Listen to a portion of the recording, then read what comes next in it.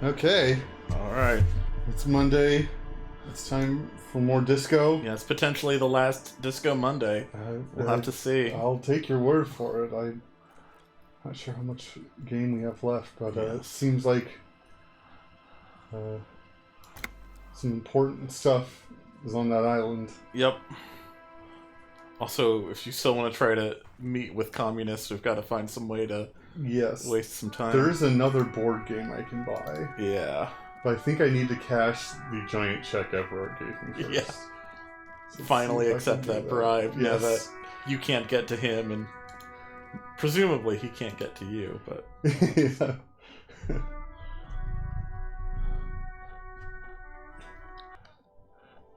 I think it's here where I cash it. Yeah, I think there was an option here to talk to her about it. Is this about the questions again? Because I don't really know anything. Wow. I didn't know you worked for the union, sir. Rolls up. Looks like she's seen it before. Anything else I can do for you? No, you don't work for the union. The union works for you by supplying you with cash. That was easy. Worryingly so. You want to know more about the dead body? I don't really know anything. I mean, I know it's there, but I haven't seen it, so... I suppose these are dialogue options that could advance a tiny amount of time, but I don't know. That's true. Alright, yep, you're right. Good point. No. I didn't know him at all. I don't know, really long. I don't know. No need to worry. It's just standard procedure for us to ask around. If you hear anything, let us know, okay? Okay. Alright, I think that got us 2 minutes. Maybe 3. Reality? You mean, what reality? Economic reality, or... I don't really know anything. I mean, I'm 15. Yeah, that's why I'm working my arse off in Frit. So I guess, like, that's economic. I don't know. What about it? We're in Frit? As mankind, or as a nation, or in a good place? I mean, science is doing great, and this radio computer thing seems to be kinda big. I don't know. I don't know. Look at the clock. It's right behind you on the wall. The clock shows the time at 10:09. The hands seem to be still. It's apparent the clock doesn't work. When ordinary people take over the government and demands democracy. There's Jeff with the cool cats. Thank you, Jeff. Yeah, it happened like 50 years ago or so. Sorry, I'm not very good at this. At history, I mean. Our government? Or do you mean something else? Sorry, I really need to finish this article. I think science still doesn't know. There's only speculation. Though, some of my friends from school have actually travelled through the Pale on their trip to Mwindi. They said it was like being high. Not that they would know anything about being high, it's just an excuse. Sure. Teenagers don't do drugs. Reality. Not a Revachol. You mean, I don't know. What Okay. about it? Cool. Okay. Alright, got me some experience. Okay. So we're at 14, 16. We need to get to, I think, like 22. Yeah. Okay. Oh, let's see, are people still at the dock? No. Oh, Manana's still there. Yeah. Let's see how Manana's doing.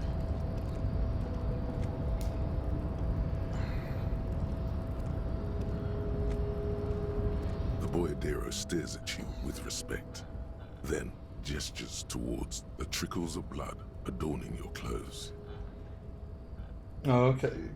Yeah, Jeff's wondering if I might have more cases to read in my ledger. Oh yeah, that might be something to check if you haven't done all those. Or even if you have, you might be able to repeat The one I'm them to usually kill time. concerned with I'm not is sure. lung cancer or getting mauled by wildlife, not bullets. It calls back to an older era where this was commonplace, though. You have a true boyadero heart. Hiding, gathering themselves. The harbor's in full lockdown, friend. No getting in or out, for the time being. No, man. Not today. Today is war. He says it matter-of-factly, like it's no big deal. Time will tell. I'll tell Everett you drop by. I'm sure he'll be glad. I'll be okay here, doing lookout. Quite the sight, aren't they? Getting to like that red I am. Don't worry about me. I live to alleviate the worries of our brothers. See if any insane killers turn up. Then I'll run. And live. You know it, friend. I wonder if Measurehead's still out. That's exactly what I was gonna check. You could try punching him again. Or maybe not. I guess not. I'll never fulfill my dream. Punching Measurehead. I imagine the door there is locked or something now, so you can't get in. Yeah, I didn't even check. But the lorry driver's not here anymore. Yeah. What's the other drivers are still around? Oh, that driver's still there. Oh, yeah. Fuck the world and Fist aren't around That's anymore. true. Tragic. It's been a while since I took French, so I'm not quite sure what this says. Yeah. I think a joy something Yeah. of something something.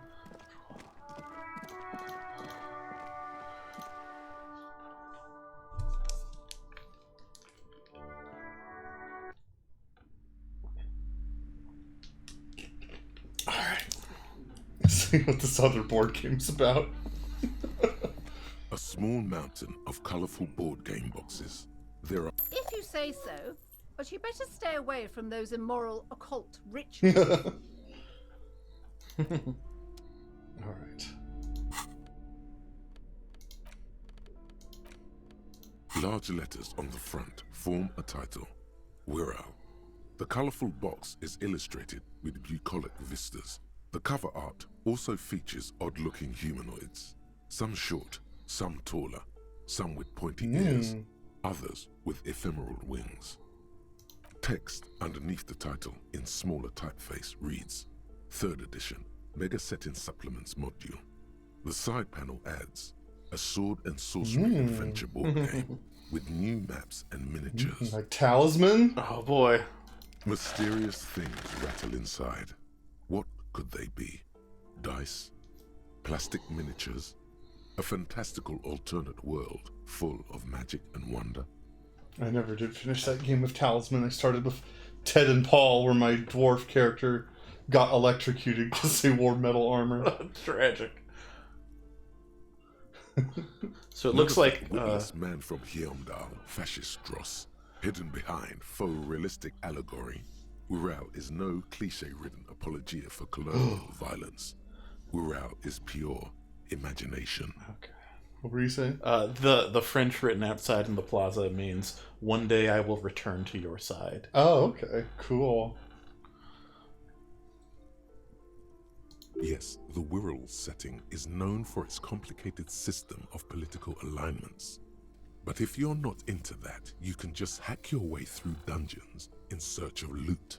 That's what most people do. A blurb on the back reads, tired of the tedium and toil of modern life? Escape to Wirral. Leave behind Isolas and nations with their petty squabbles. Discard electricity, magnets, and boring technological widgets. Succumb to a world of high pasternal fantastique. Unleash your imagination and create an adventure of endless possibilities. Discover the terrible secret threatening Wirral. Can your band of adventurers save the world? Exactly. That's the spirit. All you have to do is read an intricate rulebook, study an assortment of maps, unfold the illustrated game board, and start rolling dice.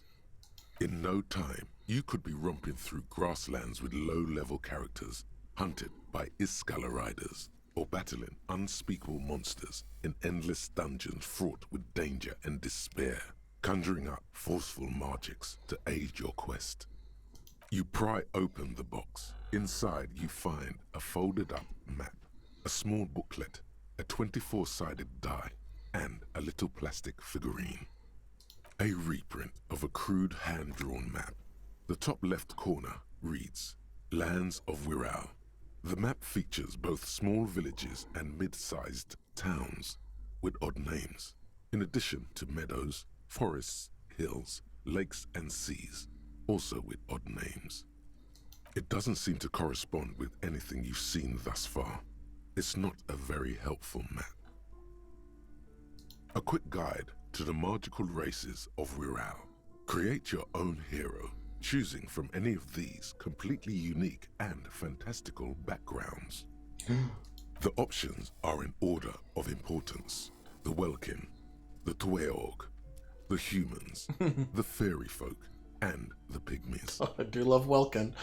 The Welkin, tall, lithe, and graceful, with long flowing hair and pointy ears. They're known for being powerful magic users, but can also hold their own in a brawn-driven fight. And is this the same game that like Fortress Accident was kind of based? I think they were trying to make a radio computer version of it. Oh, essentially. okay. Yeah. Interesting. Because I know they were all about Welkins. Yeah. Exciting sub-races. That High ring a Welkin, bell for me. Forest Welkin, Lake Welkin, and Snow Welkin. Oh, like But Ishgard. if you're not feeling experimental, a basic Welkin will always do. A grand race of industrious mountain people. They're short, stout, and muscular, and enjoy digging for gold and other precious minerals. They're also well versed in the art of combat, where they prefer to use axes and hammers. Welkinkin. Yes. The Tweog also come in a few different sub-races. Hill Tweog, Shield Tweog, and Ooh. Dark Tweog. They're just humans. What else is there to tell? They're average in all stats, and jacks of all trades. A very small race of flying people, known for being mischievous, full of trickery. They often lure people into their magical traps. There are no sub-races for the fairies. The least popular of the Wirral races, the pygmies, are short, rotund, and dim-witted. Pygmies live in small villages made of shoddy wooden dwellings. They spend most of their days tilling the earth and smoking their pipes. There are no sub-races for the pygmies. It's made from some sort of wood and has been decorated with peculiar plant motifs. You place the die into your pocket. It's always good to have luck on your side. Nice. You see a man in ragged clothes wearing a lopsided hat and wielding some sort of a firearm. Huh, interesting. A communard. A communard. One of the leftist revolutionaries in the anti-centennial revolution. The figurine is not a part of the rural game setting. I guess someone misplaced it during the packaging process. I have a feeling the figurines are more there to set the scene than anything else. You pick the figurine up by the base to meet your gaze. The little plastic man stares back at you, his face contorted into a disturbing shout. Then you pocket it. A colorful box with the title Wirral. Can I in not bold play? letters. It's a board game. Text underneath the title. A colorful box with the title Wirral. Oh, shucks. Ah, dang. Alright. Like, let's see. Where's my, I think it's oh, yeah, it's tool tools. Yeah. Because... now. A failure and hatred. It's the ledger you found in the trash. A cabbage of papers, arson, petty theft, spousal abuse. Handwritten logs on dozens of investigations date back to January 51. Stamped case files, commit to paper. These are your last couple of months in Revachol, Precinct 41, Jamrock Quarter. Let's see.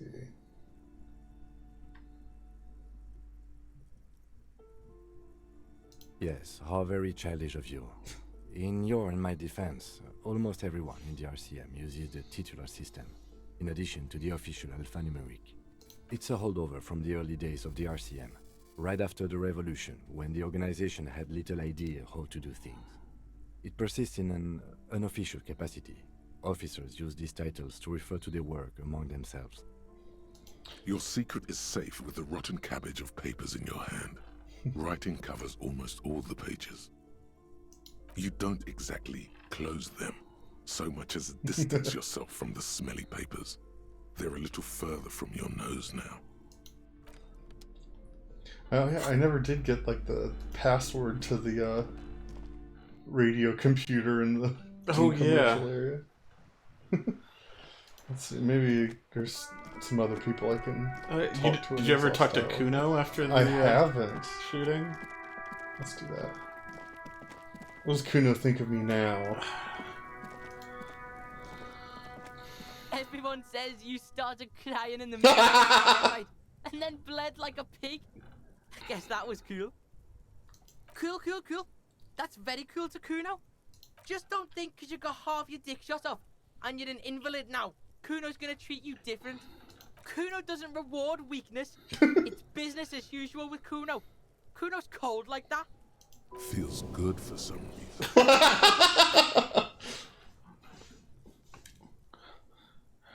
Alright. Watch out, pig. It's a dangerous world out there. But Kuno's got his eyes on you. Who knows? What Kuno is? I'll die before I squeal, pig. I come from the woods, good Davidu. You don't want to go there with me. You don't want to see what I've seen. Don't be traumatizing here. Get the fuck out of here. I'll die before I squeal, pig. Murder was the case they gave me. I'll die before I squeal, pig. You don't want to fuck with me. I got my hands bloody. I'm not here, pig. You're not seeing this. You can still see the top of her hat from behind the fence.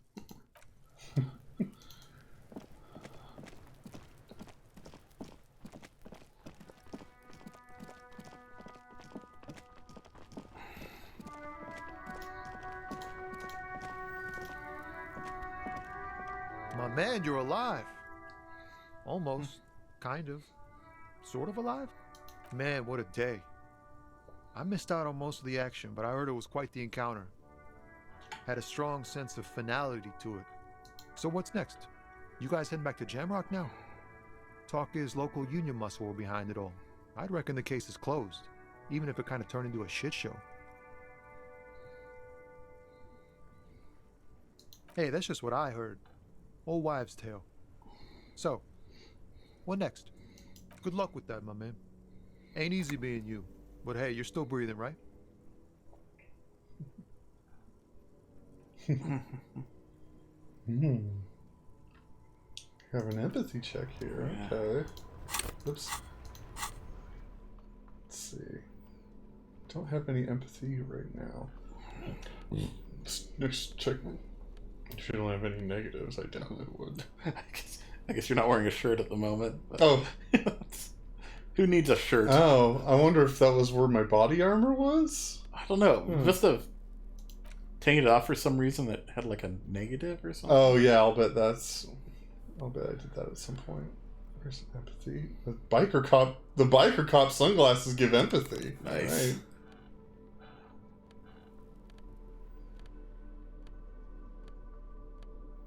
It's minus empathy.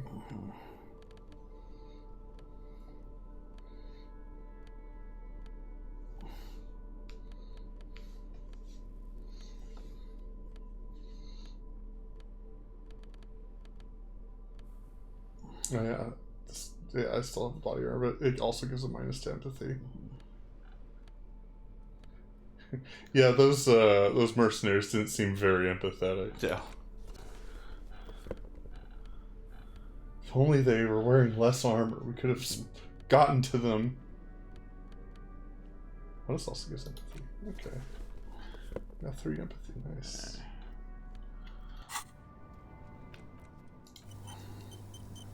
Let's see, how many skill points do I have? I have 4. Now it's turning into a kind of a Snow limbo, man. What's on your mind? Ease into it. Don't go too far. This seems like a personal matter. No, but Cool. We all want to know each other's woes and all. But people, man, they have slippery souls. Just like that, he slips out of your reach. It is possible the yelling didn't help. Should I spend a skill point, or do you think I need to save my skill points? I would kind of save him at this point. I don't know how many more you'll be able to get. Sure. And you also might want to use some of them for thoughts if there's any other thoughts you want to okay. play around with. Although I don't know if you'll have much time to internalize them fully. Yeah. Oh. Holding down right click brings this up. I didn't realize. Huh. Interesting. Oh, and also, like, highlights stuff the way Tab does. Yeah. Now it's turning into a kind of a... In his eyes, an unfamiliar longing. Flecks of brown and gold. It's hard to say. His gaze wanders southwest, down the street that goes beyond the horizon. Excuse me? A flinch jolts his frame. The question has touched a nerve.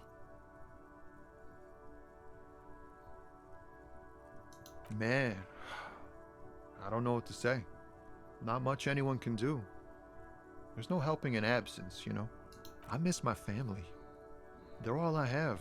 My wife, second kid on the way, waiting all the way in Diora. And here I am stuck in this shit, so far from home. Diora of the Seven Seas. It's on the other end of Le Caillou, pretty much. On another island called Laurentide, off mainland. We've got a little place there. Can almost hear my kid laugh when it snows. What's it like? Good. And bad. An ache that brings you joy. I think of them a lot. I dream up these silly scenarios in great detail of living with them. It comforts me. What about you, Cop Man? You missing someone? Is that what it is? This feeling? No, it's scarier than that. You're pursued by a hunter, smelling of apricots and sorrow, and the past. Hunted? By what? An ex-wife?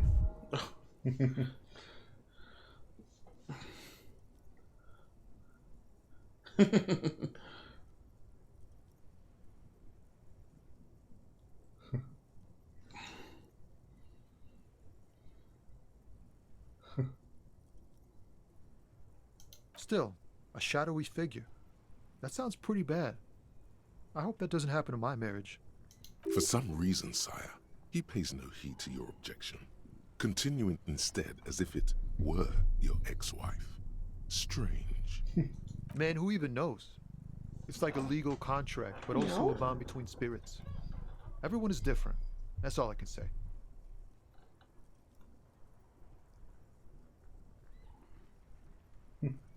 Yeah. In marriage, you never know if you're doing the right thing. I hope we're doing our best to keep ours together, but anything can happen. Look, man, thanks for this. It's nice to talk to someone. I know it wasn't easy to ask, so I hope you find your way through your own troubles.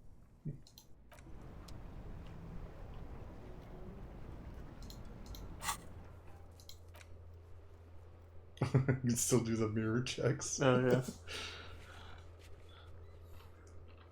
That backyard wall check. The barbell. I probably shouldn't try the barbell after getting shot. Yeah. Joyce and Measurehead are still on there, but you can't do much with that. Map. Oh yeah, that's stealing the map. Joyce. Boarded door. I think that was in the bookstore as well. Oh, I think there was like that's right. a check to like break it down if you can't convince Plaisance to let you in. Oh yeah, pain threshold. A wash basin. This was to shave, I think. Yeah. I wouldn't. You don't want to lose that mustache. The mutton chops or whatever. Yeah. Drainage pipe. I think that's the other way to get into the, the electric building. Yeah. Rhetoric. This is the The guy who sells the stuff, yeah. Box of sunglasses. Art door. Don't remember where that was. Oh yeah, no, not suggestion, heroic. Scattering of bullet holes. Visual calculus. Huh. I wonder if that was. Which one? Scattering of bullet holes? I think that's by the electric building. Uh-huh. There's like this part of the wall that's just full of bullet holes, and you can try to figure out what happened there a long time ago. Okay. Cell. Andre. Wait. Cell again. Oh yeah, I think a cell like tossed me something and I dropped it. Okay. Let's see. Oh. Damn it. Fine, I'll use the scroll wheel. Ugh. So annoying.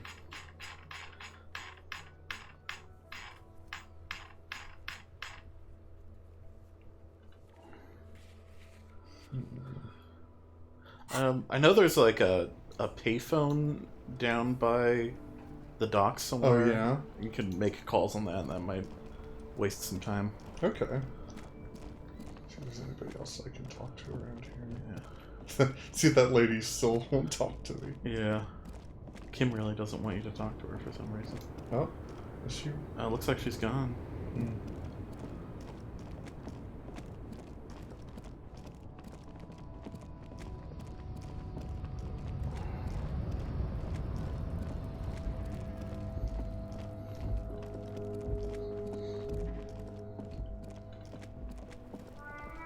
Oh, just ask if I have anything to talk to the precinct about. I guess. Oh, maybe. I don't know. You see a set of steering levers, a radio microphone, a pull-out toolbox, and the soft glow of the fuel preheater gauge. This is Precinct 57. How may I assist you? Oh, this is a little... Yeah, it's a little late. Station 41's Lazarus. I'm not sure what Lazarus It is. will Maybe take like just a moment, officer. Her voices fade out into the familiar radio static.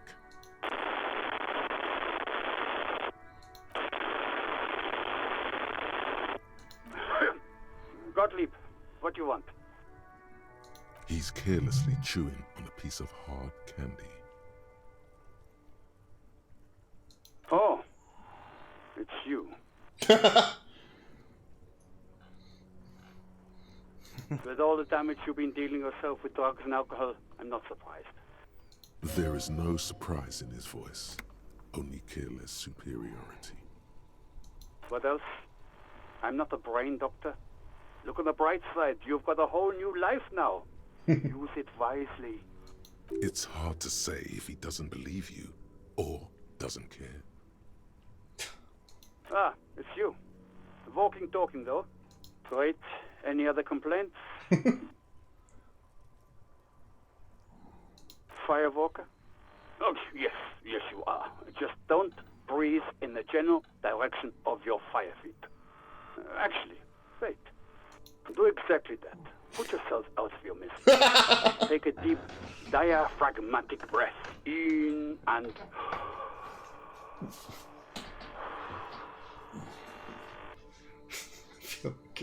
I'm the most serious person at the station, Detective. Now, do you have any current, pressing medical problems? And you survived it. Congratulations. Are you mobile? Even better. Anything else? I wouldn't worry about that. Officers your age have coronary trouble all the time. Also, death is a natural part of life. Accept it. The body is an object, and objects break down. Do what good you can with yours, before the rest goes too. Look, pal, getting pumped and dumped is not a disease. People live through it all the time. You should be happy for her. That's what the guy said. That some chick pumped you and then dumped you, threw you away like an empty juice carton.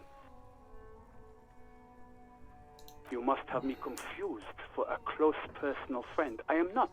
I am a medical professional with a constant idiot emergency on my hands. You hear someone whine in the background. My eye, Doc, my eye. What? You want me to do blood work for you again? Tell you just how bad things really are across the board? You want another rundown of everything collapsing inside your body? You want the real, honest-to-God truth? Stop drinking, eat magnesium and vitamin D. Our station is not a retirement home. We don't have the funds to deal with rock stars past their prime. And no, I don't want to hear a political commentary on the topic. In fact, I got work to do. Some idiot has glued his eyelids shut with cyanoacrylate. Okay. It looks like Mactorson. It's not fucking cryoactylate. It's super glue, Doc. Oh, Mac. Mac. What? You want me to do blood work for you again? Tell you just how bad. You want the real, honest-to-God truth? And no, I don't. It's not fucking... Oh, hey, I got some experience and a skill point. Nice. Anything else I can help you with, officer? Something is wrong. Only static hisses through the speaker. No reply. Only the mindless drone of static crawling through the air. It's been this way for a while now. My guess is the Union is listening in on our conversations and jamming outward communications to protect themselves from Crenel. Interesting. It only happens when someone mentions the attack. The rest is unaffected. Our best bet is to carry on like nothing happened. That is, if we don't want us cut off the grid completely. No more dangerous than stepping between 3 armed mercenaries and 8 Union men, I hope. I don't like it either, but that's the way it is. The street seems safe enough to me. If anything, taking out the mercs made things calmer. For now. You can try calling again. Just don't mention the tribunal.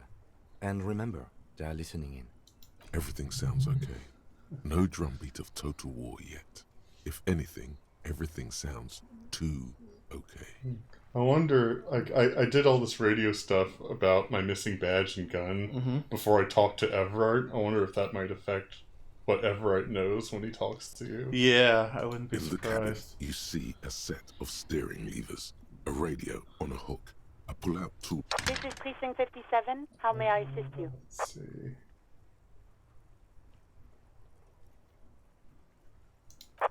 Right. Please hold. 10-4, come in. Fireworker, over. 10-4, sir, roger that, and very glad to hear it. I will make relevant changes to the report. Except for I've already reported my badge. 10-4, sir. Sorry, but I'm under orders to give a negative to request for personal information. Over. 10-4. Orders are still orders. Anything else? Over. Alright. Roger that. 10-10. Over and out.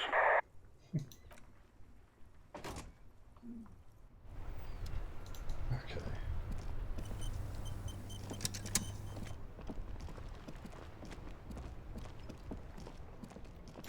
So the pawn shop owner has more dialogue.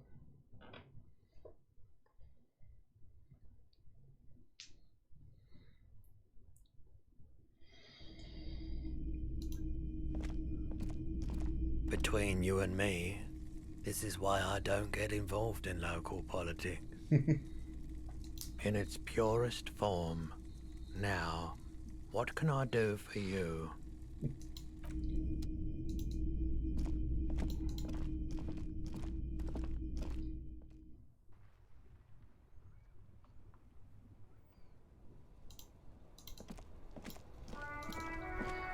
I wonder what, if those other 2 officers are still in the whirlwind. I don't think they were there, but I don't remember for sure.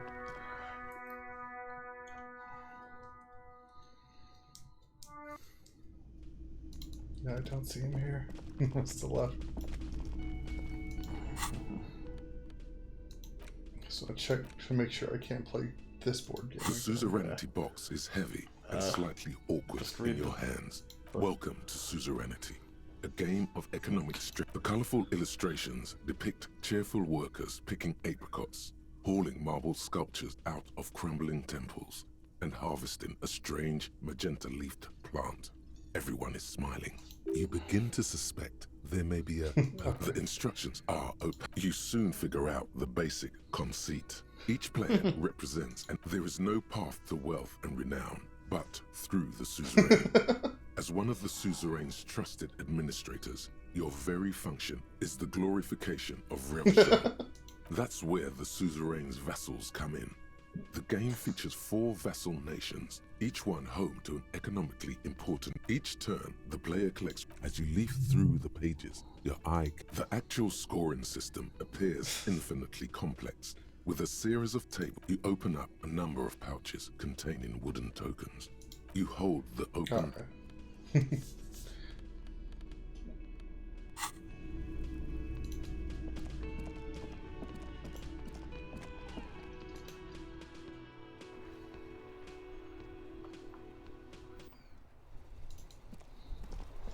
see. Who else can I talk to? Let's see the clothing salesman. Oh, yeah. Here. So a check I can do even, I think. Yeah, I think there's also one for digging through a box of sunglasses. Yeah. Too. A cop limping down the street, bleeding from the shoulder, face bruised, looking like hell? You know what that is? Cool! That's cool! Alright, got good rhetoric. Yeah. Poor underprivileged grandpa. Start with a little compliment, then work your way up from there. This is about business, remember. Oh, okay. But why, officer? Because you need to solve the biggest case in the history of criminal sciences. Oh, I'm sorry, expedition. Captain. And I like you. I can give you 10 real. Corruption. It's just like bus or seagull. A kid watching out of a window describing things going by. He doesn't like it too much, but what do you do? Alright, let's see. One of these is a thing of sunglasses. The shine on these Conceptualization. Oh my. I don't know how much I've done that. Yeah, I don't really remember what conceptualization does so that much.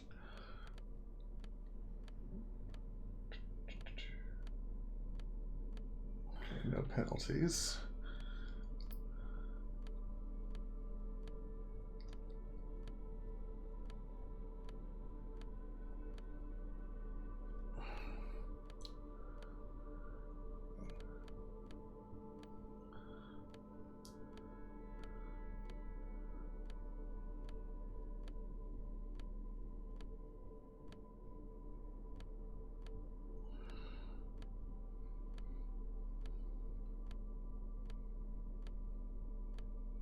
Oh, there's one.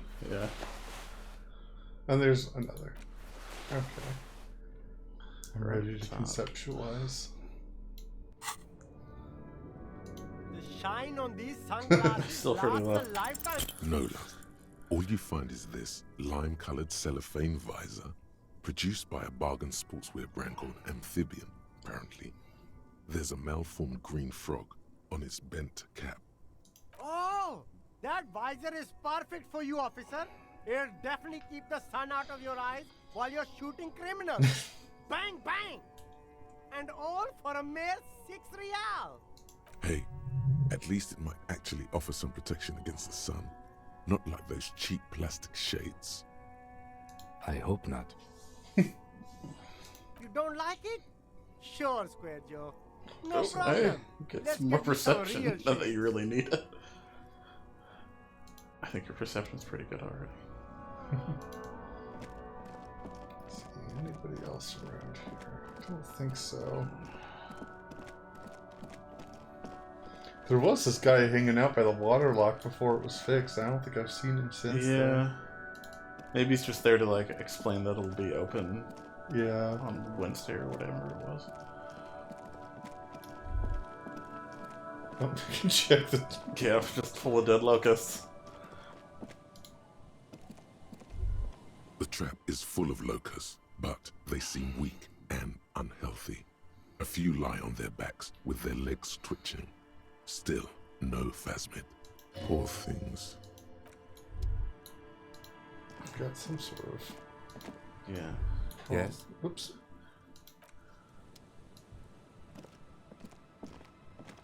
Oh, there we go. Oh. It's my car.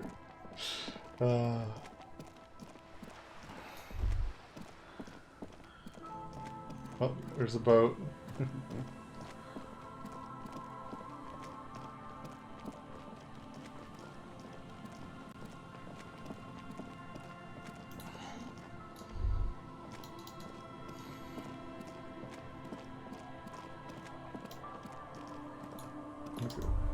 A good, what's his name is still there?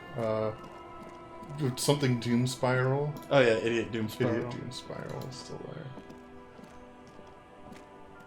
The legend! He's Oops. back!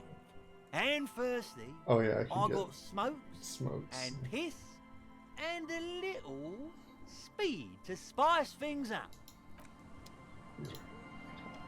Man, you're like bleeding now. Reality's really messed you up. What's in a name? Hey, Spiral Boy, you gonna share that?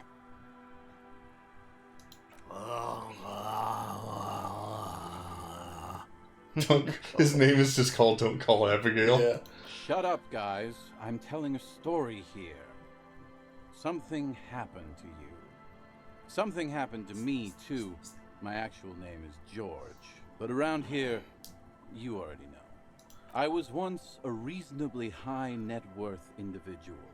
A founder / junior partner at a high concept creative services agency.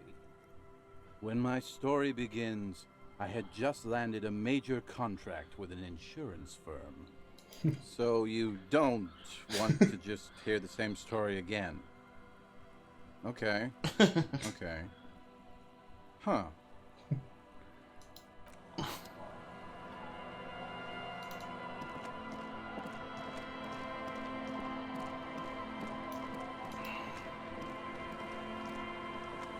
Our tenant, the policeman. I hope the waves don't keep you up at night. What can I help you with? Even I can see that. I told you not to bring your trouble with you, policeman. We've got troubles of our own here. Though I suppose you took the worst of it. Turns out you were your own ill omen.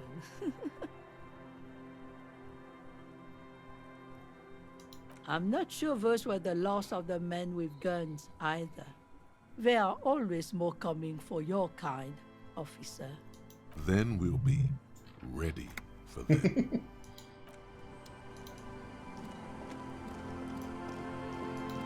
I've already talked to her, so probably isn't redialed. Be careful out there. Try She's that calm as date. death, but still. But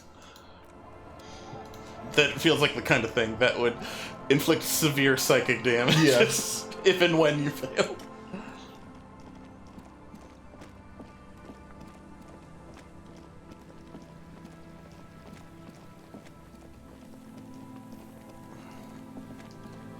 The only other NPC out this way is the guy and his son. Yeah. There's that phone you can call. I don't Oh, know how that's much true. Yeah, you did mention that. time that would waste.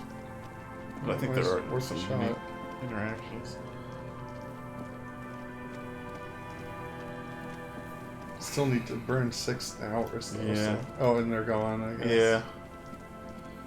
You might try reading through one of the case files to see if that burns time. Yeah. I don't know.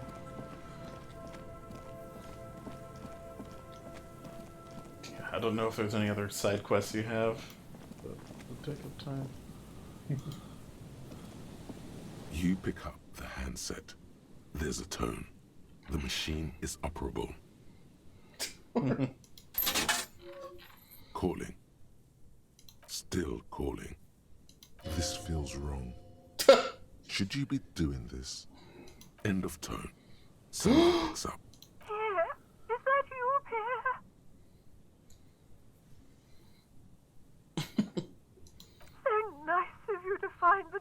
time to call me. It gets so Oh. lonely. Even the animals have died. Oh, God. Are you sure you're Pierre?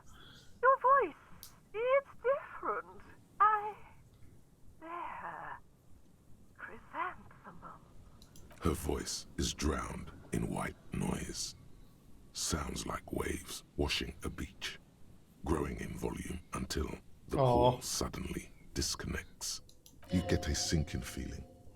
It makes you look if Lieutenant Kitsuragi overheard you. To your relief, he did not. Calling. Still calling. Again. Seriously. Someone with a masculine voice picks up. Hello, Gerard speaking. Hello, Gerard. Technically speaking, your electricity. Oh no.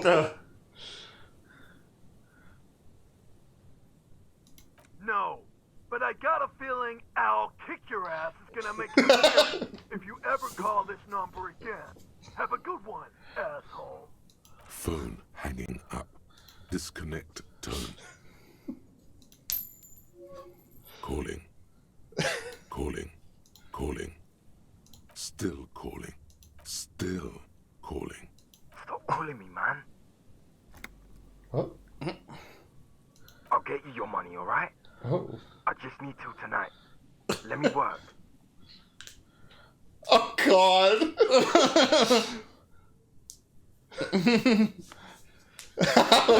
That's a terrible idea. Yeah, that one seems like it could get even more trouble. The phone gets. All you hear is a little shuffle of nylon as the hand moves on the other end. Disconnect tone.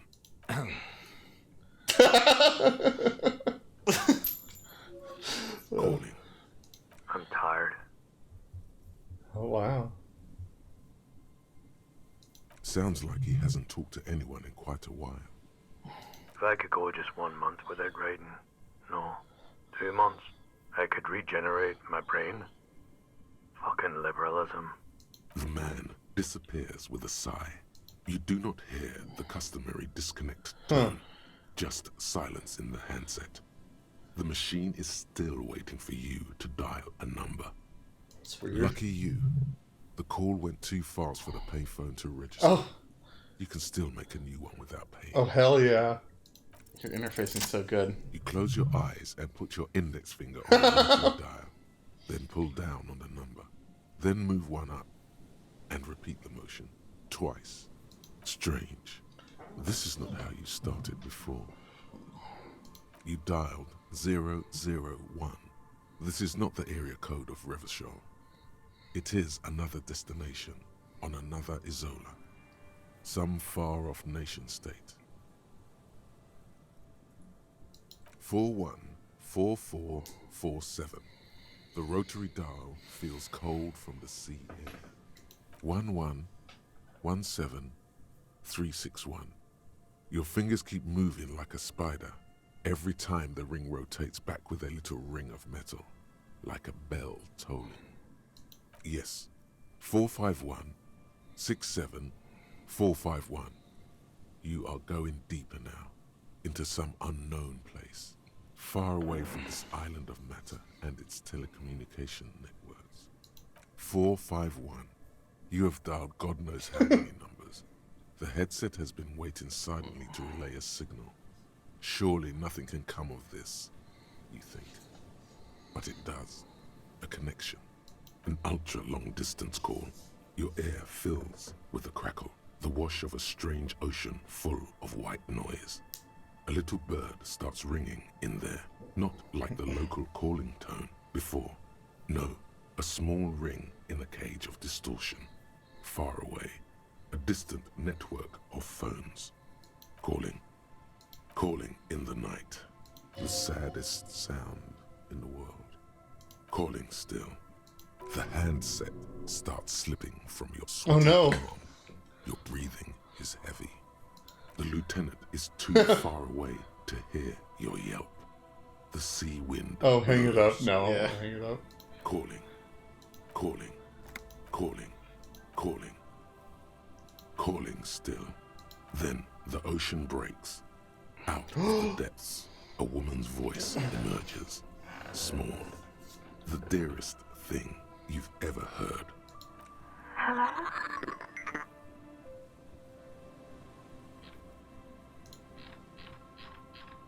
Here we go.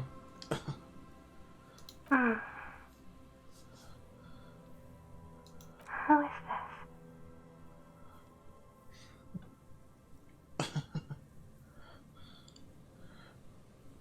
Dora, who is this? The connection is bad. Dora. The name feels like a gift. A gift that was meant for you, to make it possible to live. In the distorted distance, you hear someone turning next to her. Bed springs rattle. Don't react. Whatever you do, don't react to that last thing.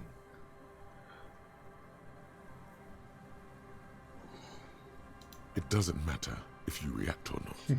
You still think you hear a man's voice in the background. It's covered in pain and white noise. No, no. It's you, isn't it? It's you. What?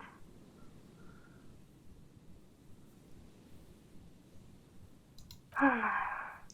Is that you? This is too much. You need to recede. Oh no, not this. What time is it?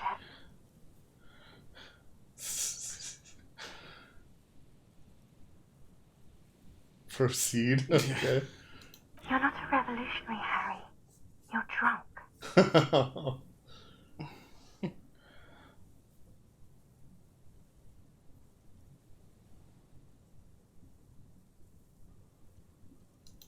Oh, God.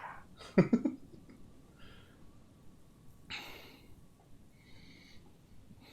you know what time it is? It's so late here. It's 4 o'clock, Harry. I need to wake up in 2 hours.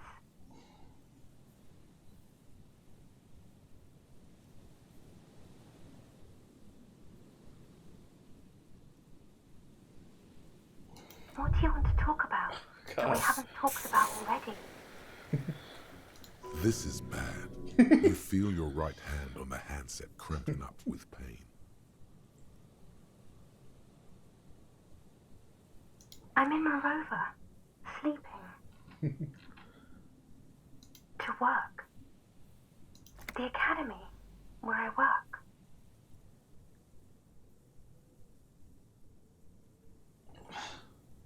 No response, only a sigh. The connection crackles like burning paper.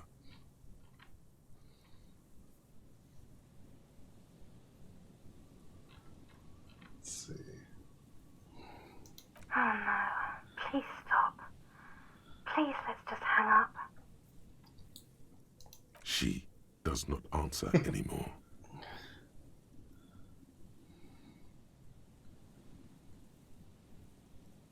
Harry. Disconnect tone. Oh, look at it. Oh, shoot. Oh, God. You dial the number again. 26 pulls of the rotary dial.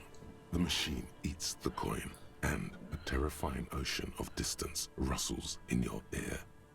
In the middle of it, a familiar ring. Small, distorted. Calling, calling, calling, calling, calling, calling, calling. It looks like she does not want to pick it up, Harry. Stop scaring her. Come on, you know why. Calling, calling. Harry, please.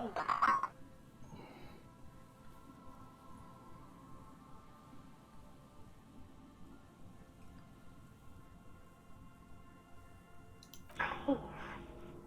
I'm going to hang up now, okay? Phone hanging up. Disconnect tone. Okay. I don't think I'll dial it. Yeah. I don't want to get to stalker levels. Yeah. Alright. Let's see if there's any more dialogue with some church people. Looks like there might have been some checks I could do with them.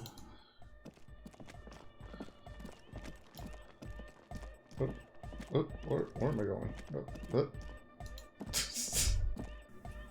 Hey, her Innocence Dolores Day liked little figurines, right? Oh. Liked holding little men between her fingers, remember?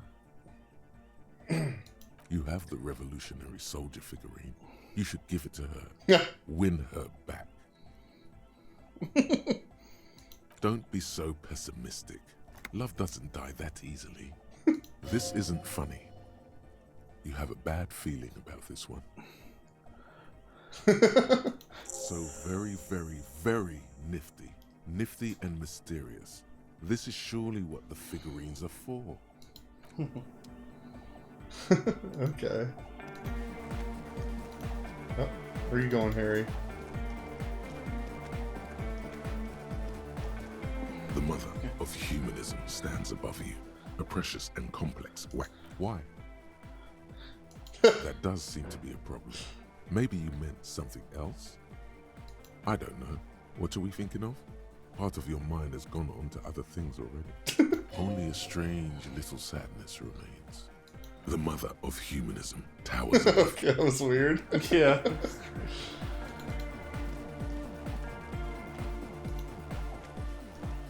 Yo, man. What's on your mind? Conceptualization again.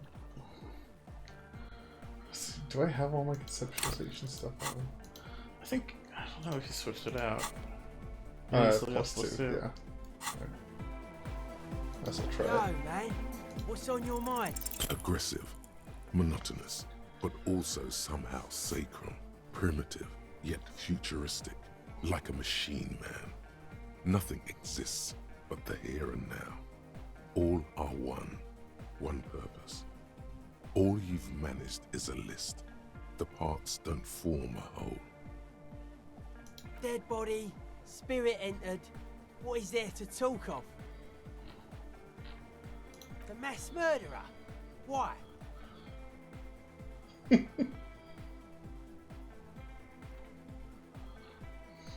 There is. She is a party repellent and must be taken down before we can begin partying in here.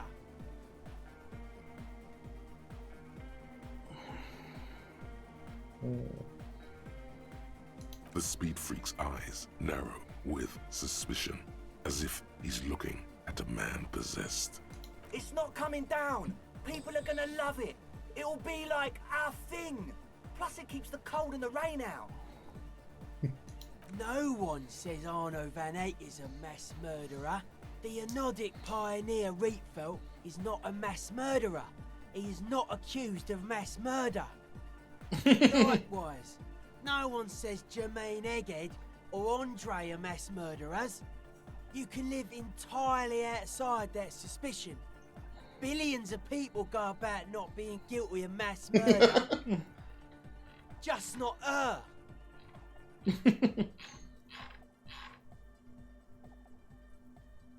Okay. Sure.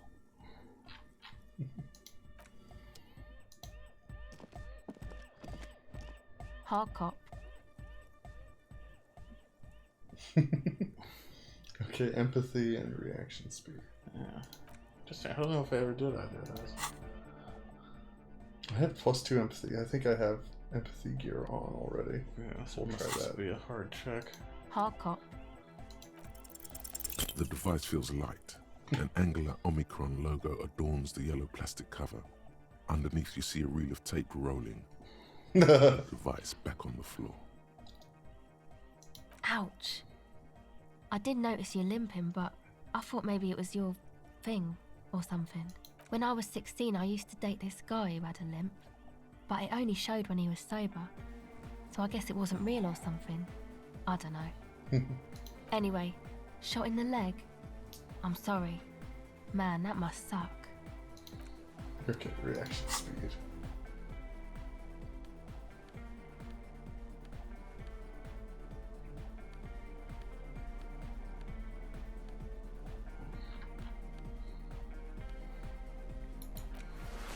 This beanie for reaction speed. Yeah.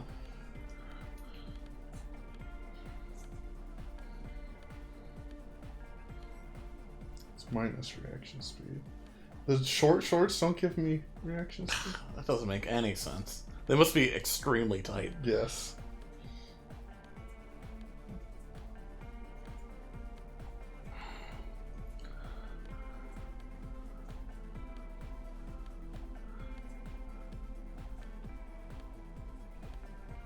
Oh, also minus reaction speed.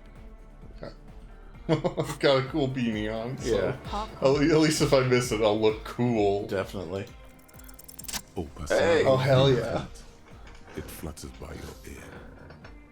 It's what the Zemoyaki, the Gradian community in Revachol, call a person who never breaks under interrogation. It's an organized crime term. Excuse me? She's attempting to remain calm, but the phrase made her flinch. What do you mean? Alright. My father was a Zemyaki. He died years ago. He was a bad man. Not a lot of good things to say about him and what he did. He bought the family a huge house, so we got to live, at least temporarily, in a giant castle in Jamrock. And then he died. What do you think? The competition came and took everything away. It was like in a war zone. So after his death, we had nothing left, and we were in danger. My mother had to change her name, mine too. We left it all behind. Yeah, I was kinda hoping you'd end that mess before we got going. It feels like I've been slowly turning dad-wise into a corrupt business person. A shame you didn't.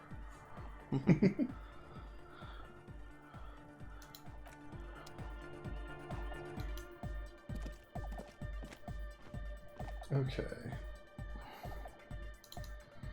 I guess maybe find somewhere to hang out while I go over case files, see if I can burn through time. Yeah. If it gets late enough from that, you might be able to send Kim home and then just sit on a bench. But then that means he wouldn't be around for whatever the communists are going to get up to. Yeah.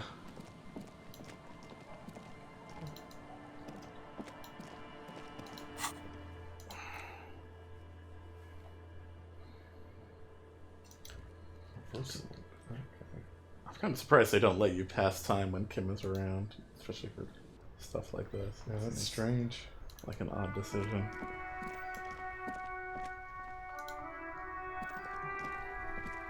The worn and beaten wooden planks of the bench do not look overly comforting.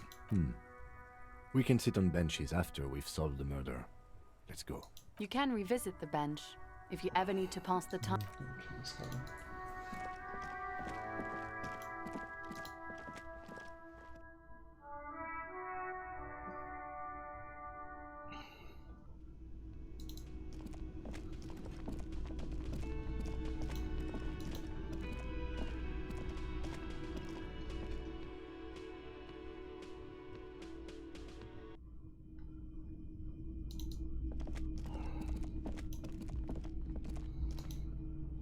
I don't know if I can still analyze the broken window since it's not broken. Yeah.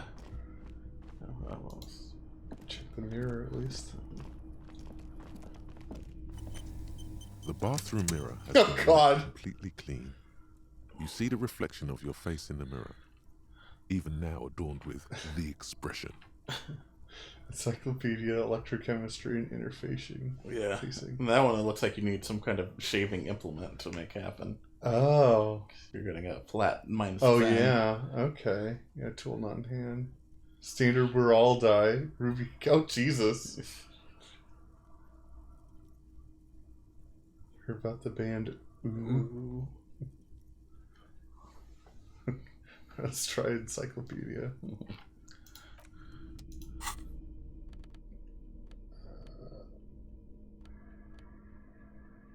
Though my last time with encyclopedia did not go well. Yeah.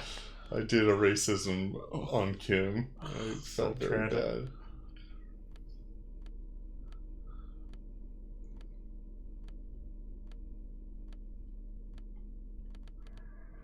There's encyclopedia. I know I have at least one or two. Oh, 2 encyclopedia.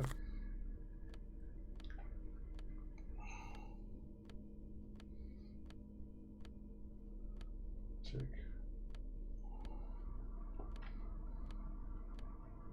Okay. So it's +3 encyclopedia. The bathroom mirror has been wiped completely clean. Like the rest of you, it comes from a bad place somewhere in the past. That's all you know for now.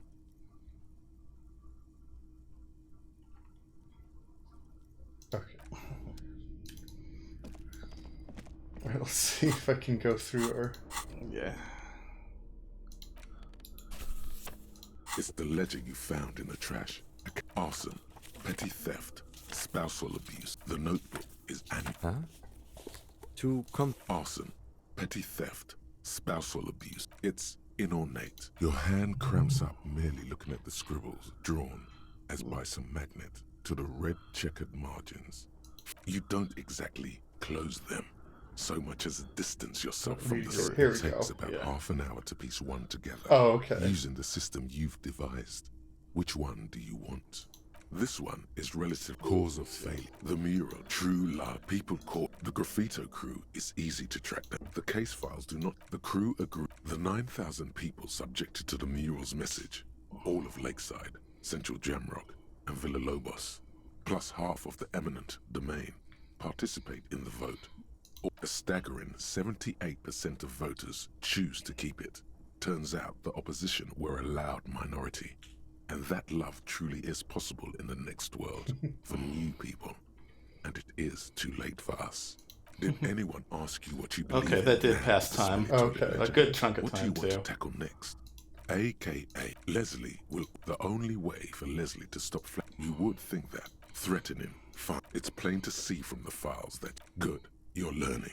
If the files are to be trusted, he must have it. In the process, he came at, can't get out of, which is also why the officer responsible, narrowly, it would be very, that's all you got. Who knows? Don't worry. One day you may still catch the man with the square. Yeah. I do want the Square Bloodhole Murders to be the sequel. Yeah. Some assholes brought their couch outside and hung out on it. Okay. In the middle of the street, on the roof, on the hillside. Yes, as you said here, total assholes. Young people are the worst. So anyway, they were leaving it out in cigarette butts. No, you didn't have time for that. These notes show that you have what is called a real goddamn job. You don't have time to be chasing down the couch asshole. Murder. Tum. Beaten to death. Joseph Mills didn't get off the... No. Okay. So the case is handed to you because... Yeah. No one entered. Mills has no idea. See? You can't even read... Yeah. He... Smoking hookah. Didn't you hear? Okay. I don't know. Try. This one is cause of fate. The mural, true love, is people call it. The graffito crew is the case files do not. The crew agrees. The 9,000 people subjected to the mural's mess. A staggering 78% of voters choose to keep it. Turns out the opposition were a loud minority. No one cares what you believe in. Man with the smelly toilet ledger. Okay. What do you want to An hour and a half left. AKA Leslie and Burke. Breakthrough imminent. Oh yeah, one of your thoughts. Yeah. Drunk and the property damage drunk. Leslie will the only way for Leslie to you would think that threatening. It's plain to see from from chat the files somehow, and I that can't you, get reconnected. Satellite officer Oh yeah, Jamie, I think I just have special to consultant close the T8 Twitch app and had reopen more it. important Try cases that. to attend to. No, he must have it. In the process, the ledger sustains. He came at us, can't get out of his, which is also why the officer responsible narrowly escapes a disciplinary hearing. The end. Do you want to read another one? Let's see. Some assholes brought insufferable dicks. Young people are the worst. So anyway, you got a complaint. They were leaving it out. Cigarette butts, coffee cup. No, you didn't have time for that. These There we notes show go. that you have what is called. Not much has changed. 2205. Oh, screen went black. Oh. Oh, this. Oh, it's a thought. Oh, it probably locked the room because it was so late. Oh, okay. Guard locks the room at night, and then you have to pay for it. It will take a while for your body to remember how to metabolize anything that isn't sugar from alcohol. So you're going to be pretty ravenous soon. Eat plenty. You can expect your coordination and balance to improve in a couple of weeks. In 2 months, you might start sleeping like a normal person. Full recovery will take years, though.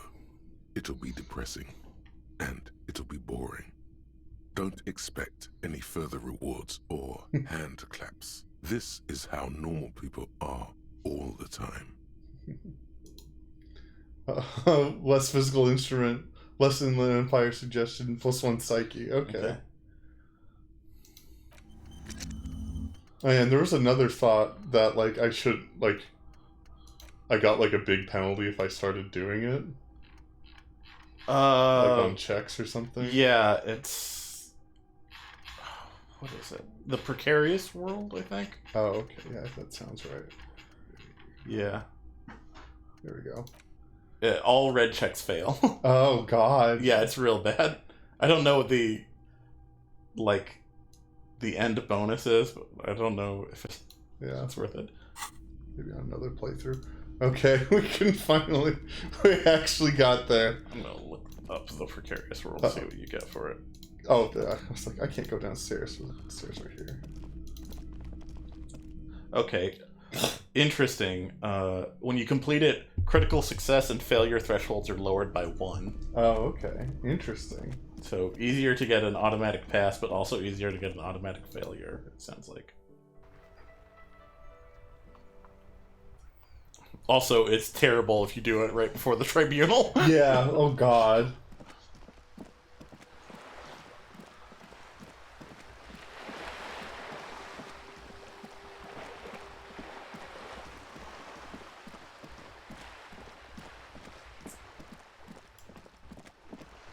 I'm sad that Cindy's gone. I wanted to talk to her about her art. Yeah.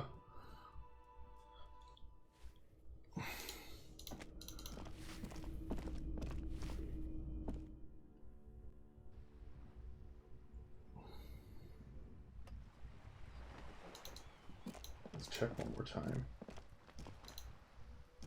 You can see the lights on. Yes.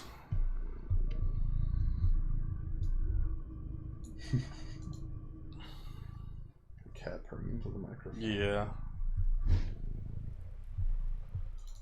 Alright. Let's do some communism. Daisy. It's time for communism. I'm so excited to talk about all I've read up on. Yeah. There they are.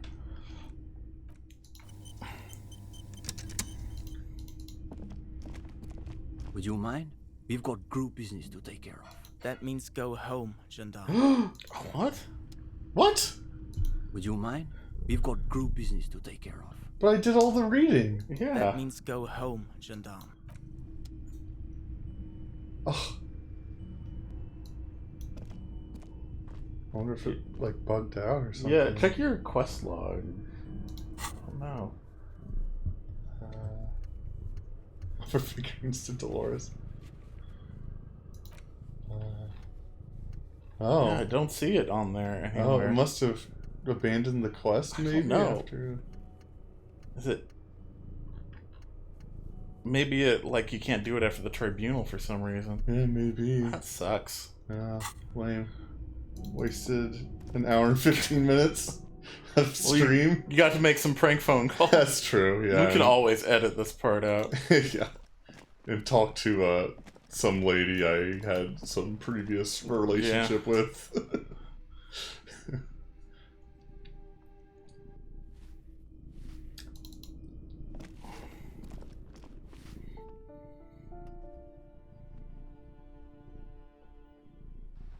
Yeah, it must yeah, not be available after the tribunal.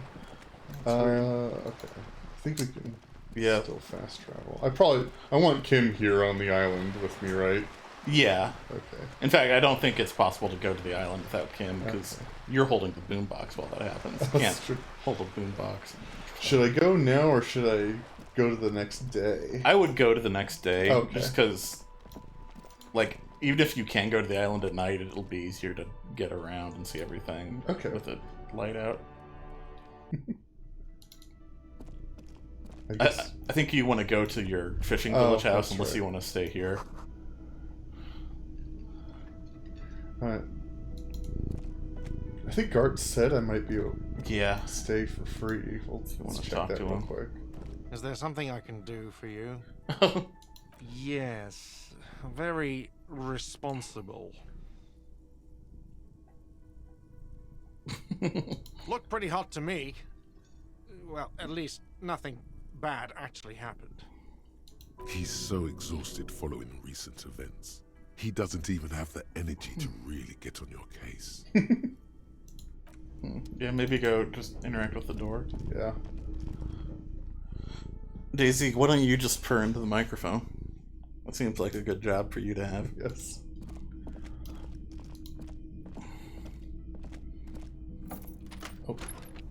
Oh, see. Okay. Okay, yeah. The bed's a little nice. The window is fixed. The sheets are new. It's easier to fall asleep than ever before. Oh yeah, you might stock up on easier healing this items time. before you go. Okay. I don't know how necessary Drifting that'll off, be. your head has found a comfortable indent in the pillow. Your legs and your torso feel like lead weights sinking to the bottom of the sea. Until there's suddenly light. This respite. You've earned it, brother. Bask in the darkness.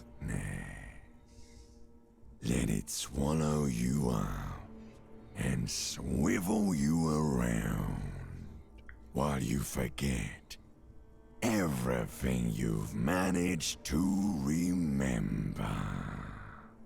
No, this is the one before that. We'll just keep cycling it for you if you don't mind. As long as we can. Spin it like black yarn. Enjoy it while it lasts. Thank you, Darkness. You're welcome, Harry boy. You earned it. After centuries of darkness, the alarm rings. But what's this? You actually feel rested. There's no time to cuddle with your pillow, however, or as much as shiver from the cold. The world awaits. Go.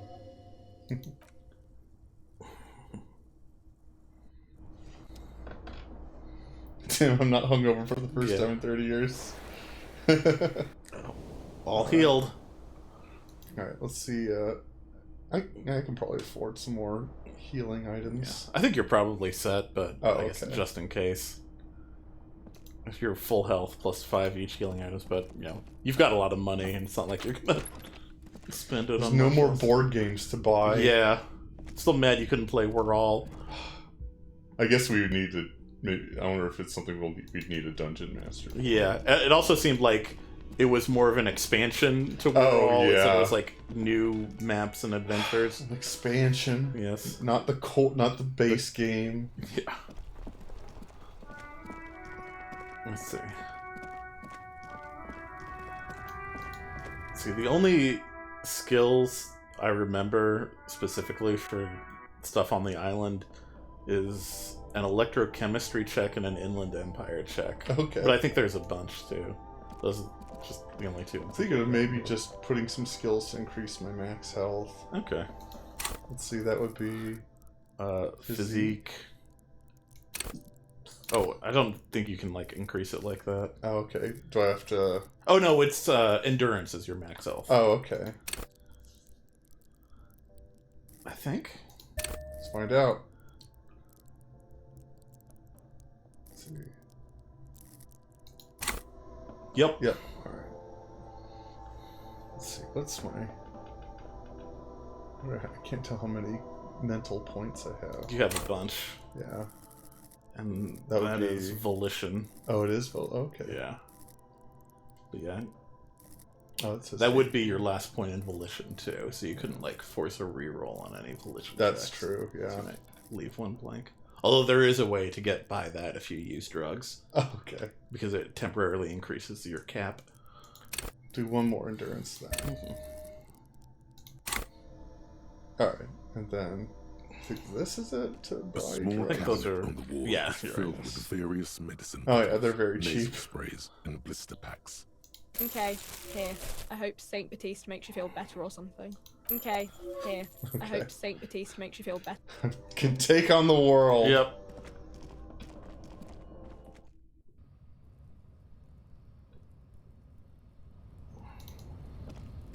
How many skill points do I have? I have 3, okay. Yeah. And you said Inland Empire and electrochemistry? Yeah. Okay. You can always wait and... Oops. But yeah, that's a ways away still. Okay. I might figure out an outfit now. Oh, yeah. Still those track pants. Pretty good. Mm-hmm. So, do I have any Inland Empire stuff? I know your horrible necktie is Inland Empire. Oh yeah, I need to do more with that the next time I play through this. Yeah, I would just go like a heavy purple build next Oh, time. okay. If you ever do another one. Oh, okay. Just because that gets you Inland Empire and a few other fun skills.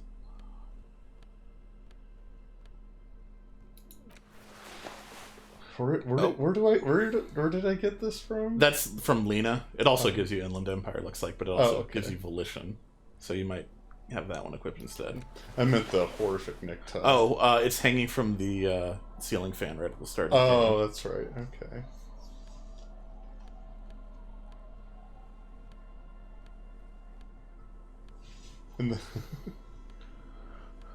And the horrific necktie is the one that starts talking to me, right? Yeah. Okay. It looks like those gloves were electrochemistry. Oh, okay. If you wanted those. But interfacing would also be good.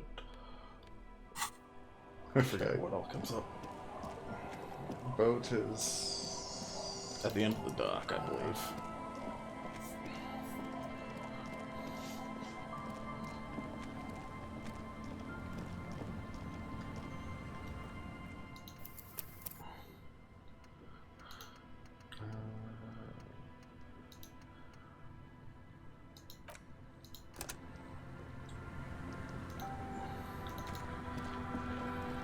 The skiff floats on the calm. Once you get in, that's it.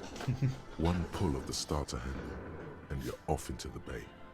A strange trepidation comes over you. Are you sure you want to go now? Have you made all the necessary preparations? Closed all your accounts? Remember what the net picker said. It's a small tank. You won't be going back and forth on this. What? Sad FM. Fine. Let's blast Sad FM then.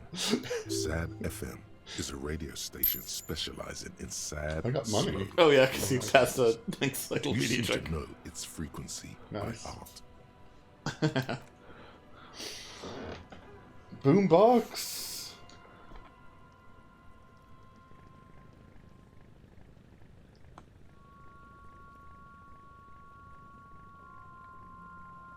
That's pretty sad. Yes. Oh, there we go. There's some singing. I'm standing at them. Yeah.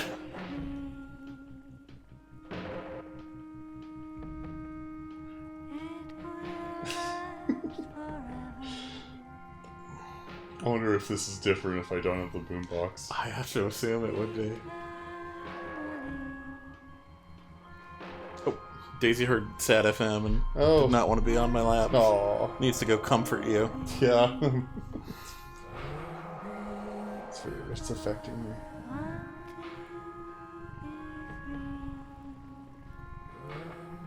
Yeah, I'm trying to remember what the kids said when I talked to them. They mentioned like a fireman or something like that Oh yeah. on the island.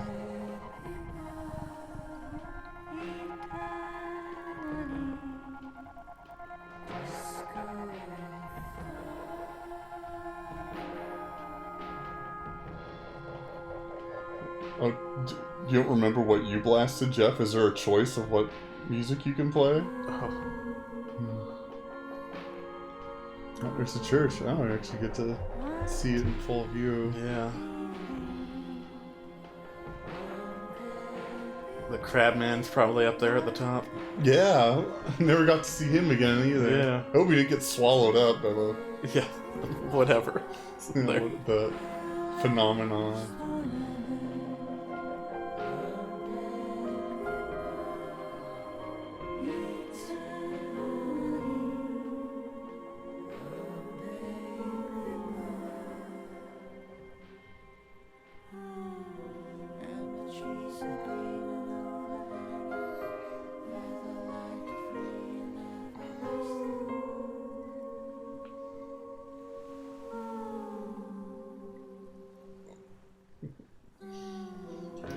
Daisy's sitting on the footrest between my legs now.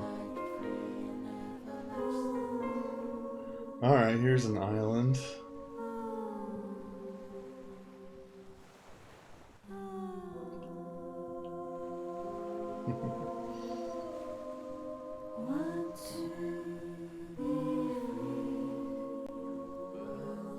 Okay, some sort of structure here.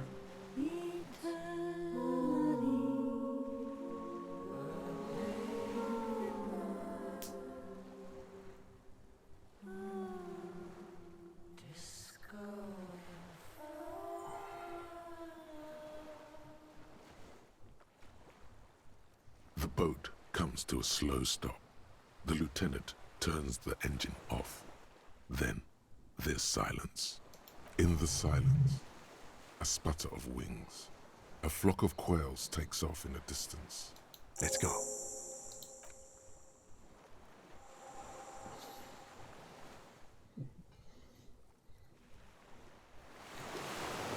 Alright. Back on foot.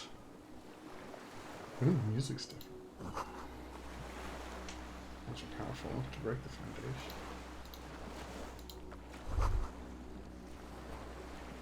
The chain trails off into the ocean, connecting the island to the supply depot on the coast.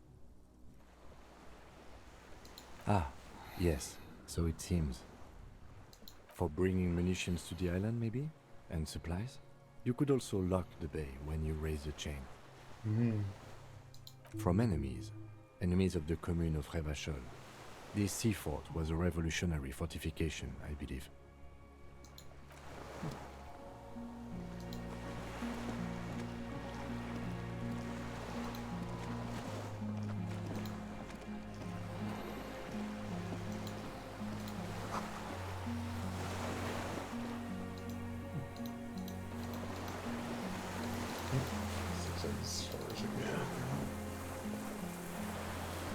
They spelled tires in a funny way. Yes, that feels very European.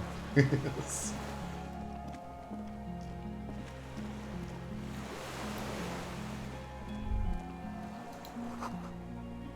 Trace of mazout. Not sure what that is. Yeah, I don't remember. Tension. Inflammable. Leaked out of the barrel. Black viscous. Ooh.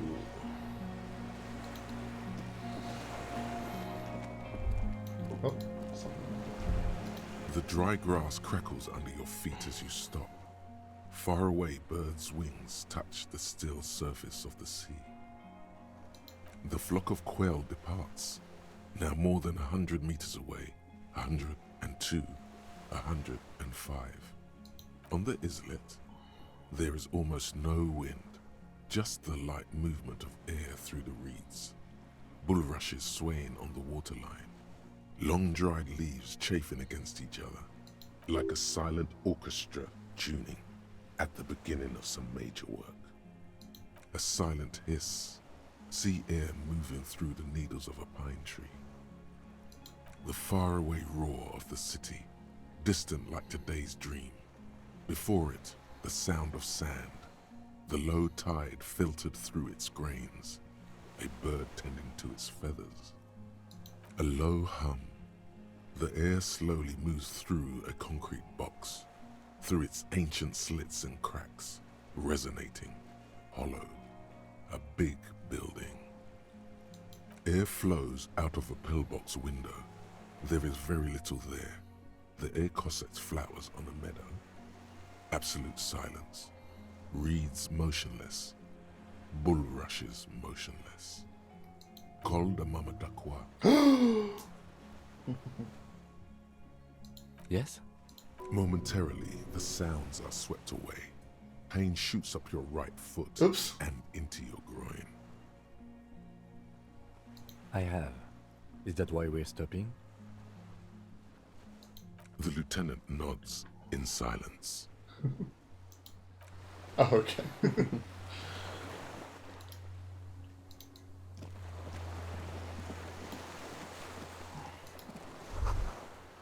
ICN. ICN?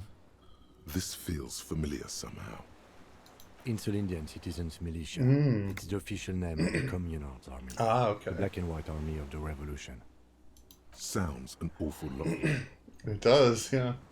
It does. The RCM may descend from the ICM. Mm. It's impossible to say. It was chaos after the war. The name was good for getting people to join us. The National West was mostly workers and criminals. Nice political thoughts rush through your neocortex. A mediocre athlete would pant from dragging around his body on a busted crutch. But not you. You're thinking about politics. With blood dripping down your thigh. Didn't expect to get an endurance check here. Yeah.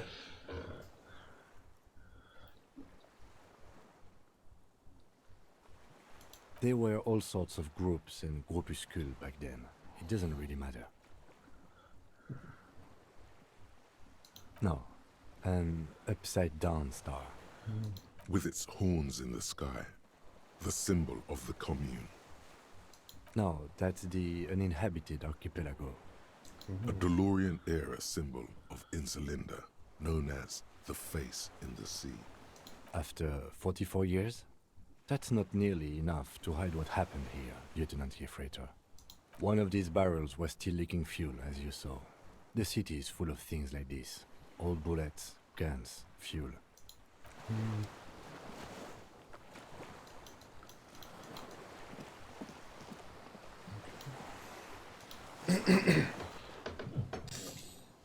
So this is as far as I can go here. I go in the entrance. Excuse me.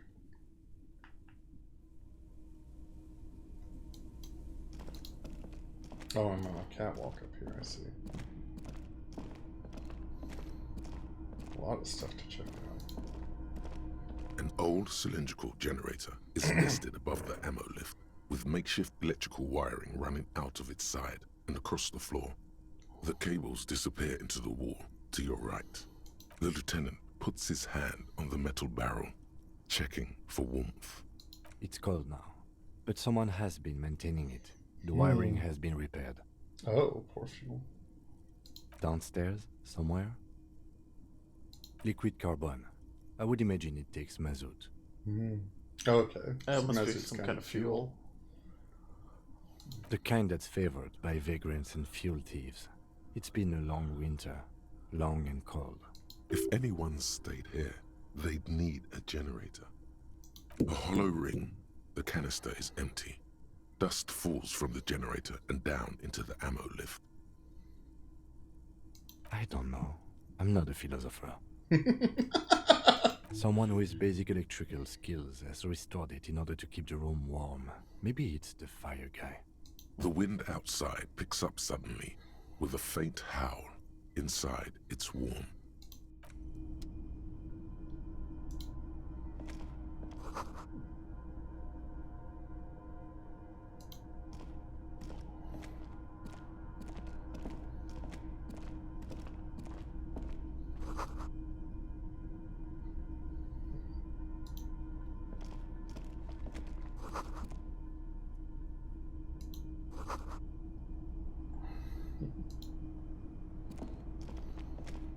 There's a greasy old spring mattress in the corner, resting on piles of soft cover books.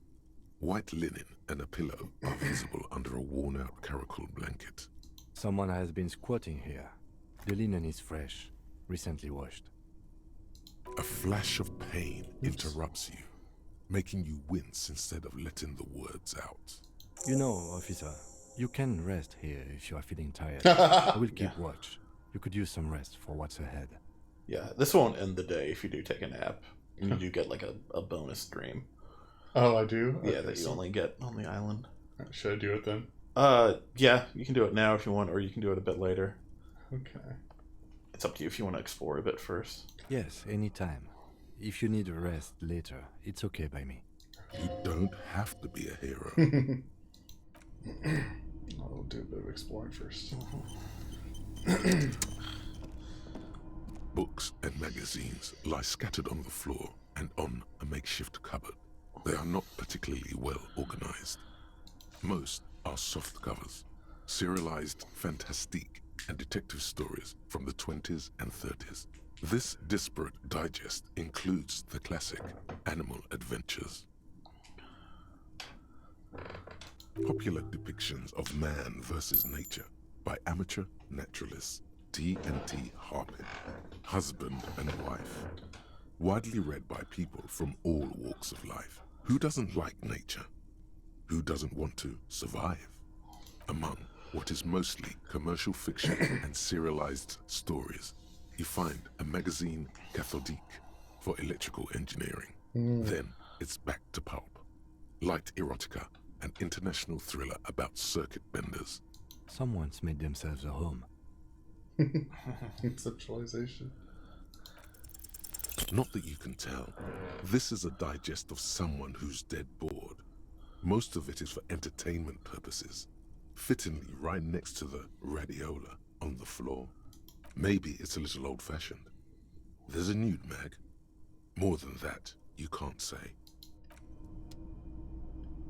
Soft covers, serialized fantastique, and detective stories. Oh, okay. And is it the same? Okay, yeah, it's the same. All right.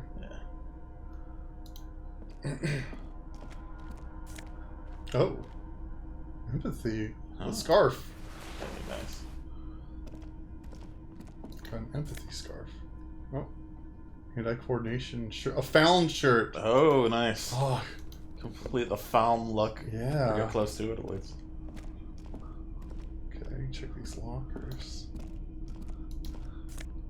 Oh, pills. Yeah. Money and more pills. All right. A 9+. Oh. Yeah.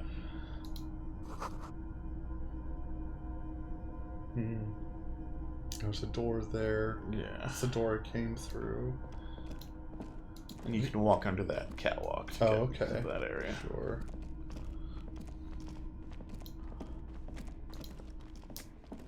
I still have my tear bag, I just realized. Oh, yeah. Hey, there might be tear here. I haven't seen any yet, but... There's another doorway. No. So to the spec over here.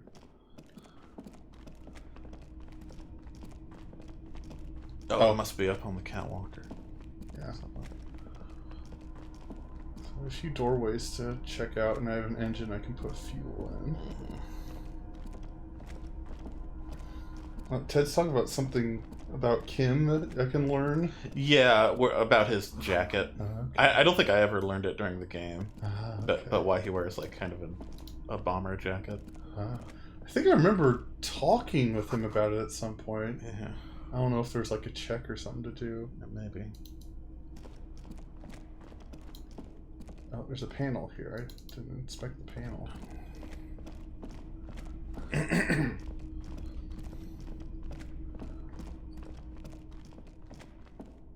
green paint flicks off the monoblock aluminium cabinet. There are rows of switches on the front panel, a frequency band, and even a keyboard. The keys rattle like teeth. This keyboard hasn't been functional in decades. The console of an anti-computation device. The generator upstairs, with wires coming out, determine it here. Urgence, ouvert, allumé, radiodiffusé. Sounds like this device was used to control the electronics here. Maybe it still does. This device was used to control the electronics in the room. It could open doors, control lights, function as a radio computer. The dial slides under the glass, silently, You make out defunct stations on the UKV frequency. The words, Feld Insula, are written on the band. Insula. This is an off-air radio computer, I believe, used for military communications. We need to restore power before using this, officer. The generator, it didn't look like there was fuel in it. We should look around outside. There are barrels all over. Maybe one of them still has something in it. The boat engine. For my MC? There's barely anything left. That won't work.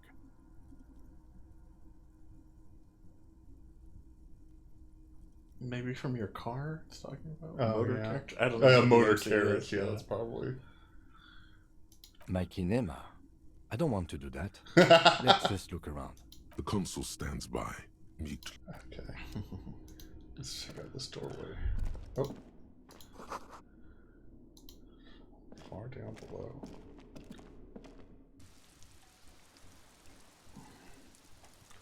Okay, we're out here. Alright, so can't see inside.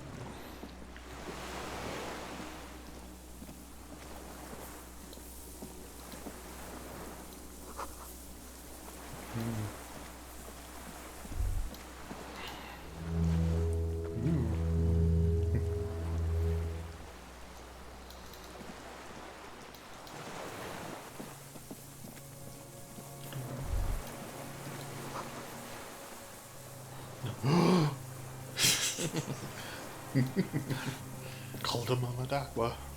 Oh, I thought it might be the Phasmid, yeah. There's so many creatures it could be.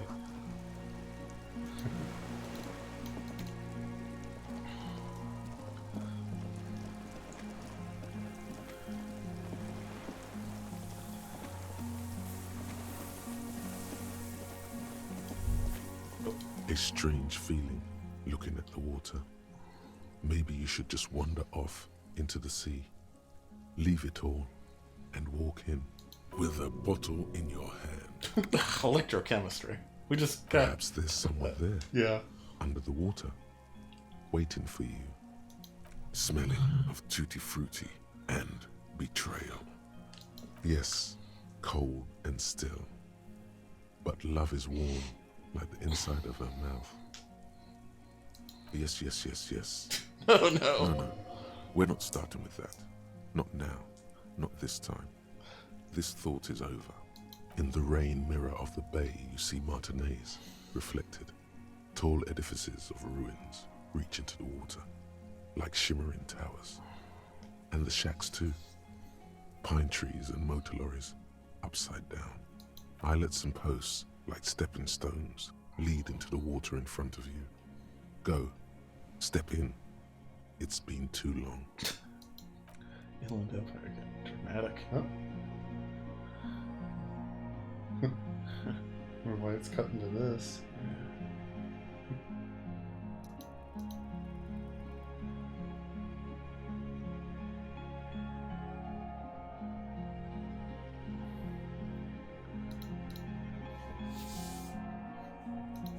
That's weird.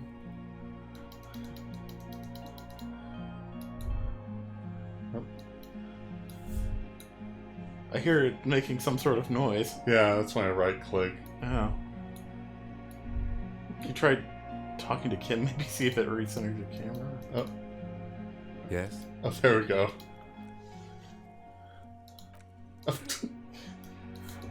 Game. Can I control with, like, the... Okay, I can. Okay. That's weird. It's very strange. I don't remember this happening. Something is eating what remains of the chain.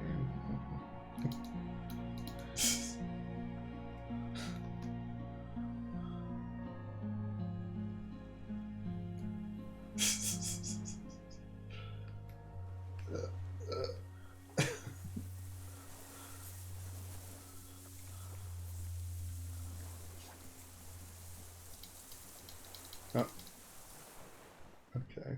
can still kind of click to move.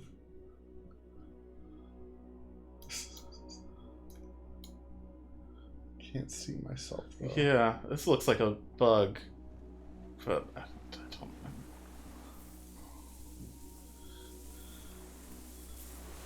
Wonder. Yeah, you might see where your last autosave was. It's not too far back, I guess. Let's quick save. Try and load the quick save.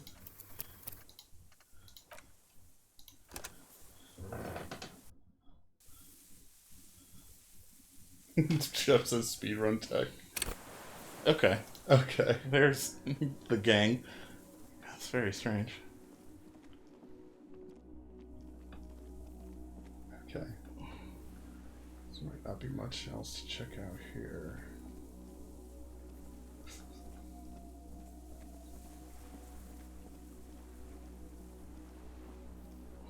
See another crashed motor carriage here for some reason.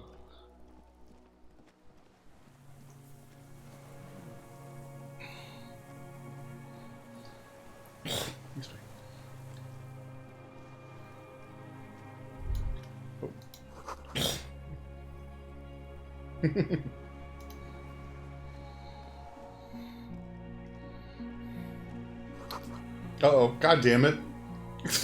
Why is it doing that? I didn't even get to read what that Yeah. said. Well, quick saving and loading from that seemed to work.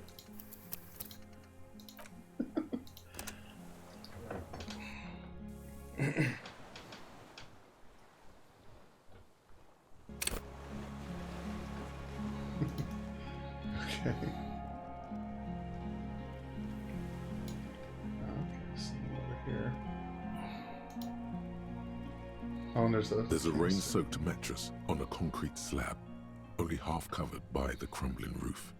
At the head of it, double embrasures, firing slits like two eyes in the wall. B triple prime. This looks like a good place to shoot. Ah, okay.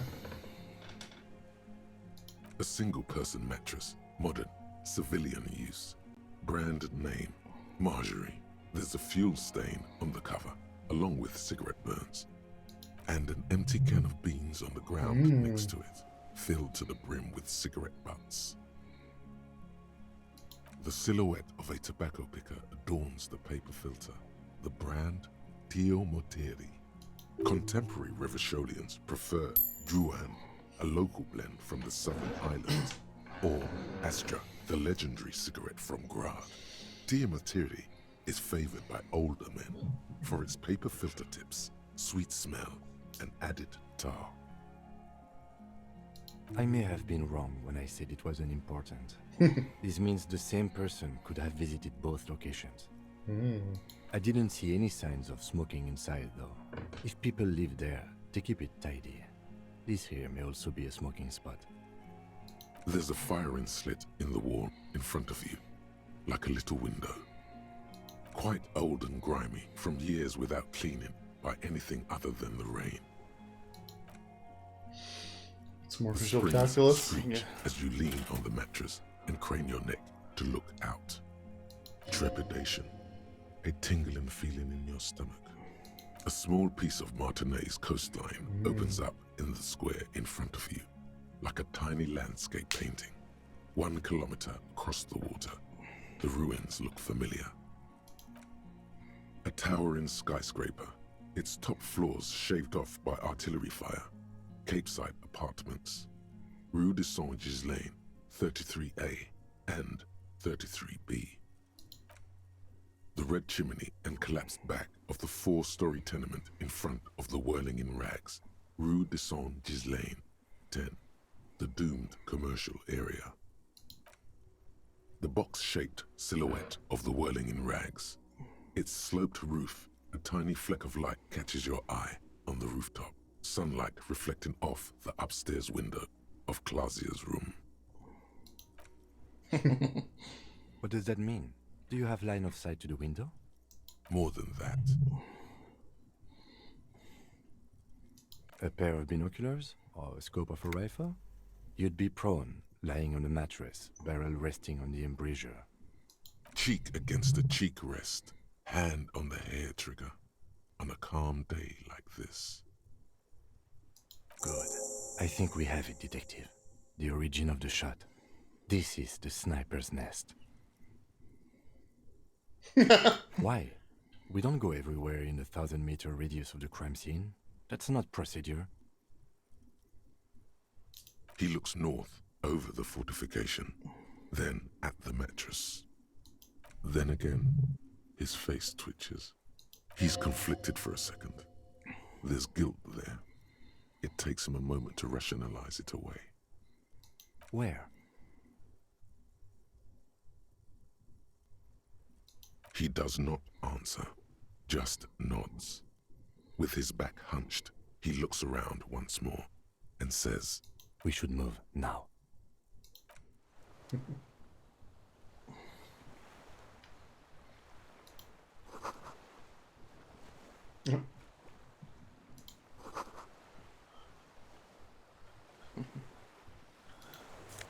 Oh, fuel canister. Ooh. Oh, hey. Yeah, make a pretty penny for it. There's a rain-soaked mattress. B triple prime. Oh, this looks. This is. Oh, something up here. Oh, there we go. Oh, Roomy and more money. Match the. Yeah, you are well stocked. Yes, I don't think anything can kill you at this point. I'm indestructible. Oh God.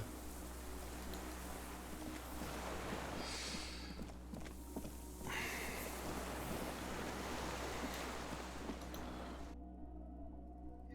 very curious who this suspect might be.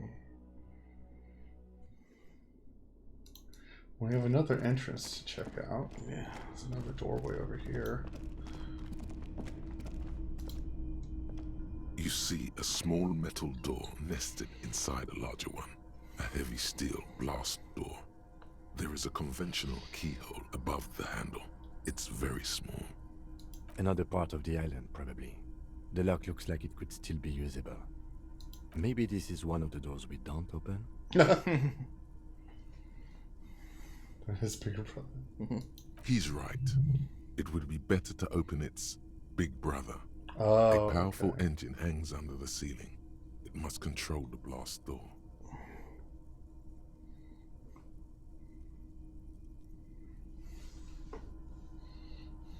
I retract my statement. It was naive. Let's look around and get it open.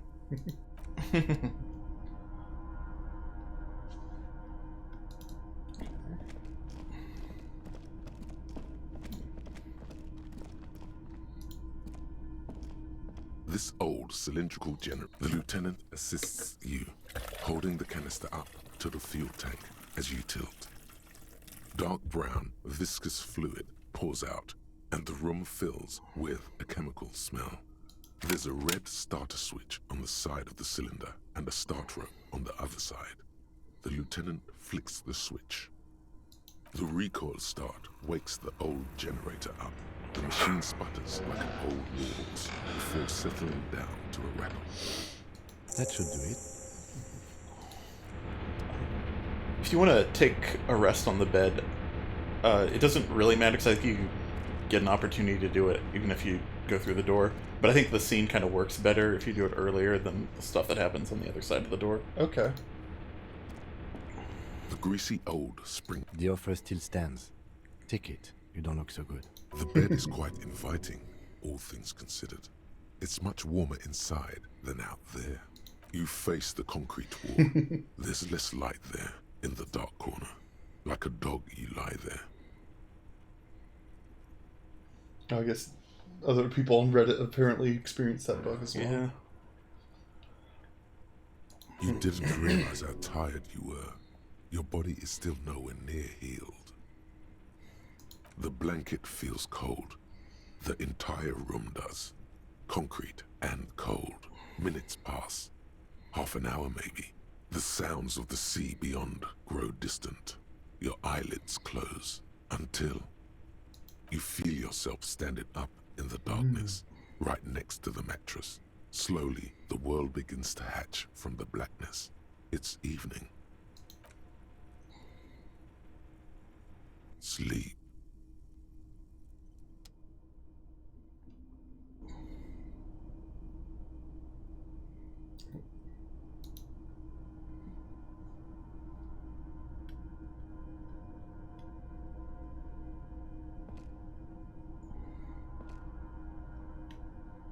Oh. Now this time I know that the weird view is intentional. Okay. To the beach.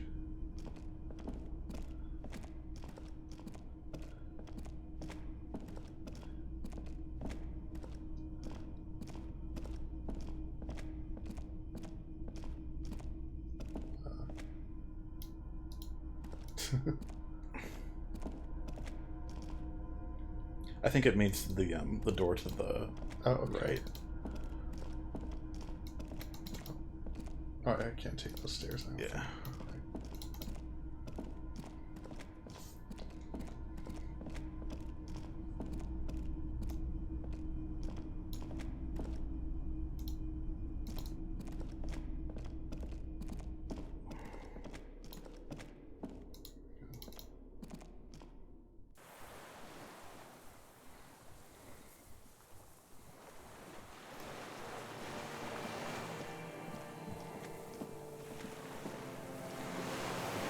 You hear that dream music. Mm-hmm.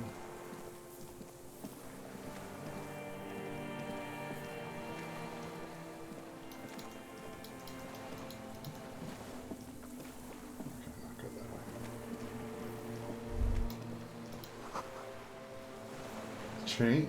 Mm-hmm.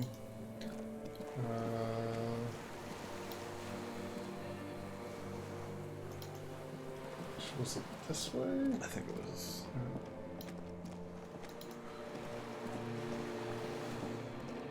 Oh, something over there. Okay. Oh, there's a chain. Okay.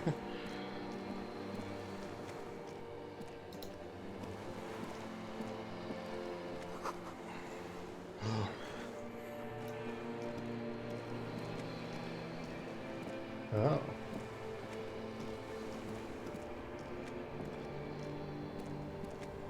Oh. Dolores Day, the innocence of humanism, internationalism, and the welfare state turns around to face you. She has an airship airbag in her hand. She seems to be in a hurry. Oh, I can give her the figure. Off to advise the Queen of Shest, most likely. This is the holy suzerain of Mwindi and Insulinda. Definitely not your wife. You need to talk to her. Think of the historical knowledge you could glean. Hey. I mean, hey to you too? I'm doing really good, actually. Both professionally and romantically. I've come to a fulfilling and peaceful period in my life. Well, how are you doing, Harry?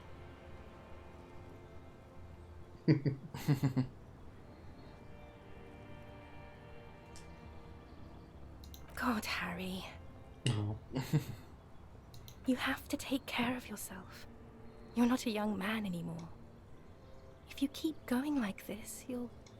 This is everything I always warned you about. I'm going to Morova. To live there, in Grad. It's 1 million kilometers away, Harry. Might as well be another lifetime.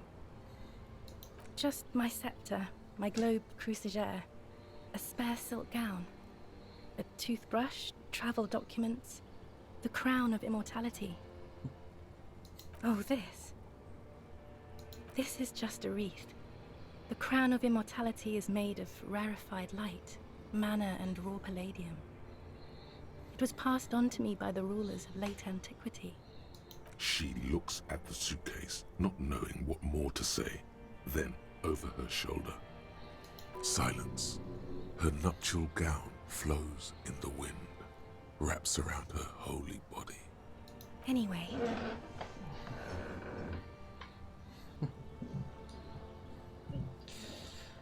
No, Harry. It's just regular skin. I'm not as beautiful as you always thought I was. Let's not get into. She does not answer. There's that expression again. Silence. A distant wind blows. You can't think of anything pretty to say. No, Harry. No. I don't want a massive, epic showdown. I want to go to the aerodrome. I have tickets for the 10:20 flight to Morova. Really. We don't have anything to talk about anymore. Every combination of words has been played out. The atoms don't form us anymore. Us. Our love. Our unborn daughters. It's all gone. I have to go to the aerodrome. I have to leave Ravachol and you. And you have to be alone. In hell. Forever. That's just the way it is. Oh God, whatever you do, don't try to kiss me. No. Not after that. You're still reeling. You'll fall over if you try now.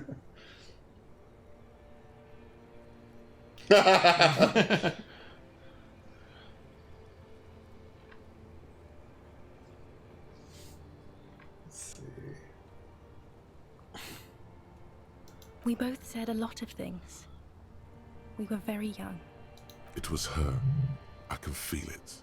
I can see it in her tender, long fingers, in her wrists. Her hand wrote it, said those things. As Queen Regnant, I write a lot of letters.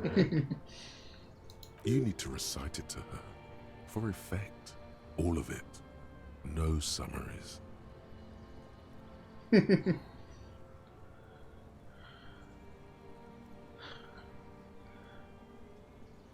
Please, Harry. I just don't have time for this.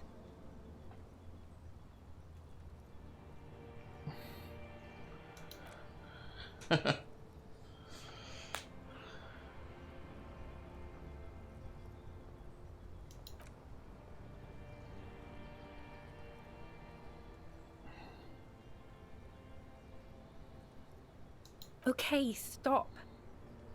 Yes. Are you happy now?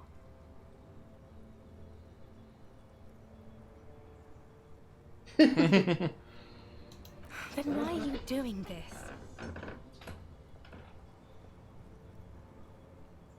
Very well. I wrote it. It was morning. You slept. There was hoarfrost on the ground when I left, on Voyager Road. It was autumn. The first autumn. But Harry, please understand, it was 1,000,000 years ago. No, it was 100 million years ago. I was someone else then, filled to the brim with love for you, hanging on your every word. Oh, Harry, you were the coolest. But I am no longer that person. This has taken her place. It will devour you. Harry, I will eat your mind. The light of the video rental shines through her dress now. A DeLorean figure, cut in black, moves below. It's still her. Her legs, her breasts, her hips. The coolest. With your leather jacket and your boot-cut pants, smoking in the bus stop. I wanted you to be the rest of my life that day. And you were. Some of it, at least. You were my first. My first kiss. My first time to have sex. The first and worst time I fell in love. I will always have that with me. It's a fact. But that is all it is. It's like a ticket stub, Harry. It doesn't do anything anymore. Yes, let's talk about that too. Let's bring it up, the zoo. In Le Jardin, the day we went east of the river. To the aquarium first. I was sad about my mother. I don't even know why. The shimmer of the fish tank on my face. The octopuses. It was just a day then, but to think. Were we there now, you could touch my hair, kiss me. Talk to me about anything, go virtually anywhere in the world. Not like now. Now our interactions are limited to pain and regret. It's here, Harry. We are on Voyager Road. At the end of it, 300 meters from the stop. We used to come here to rent videos. There, you could not pay the electrical bill. It became a lightless tomb. The years you spent training for the militia, my parents' money, it was not good. Surely the alcohol didn't help either. Everyone has a little glass of wine every now and then. I certainly do. It's a queen regnant thing. I don't think it was the alcohol. It was inevitability. See? If you drank with her, you'd be cool again. If you drank with her, you could have sex on alcohol. And my crown of immortality? No. You scared her out of me. With your crying, the awful time we wound up having. And the cheap rental flats you could afford. Can't you see? I can never think you're cool again. I can only think that way about new people. A cheap rental with mold on the walls and the tap dripping. Yes, I have found someone. For whom I can feel the same. A copy of my love for you, only this time he is careful and rich. He will not lose me. It will go somewhere, it will grow. Your heart burns.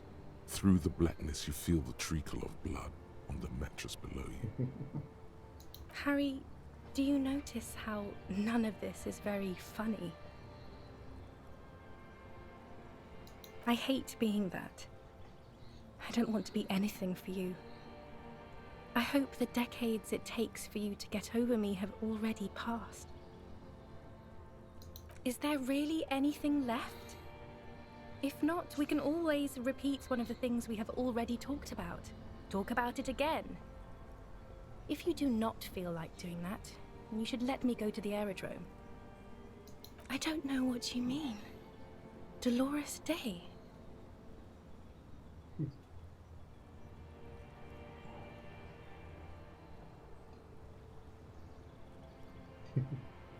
Wasn't I Dolores Day just a second ago? Now I'm the X thing? You're confusing me. Look, I have to be at the Lausanne Aerodrome at 10:20 p.m. I still have a light rail to catch. I haven't even bought the tickets yet. We all told you. Everyone warned you. Everyone. Literally all of you.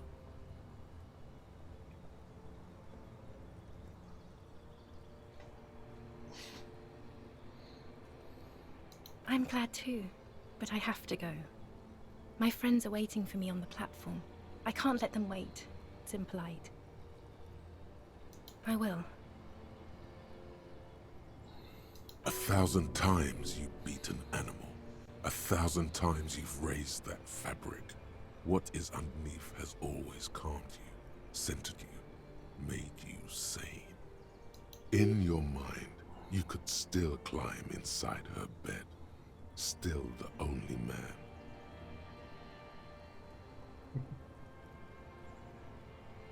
The morning? I don't understand. Oh my God, Harry, stop. I don't want to hear anything about the morning. Mourning someone who's still alive. Any of that. I can't do that anymore. I'm not 80 years old, I'm 32. People my age are not supposed to mourn. Oh, Harry, you shouldn't have done that.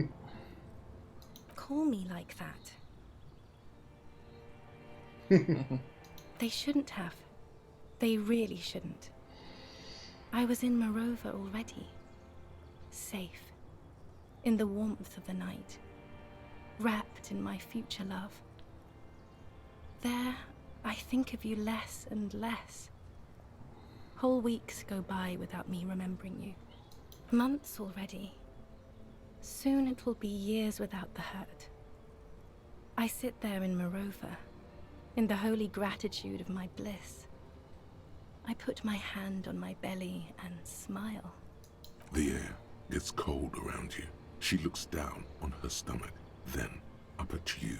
Her eyes are full of tremendous distance and mystery. The death blow is coming.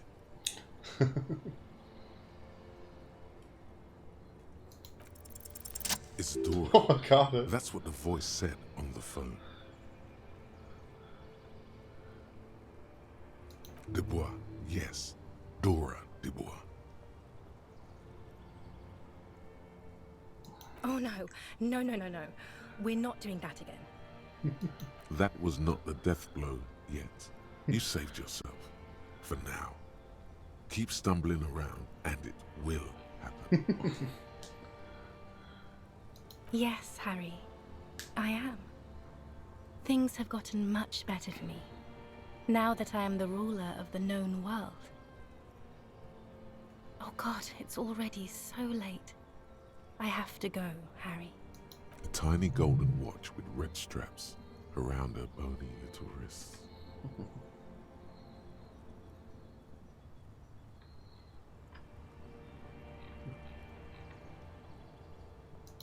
No, don't say it. Don't beg. It will only make her go. Where's the list? I have to, Harry.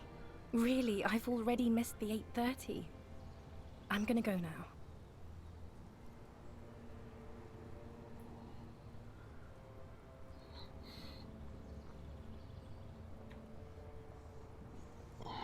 Not sounding like a martyr. Let's see my list again. Light, life, culture. It's so much better than here. Everything here reminds me of you and the horrible times we had. The nights we stayed up fighting for our dying love. I have to wipe it all off me and be clean again. I want to be a good person again. Not this. Not what you made me into. That was someone else. I betrayed her, overwrote her, and I'm happier for it. And I'm really going now. The time is up. I must be on the 10:20 flight. I won't see you, but you will see me. Oh, Harry, this is a dream. Can't you see? I'm already in Morova by now. Who knows how long ago this happened? A year? 2? 5 years ago? Right here, tomorrow night. Once this dream starts happening, it keeps happening. 3 times a week, at least. And Harry, it really, really looks like it started happening again. There's the video rental. I'm suffocatingly beautiful and young. And I smell of tutti frutti chewing gum. Like I did that time when I asked you for forgiveness. After leaving you the first time. So long ago. Oh yes, this is real darkness. It's not death or war or child molestation. Real darkness has love for a face. The first death is in the heart, Harry. See you tomorrow.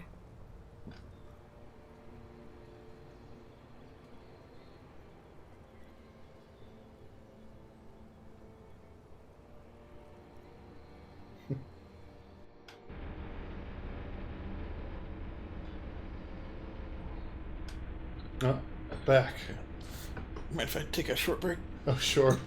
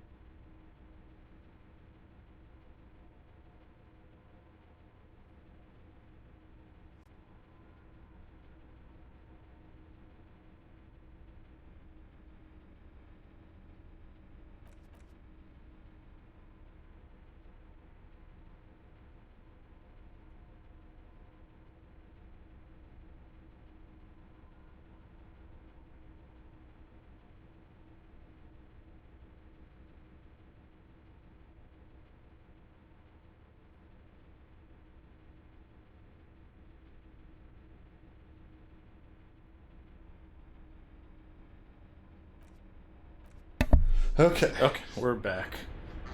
Yes. Got one more door to open. You're up quick. How was your sleep? You're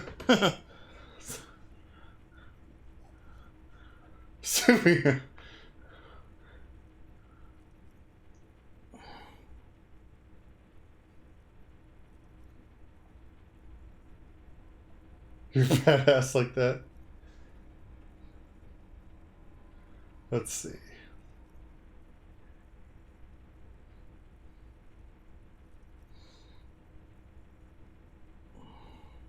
Okay. He's still worried. You must have really thrashed and squealed in your sleep. All right.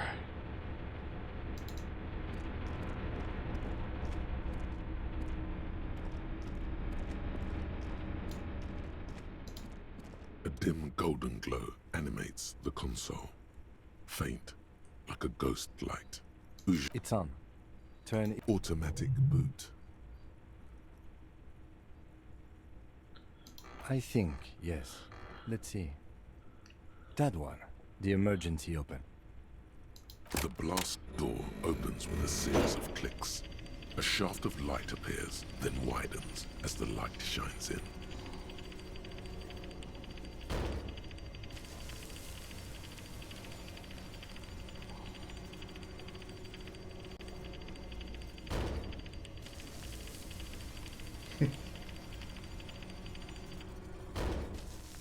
After you. So did I. Not back there, but I felt it since we came here. I don't know. Don't worry. I have a gun. Do I also? I know. Yes, I think you it still was have a not gun. easy to acquire. I think you only have one bullet. Yeah, I think I just shot the one bullet. Yeah. Okay. So quick save.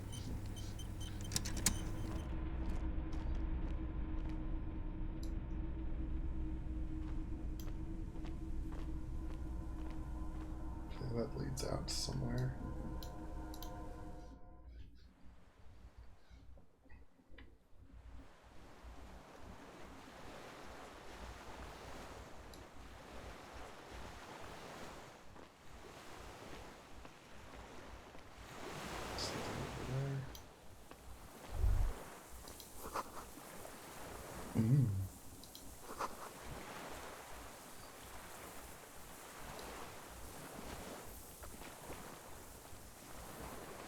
Oh, there's a man with a gun. Yep.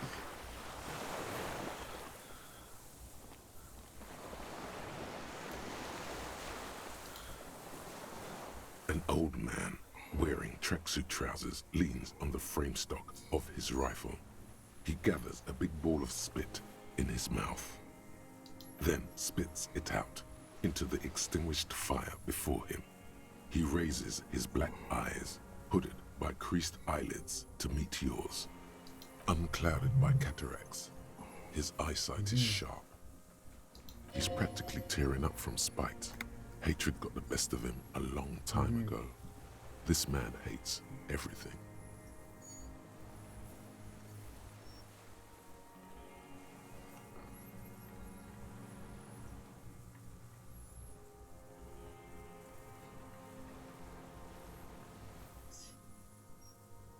The what now?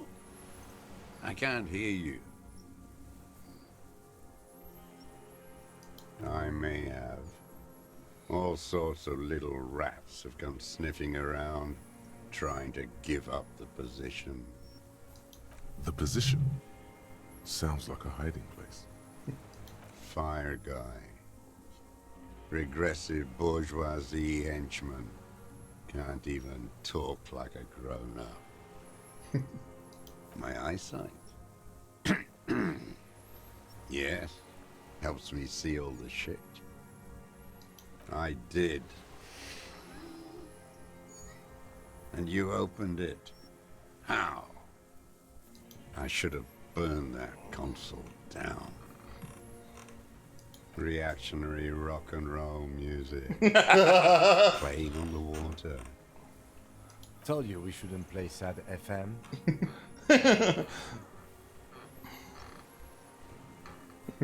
Sad FM, huh? I always hated that station. Phlegmatic, counter-revolutionary dirges. Sadness is a mental illness, a weapon of the bourgeoisie. The fascists were right about rock and roll.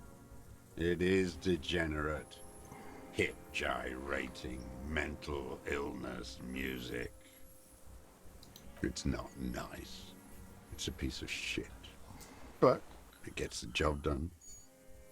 It's a Triangong 446. Southeast Samaran made. Exotic. Must be defunct too. No modern rifle manufacturer of that name springs to mind. A Samaran rifle. How did you get hold of one? It was sent to us by our brothers in the Sinyao commune. Military aid. It has stayed true to him. He can still make it sing.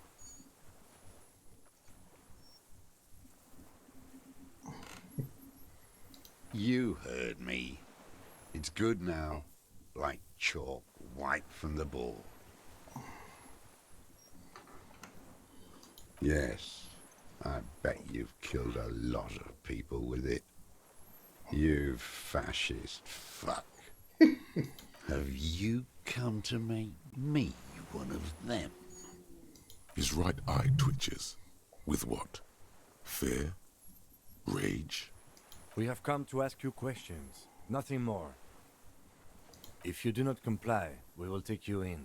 Do you understand?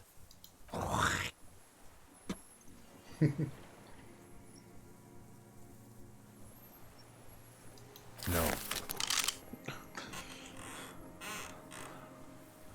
Put it down now, sir.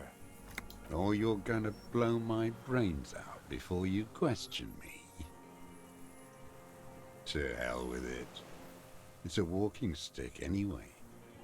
It's out of bullets.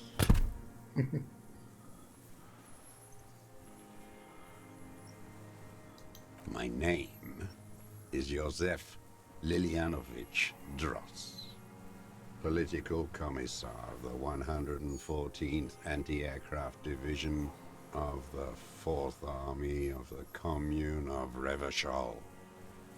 I am a deserter, a partisan, and a prisoner of war. This is my termless surrender. The commune of Revachol? Do you mean the ICM? Your holdover from the... From the Insulindian Citizens Militia, the army of the revolution. I was recruited in Jamrock in 07, trained in the École de Contrôle Orient, and consigned to emergency defense duties in 08. I left my unit on the eve of the landing. When I returned here on May 14th, the commune had fallen. Still armed and ideologically trained, I wrote a criticism of myself and resumed partisan duties. 43 years. No. I've been on other islands too. I was an Resurrection until they turned it into a spa in 18. Then I was an E-48, a nameless sound, until the sea washed over it. Then I came back here. That was 22 years ago. 43 years and 10 months. It's not how a human being should live. But I had to. I couldn't just forget. I couldn't just forget what I saw. He just couldn't. He nods. But he can now. What have you been doing during all this time? Hiding, fishing, waiting. Always waiting. Always. For her to return. Her who? Girl child. Revolution. Always.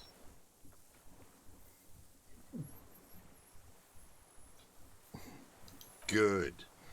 The material base for an uprising has eroded. The working class has betrayed mankind and themselves. The historic opportunity for a revolution has passed. It will not come back anymore, however hard I try, whatever I do. I was just 16 years old, 15 when I volunteered. I had a lapse of faith. And of courage, too. You could say I misunderstood the historic role of the proletariat and thought Mazovian socioeconomics were fallible.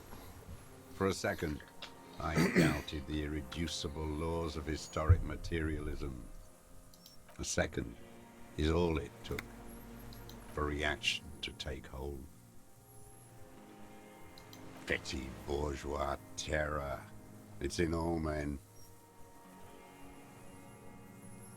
It's the same thing. You haven't seen it. Not really. Not naked. It's impossible not to be afraid. And this was when?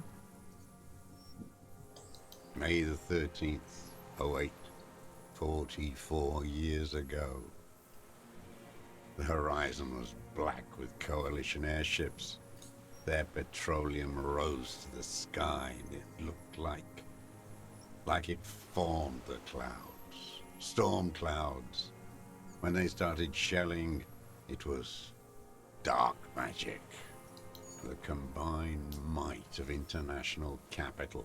All at once, all the greed and terror in the world tore into Revachol.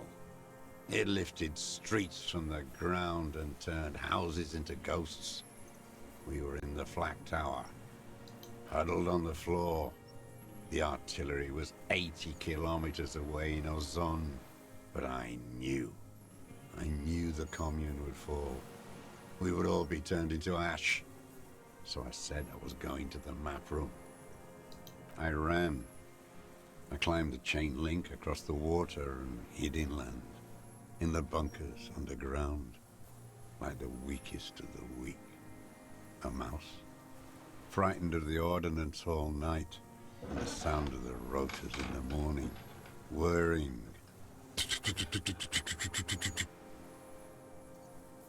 Airships. I climbed out into hell. The landing was complete. The chain was submerged. I had to swim back. The fortress was half submerged too, shattered. They'd all drowned in the lower levels, or got torn to shreds above. The anti-aircraft gun had malfunctioned. So had I. I left them without ideological direction. It was real. I'd seen it. I'd seen it in reality. The mask of humanity fall from capital. It has to take it off to kill everyone, everything you love, all the hope and tenderness in the world. It has to take it off just for 1 second to do the deed. And then you see it, as it strangles and beats your friends to death. The sweetest, most courageous people in the world. You see the fear and power in its eyes. Then you know that the bourgeois are not human. I had to fight it. I had to never stop.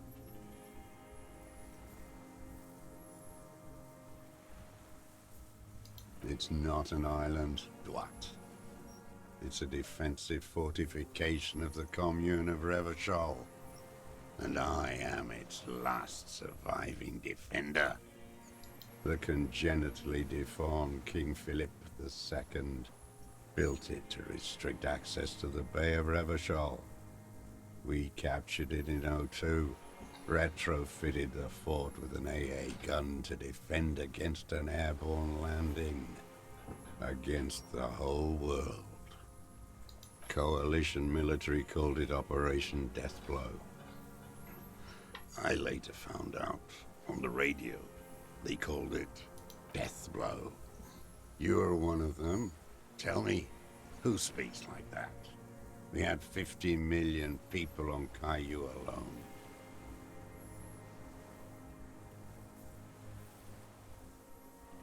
Iblis. The black-eyed angel. How does anyone survive? I steal supplies, vegetables. I collect rainwater. It's the life of a dog, not a human being. How is your health, Mr. Dross? I've been throwing up blood since winter. Red, like beetroot. Been passing it in stool, too. The RCM can provide medical services. You need to be looked over. I need to die. You don't have medical facilities. You have guns. That's all they give you. Toy guns. You also have Druamine. I have been running out of that stuff.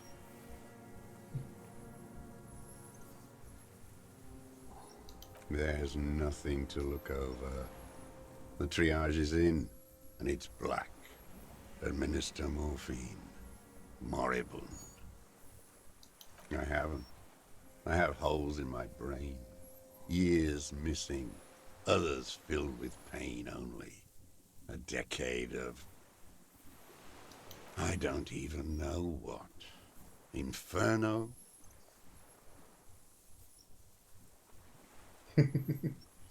I would imagine it gets tremendously difficult, mentally, to live in isolation. Traitors. It's better alone. I watch the people of this city turn the lights back on, more and more each year. Ruins, glimmering in the dark, like a fucking merry-go-round. It's disgusting.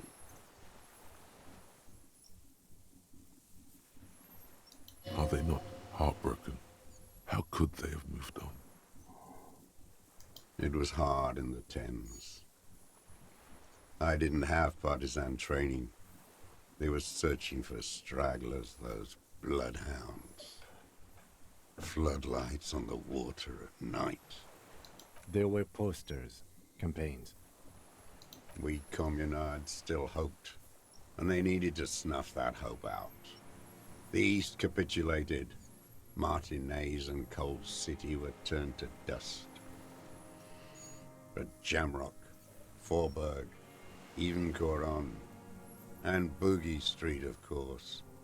Those fucking kips had Marsov coursing through their veins. And others too. Some cordons of Revachol was still fighting. There were cells. I tried to contact them. Soon they all went silent. The frequencies dead. At night, I used a dinghy. I only went after dark then. When I got to the city, I stayed underground. Patrols, you lot, the commons too. They'd started snitching. In the city, you move underground? From bunker to bunker. Not anymore. No one cares now. I don't even have to hide. They think I'm another antisocial vagrant. I could walk straight into that town if I wanted. I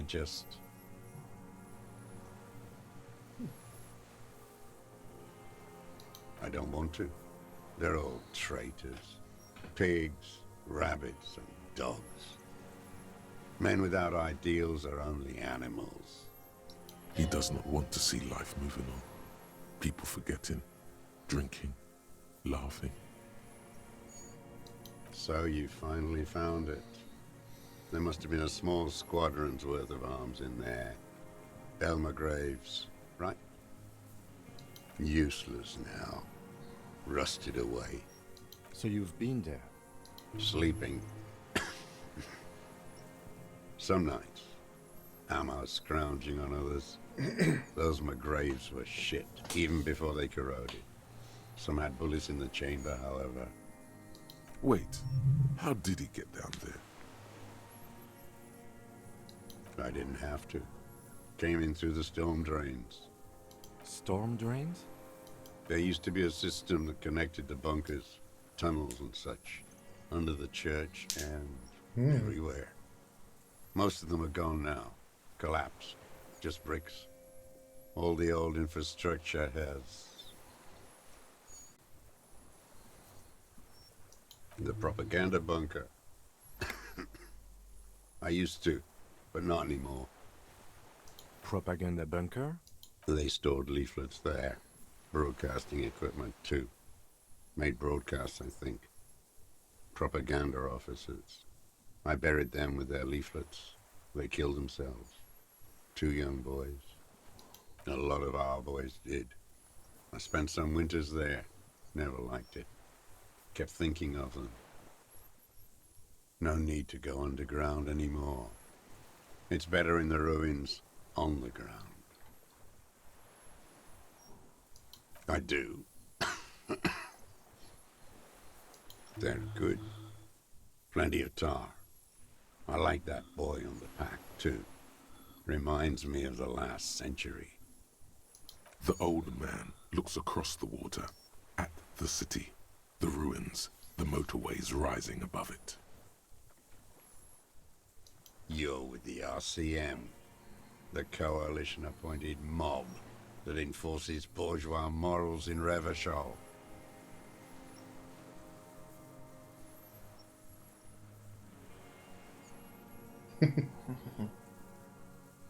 Let's.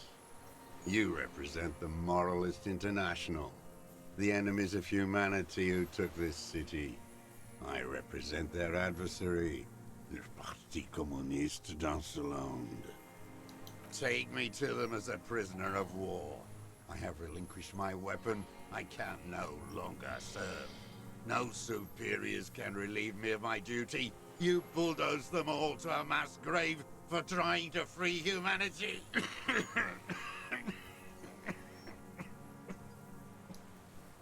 A spray of blood from his mouth on the black charcoal in the fire pit. Rene, the royalist on the coast, said,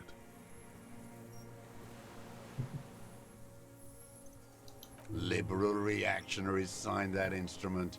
Traitors who should have been burned alive. I answer to the Communist Party. Is that part of why you've been here all this time? Because the party didn't surrender? He just wipes the blood from his chin. Honor is a feudal atavism. My motive is class. No, I am not a soldier. I am an ideological officer.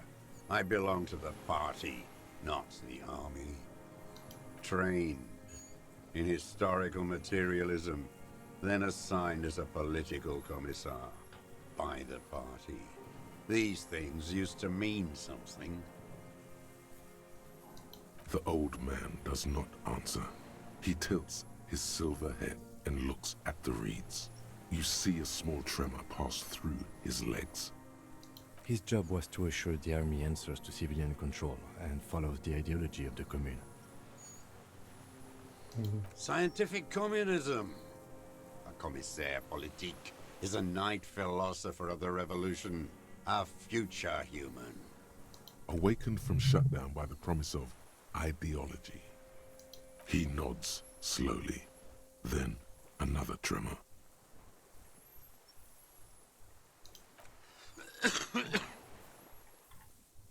There's nothing serious in this world. It's a farce. I've used it for killing people. Killing people? It's a gun. That's what they're for.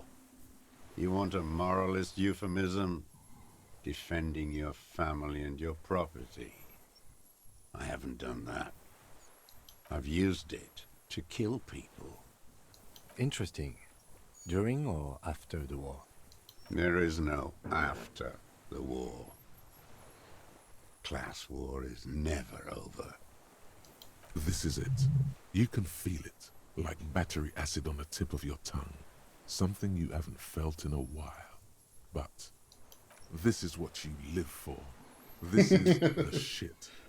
The great serotonin jacket. Go in straight. No euphemisms. He doesn't like those. No. Be careful now. Slow and steady does it. Make him repeat it first.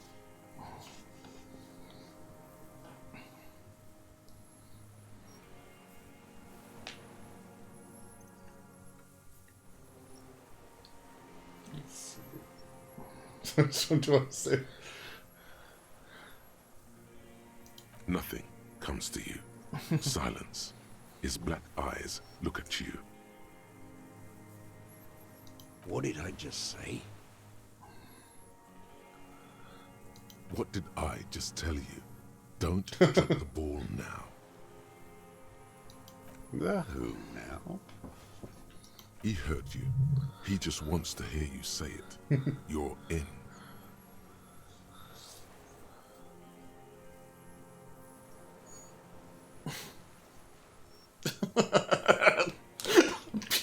Strong man.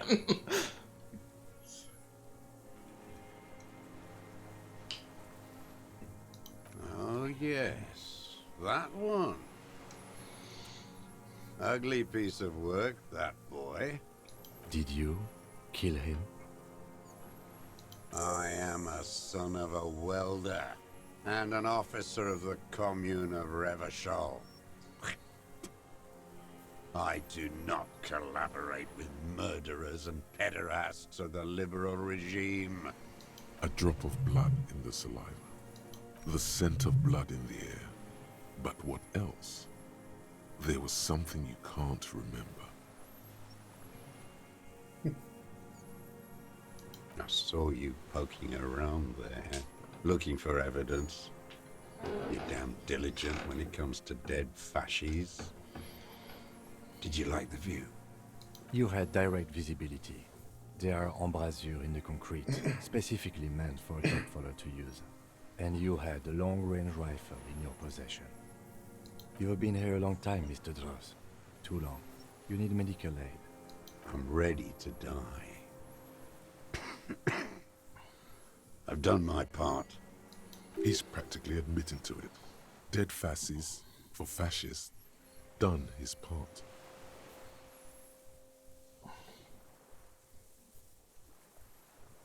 Because it's a sniper's nest, you stupid fuck.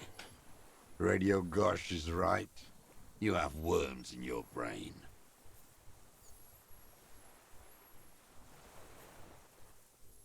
I saw you poking. You had direct You have been here. I'm ready to die. He's practically admitting to it. You're sad for your fascia brother, aren't you? One twig got broken. Now the others are sad.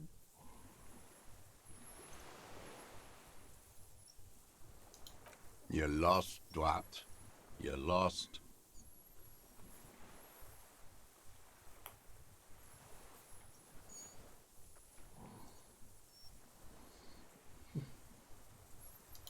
Petty bourgeois law.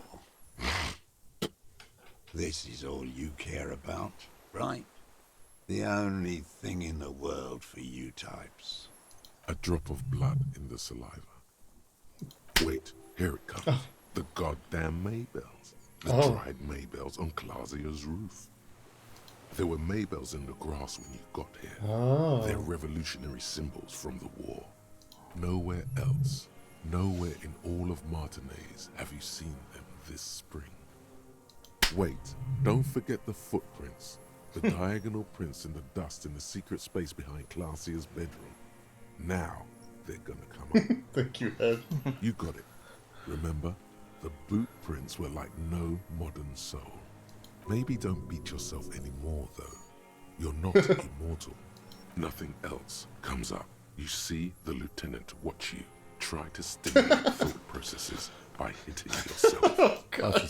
Kim has seen so much.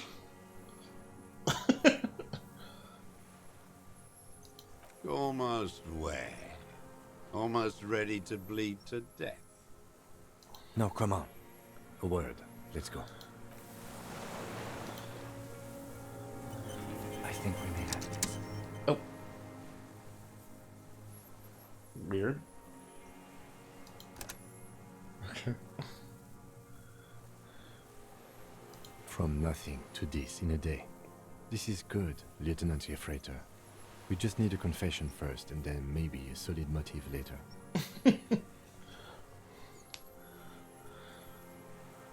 Well, I can think of one thing. The gun. We should pick it up and discuss it in front of him. Make a show of it. I can see that, yes. I'm not judging. Good. We are doing very good. He wants to confess, I can see that. We just need to pile it on a little more. The more we have on him, the closer he is. Yes, good going. That should be our first priority. Remember, he wants to tell us, but he doesn't want to help us. It needs to look like we already have everything. There is palpable excitement in his tone. He likes him for this. A lot. But there's something more, too. Yeah. Want any, like, game closing bugs? Minions of capital. What do you want?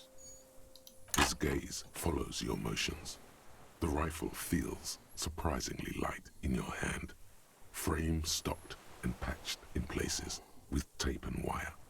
Still warm from his parched hands. Not the metal. The metal is ice cold. This weapon has been modified several times.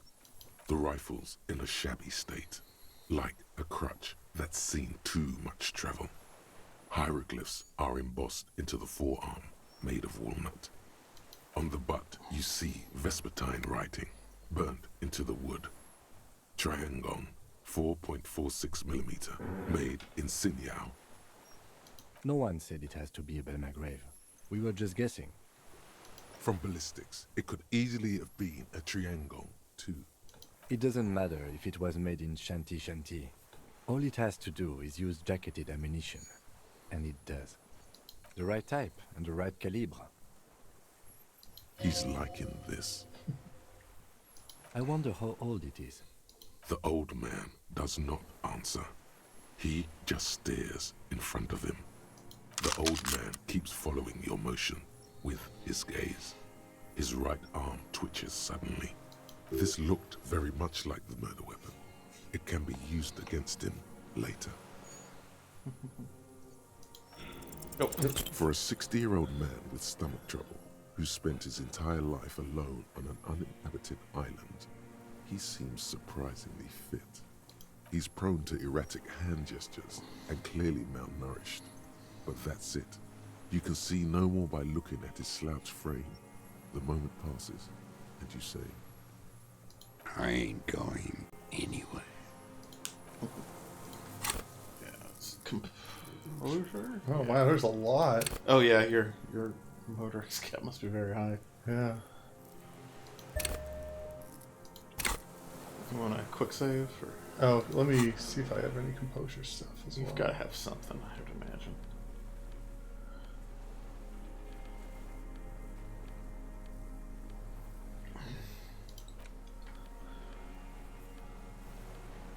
Oh, it's not that.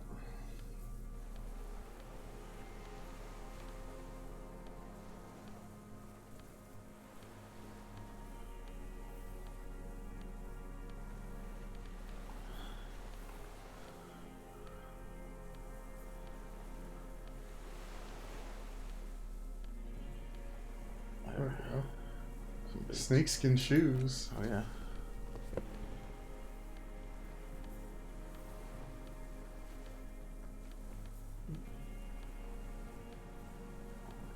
That's not one. Huh? Alright.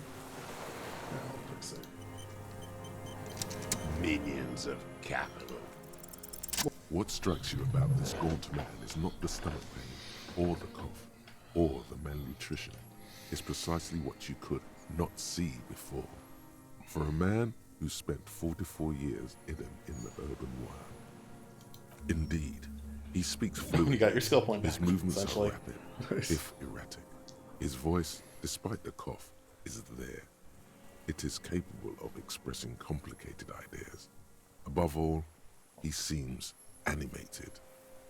It's a mystery. This animation comes at a cost too. Erratic hand gestures, thought processes cut off like threads, as he just stares at the logs or the reeds. He also suffers mood swings, bubbling to the surface, unconstrained by his nervous system. Great leaps of emotion, from anger to grief, despair. You've seen demented people before. This feels similar, yet different. When his thoughts move, they are lucid, keen even, not senile. Is it some kind of substance damage? Like he's addicted to something? Not only the painkillers he's clearly on. Electrochemistry be helpful once in a change. Perhaps, but his seems more than that.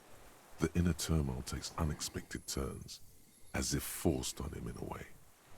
In summary, you sense some underlying neurological disorder. No. I won't be stuffed full of shit like the rest of this city. You said you take painkillers.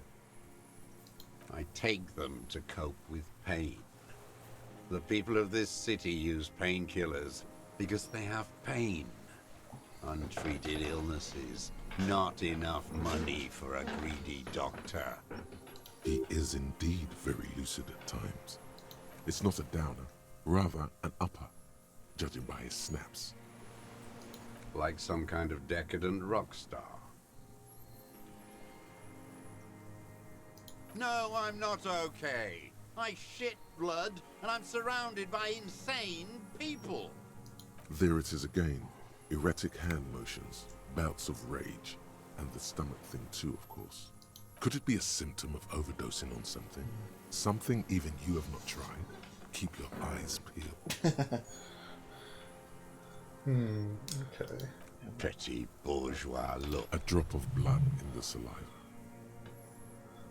Oh yeah, those are the things you learned by hitting yourself. Yeah. Damn Maybell. The whole island is turning white with them. He seems tender suddenly, nostalgic even. A strange mood swing. So many this year too? The spring is coming. No, it's already here. Wash the filth away. They blossom on the islets before. We fertilize them with our blood.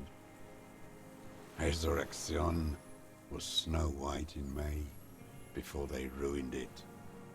The coast, too, before they piled their containers on top of it, filled with broken, useless trash for fat-fingered bourgeois children to play with. You must get around a lot to stay undetected all these years. Do you know any secret paths? Pinball workshops? I may. Classier. With the victim. There is a small tremble, looks like a smile, a crooked smile, yet isn't quite voluntary. He's about to burst. Everything is brands with you individualists. Who cares what brand my shoes are? Sansa? Some shit. Show me the souls, please, Mr. Doras. Fucking imbecile.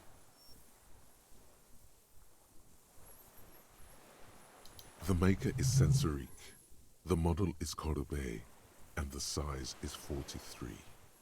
These are not the unusual horizontal patterned souls you saw in the dust on the floor of the hidden room. They do, however, seem to be about the same size. The size fits, but not the soul.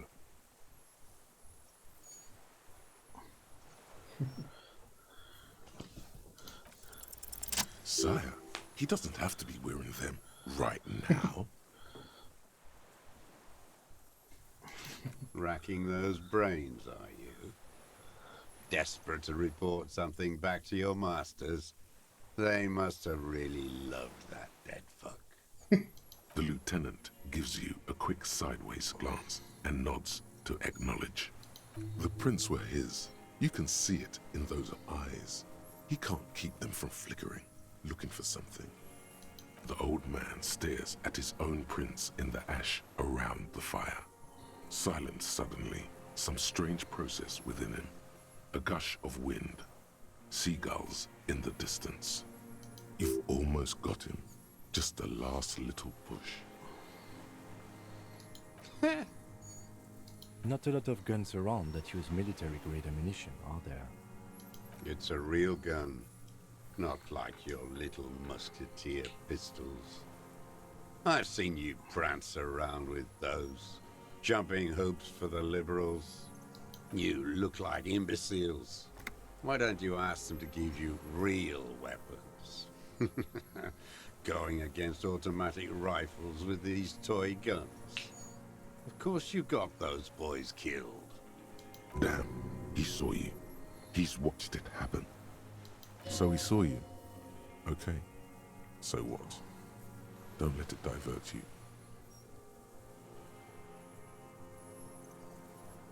You didn't handle anything. I watched it happen. You let those fucks rip right into them.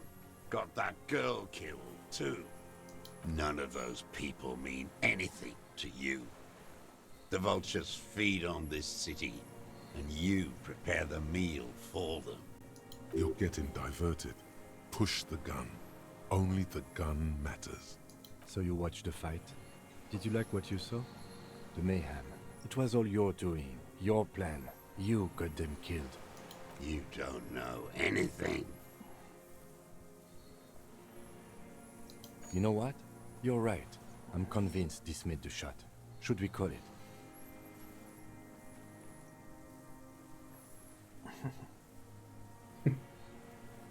Good. This feels good, doesn't it? Tearing things up like this. When you have the murder weapon, you have the killer. Murder. You know who he was. A coalition-trained murderer. Armored and armed. He wasn't human. The blunt end of a hammer. Dripping with blood. Beating us to the ground. Moaning with joy. You hounds get so thorough when a company-trained killer dies. I haven't seen you on this coast for 40 years. You know, maybe I should have killed one sooner. Got your attention. Now you stop beating druggies and prostitutes in your basement. Now you come to investigate. Not when they die by the hundreds. This is it. Shot him. Shot him. Say shot him, not killed him. Oh, the inhumanity. One paramilitary less in Revachol. The lieutenant raises his right arm to hush you. Hush. He does not need to be pushed anymore. The ball is rolling, while the lieutenant listens, holding his breath.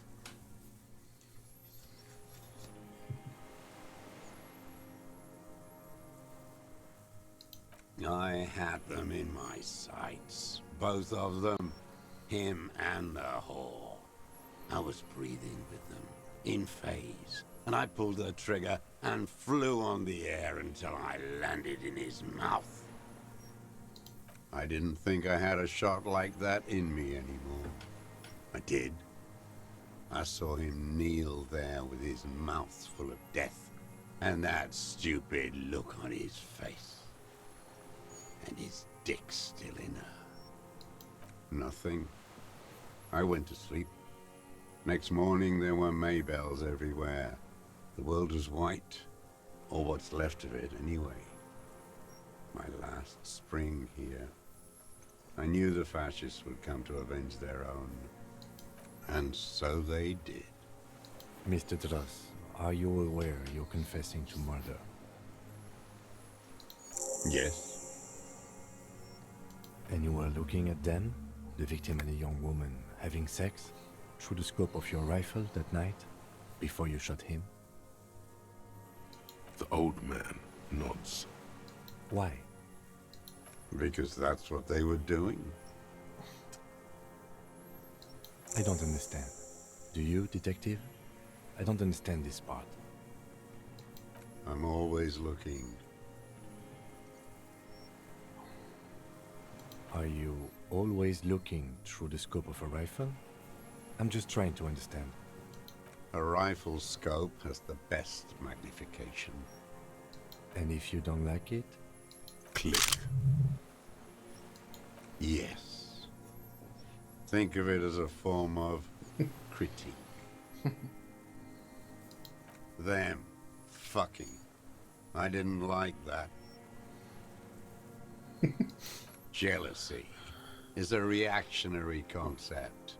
I didn't like the Reaver enjoying himself, drugged out, soothed in the arms of a young woman. I wanted him to die so he could not enjoy life anymore. And I wanted to see his head explode. That too. She should know better than to hold a child murderer between her thighs. I knew he'd be there for one more second, writhing. That's all it takes for the bullet to reach his head. Now that I think of it, I wasn't aiming for his mouth. I wanted his brains to spill out on her. But you can't have everything. This man has seen past her, like you did. The caliber of bullet he used does not do that kind of damage.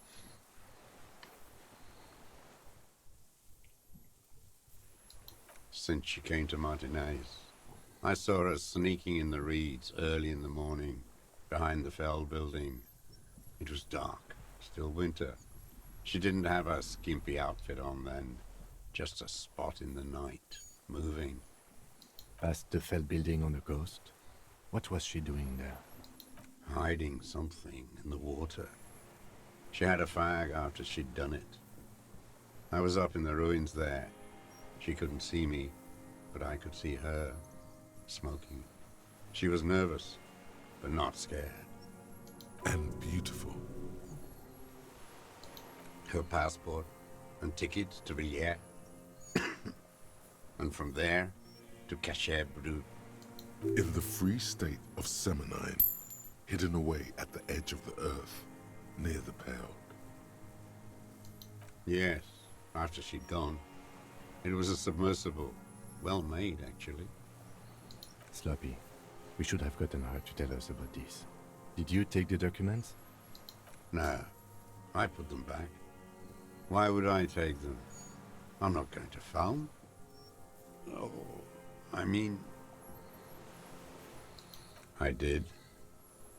She had a face like an archipelago, with those birthmarks, and a body hard and lean and bruised all over, black and yellow. I could see she's taken a beating. I could see who she was, too. A spook, on the run. Revachol's the cloaca of capital now. All the bagmen and arms dealers end up here to do drugs and have sex like animals. You could tell she was a spook from the documents? She had different color hair on the photo, and glasses. Forged. Some sordid bourgeois affair. I've heard about this kind of thing on the radio. I'm not blind, am I?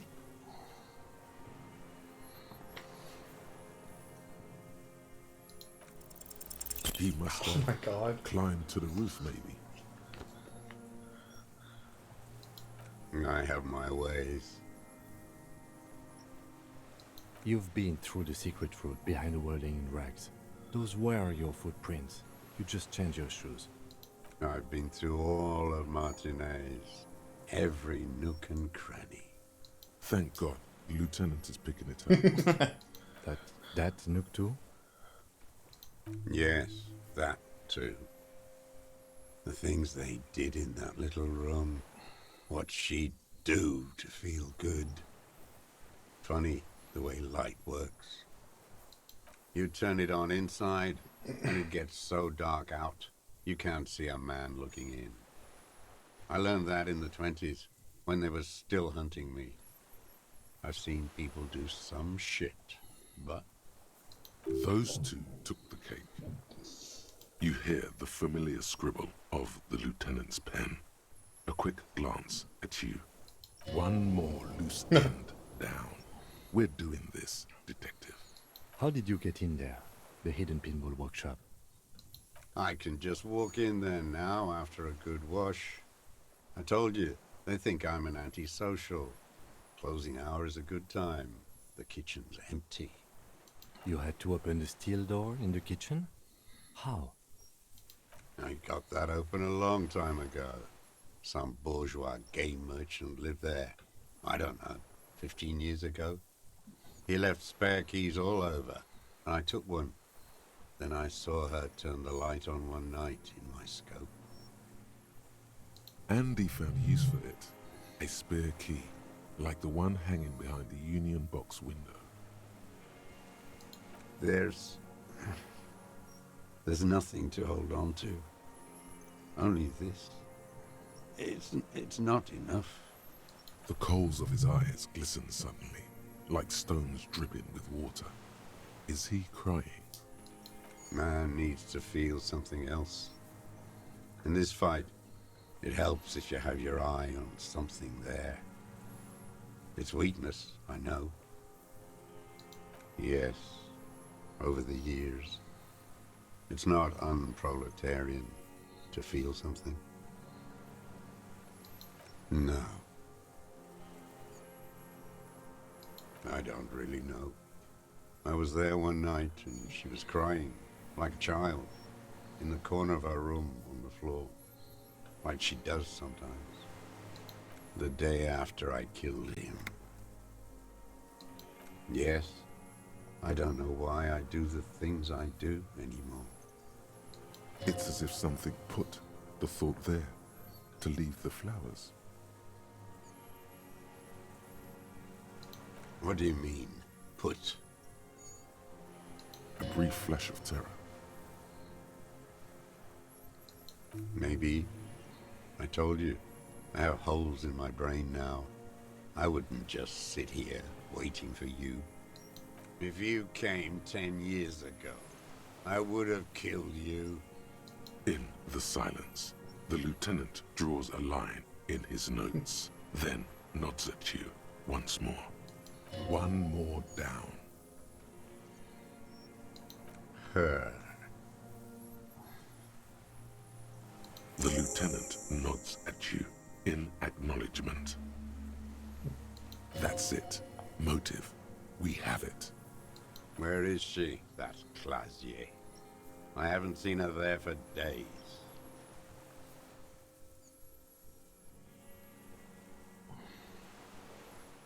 Gone. I knew it. She kept staring into the scope this last week at the island, like she knew.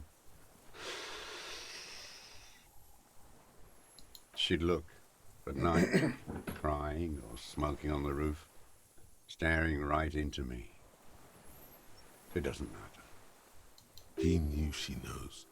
She was looking at the island, figuring it out, day by day, cigarette by cigarette. We could get more. We've got him talking.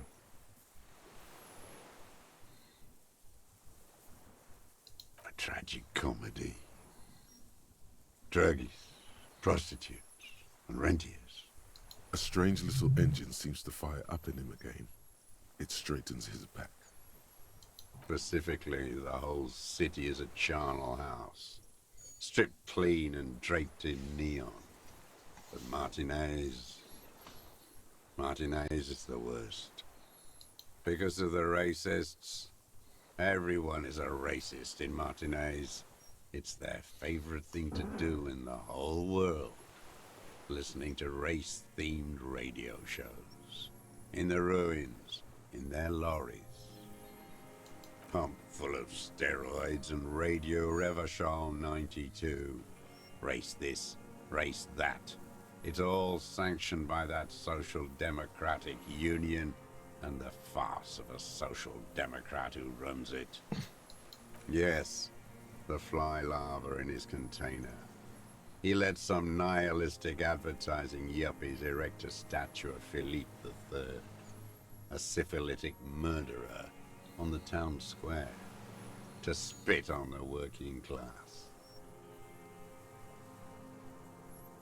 Not since the serfs of ancient Pericarnassus has history produced a more inert social class than the Martinez proletariat. The rest of Revachol at least pretends to rebuild. These people still live in ruins. In tents, like animals, like those boom morons on the ice. A pity they didn't drown in that tent of theirs. The worst of them is the blood-drenched Sucrion on right, licking her lips. The old whore's gone now. Her gun-toting porcelain men are dead. So, actually, no. The worst is that old cock parading around in his uniform, throwing balls all day. It's not enough that the racists and liberals are dancing on our graves. The old loyalist ghouls still parade the ruins too.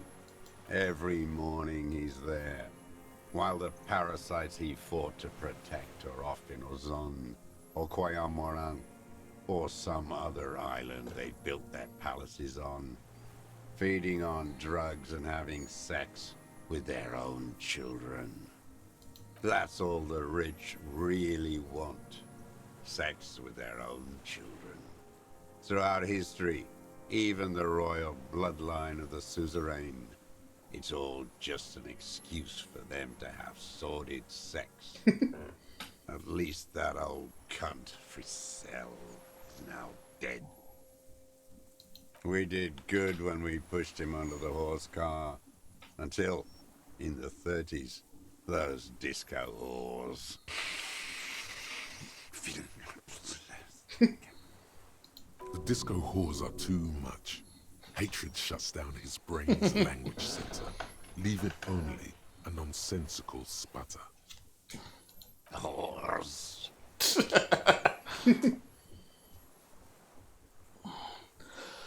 Another hideous disappointment. Unions are the real enemy. The true enemy of the proletariat. Placating the masses. Disappointment. So personal. He displays a familiarity with the Union's top brass. That deformed toad? I wouldn't expect him to wipe his own ass. I mean, the brains of the operation. The smart one. Edgar. No, if we ever Yeah, he Edgar, talks a big game up. about He's mentioned a few uprising times. and social base. They must have sent the smart one to some university in Le Jardin, where it's alienation this and hegemony that. First against the wall with him.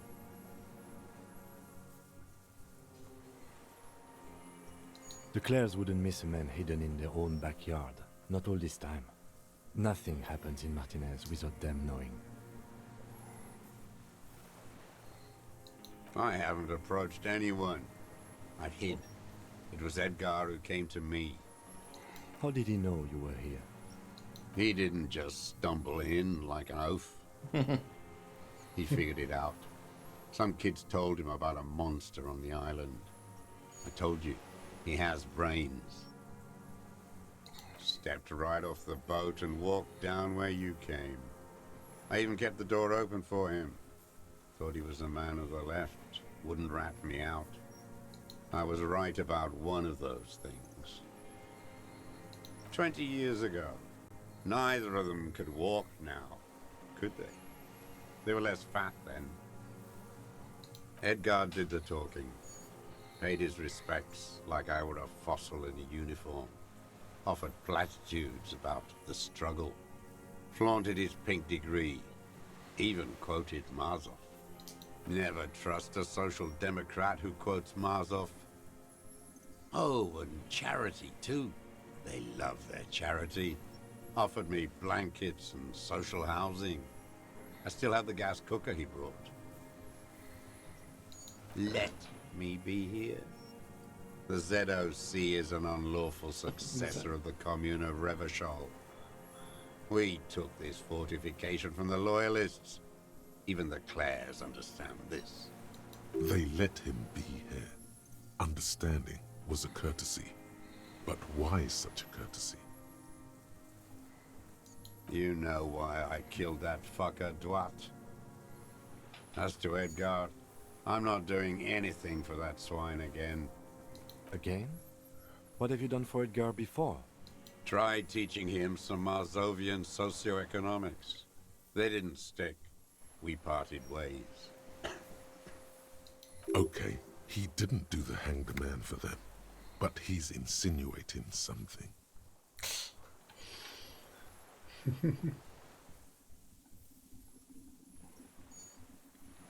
Every fucking morning for 34 years. Throwing that ball. One ball against the other. I've always loathed that game. That is not a working class game. I don't care what they say on Radio June. Royalist ghouls played like it was life itself. Click, clack across the water each day. And that uniform, like a parrot's plumage. I won't even mention that he's a traitor to his race. a tank maniac race traitor. I remember him. I remember him from La Noce. Not him personally, his make and model. There were tens of thousands of them. I thought we took them all out before the liberals came to their rescue. We missed one. That one. There doesn't seem to be a single person under the pine today. Not even Gaston. Alone. Fat and plump. Like a pheasant. Just begging to be popped off. Please, Mr. Dross. Shoot me. Not yet. I like to look at him strut around, place the crosshair on his medals, right on his face, and just fiddle the trigger. Think about it. Let the bomb melt in my mouth. Save the treat for later? He is a juicy bonbon, that one. A real treat for the black day. The blackest. When I put that gun in my own mouth, I think, no, don't waste it. Put this lead in that cock, René. For the boys he killed. And then I look at him throw those balls, and I suddenly feel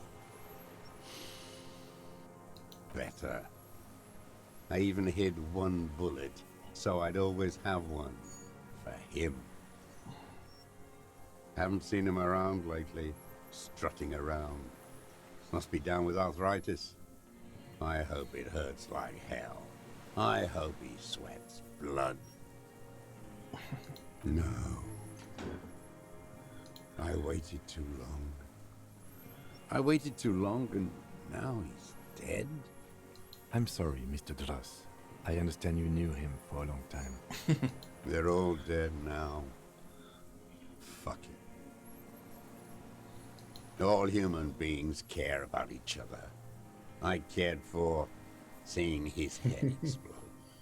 Now, God damn this one. He reminded him of himself. The same hatred. The same. You try to think of something else, but no. It's just hatred. Fuck you. You think I haven't seen people die? It's all I've seen them do. Fuck and die. All the other plans we had. To love. To colonize the Pale. It's all fucked. He's not okay. This is just another black day in a row of black days. Something strange is keeping him together, making him endure. I don't know if there's anything to help this check. Yeah, you can kind of see what it's about if you see the bonus you're getting. Yeah. But, yeah. I don't know if you can put points in logic right now. I don't think you can. You can definitely not swap gear.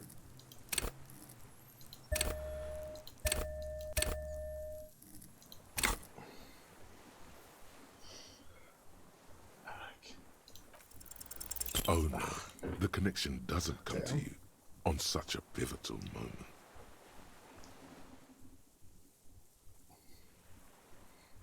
What? To your right, you see the lieutenant give you a quick sideways glance. About this deal you made. With Edgar, the death of the colonel mercenary was only coincidentally beneficial to the Clares. But what about the other people you've killed for them? Other people? Like the previous forewoman of the Union. That's it. That's what you weren't connecting yourself. I didn't fight 40 years to end up an informant for the international regime. What happened, happened. Still dumb, your eyes are transfixed on his digit. It's yellow with nicotine.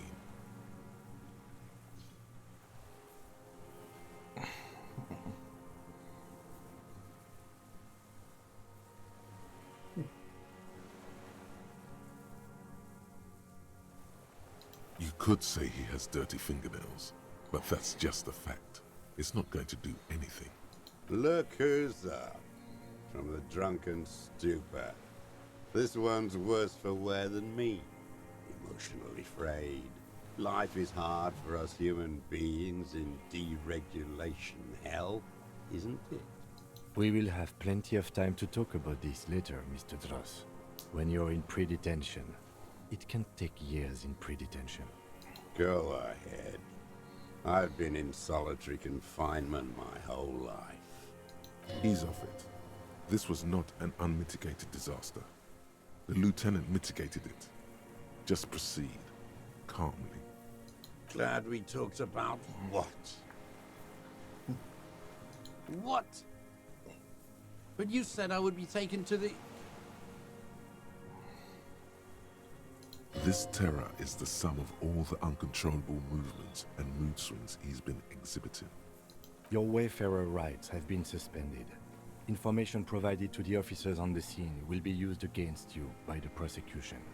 You will be given legal counsel within 1 week and must face court in 44 days. Do you understand? Do you understand? But... No, I don't want to. I have to stay here. He's sweating. Beads are forming on his forehead. Pupils are dilated too. Eyes getting blacker and blacker. Your confirmation is not required, sir. Now on to the boat.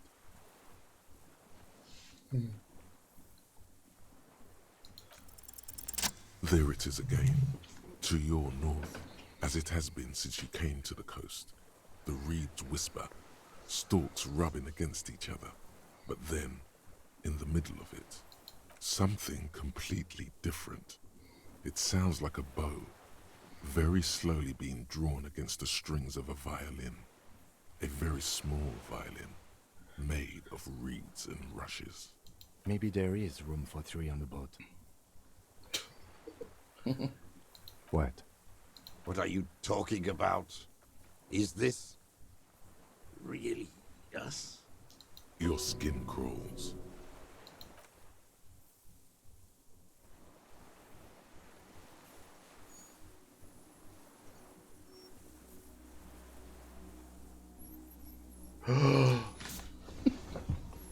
What in the fuck?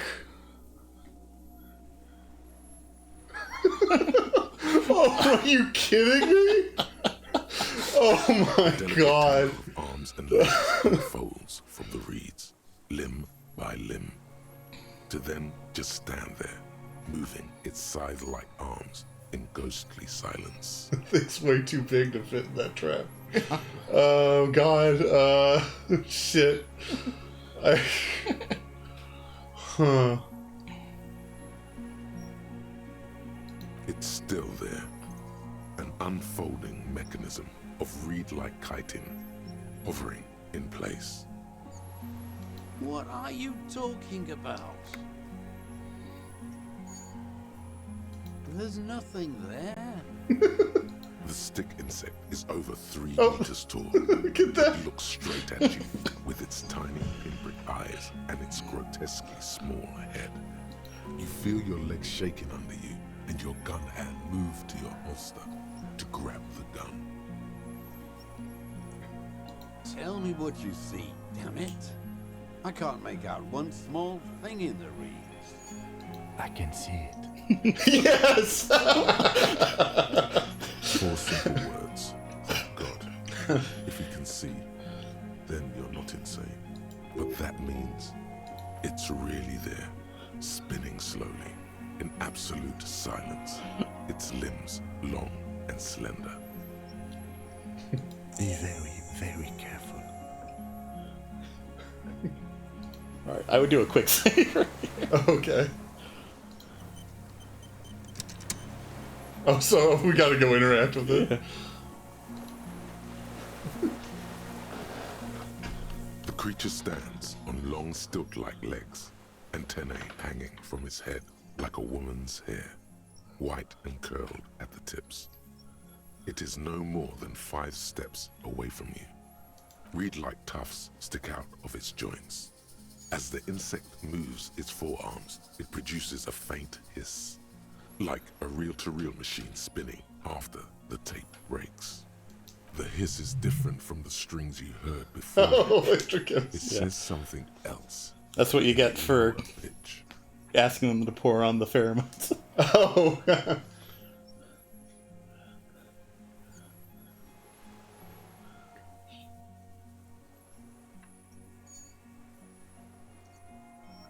I'm not.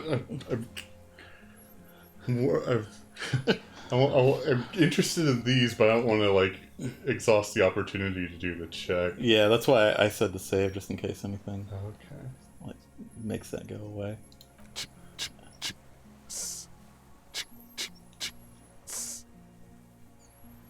It is.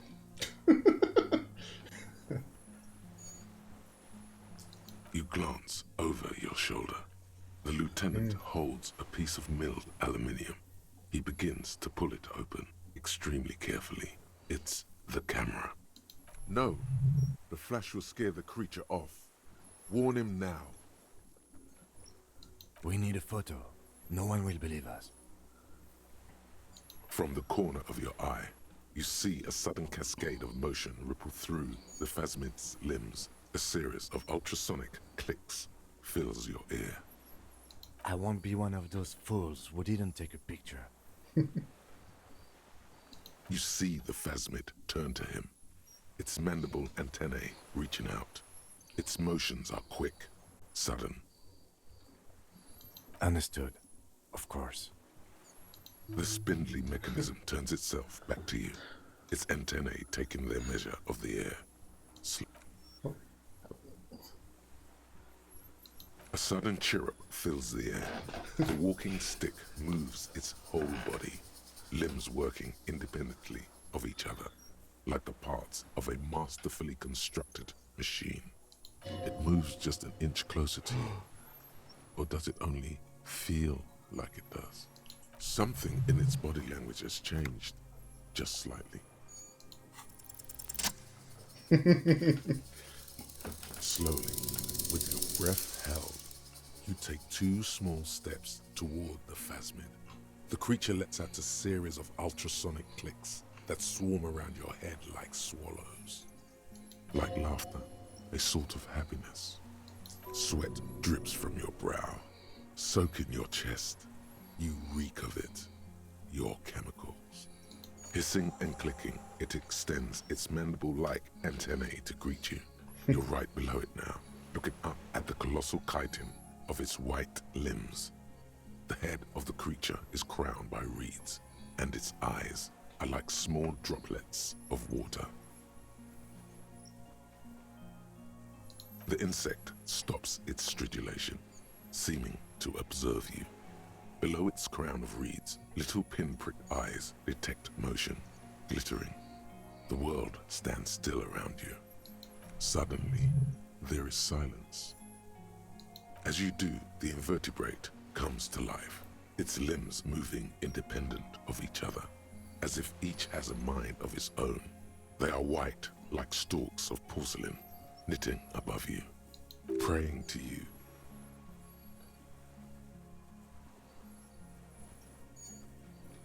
Unwittingly, the insect continues its stridulations. As it moves, tuft-like structures still pretending to be plants rustle along on its joints. Perhaps it is preparing to eat its god. No reply. A total ancient silence comes from its mouth, along with what appears to be some kind of foam. The stridulations of its limbs continue all around you. You were right. Little bubbles form on the mouth parts of the creature, on its segmented lower lip. It looks to be foaming, slowly. The foam is white, then yellowish. The faintest smell, like you've never felt before, like burnt roses. Careful, it may be poisonous. The foam slowly turns a darker shade, like burnt caramel, as the insect moves its mouth parts, masticating.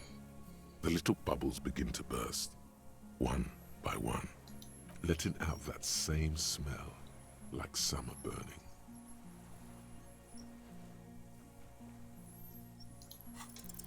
I exist.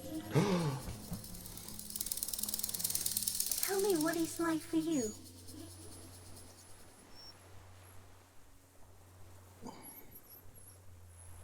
Then I will tell you what it's like for me. What is your illness?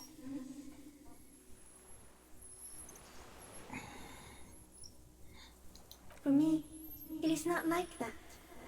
I have states, not emotions. For example, I experience excitement at unexpected sugar rewards. But that is not important. Now I will tell you how it is for me. For me, it is a series of half-lit images, a kind of darkness, being intruded upon, transient, dim, moist. Shapes of plants and animals, and internal sensations. A swarm of sounds, tiny vibrations on the inside of my forearms.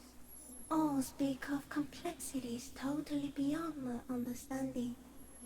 I am at the end of a narrow funnel, weightless, so light, it only feels like something to be me. In truth, perhaps I'm nothing.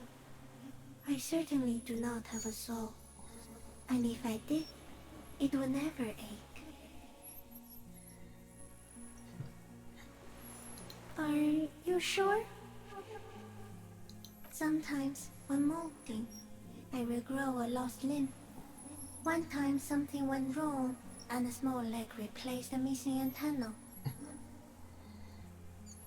Yes, the leg tried to move around independently, making it hard to walk. Yes, thankfully someone ate it. The next time I molded, I got an antenna again.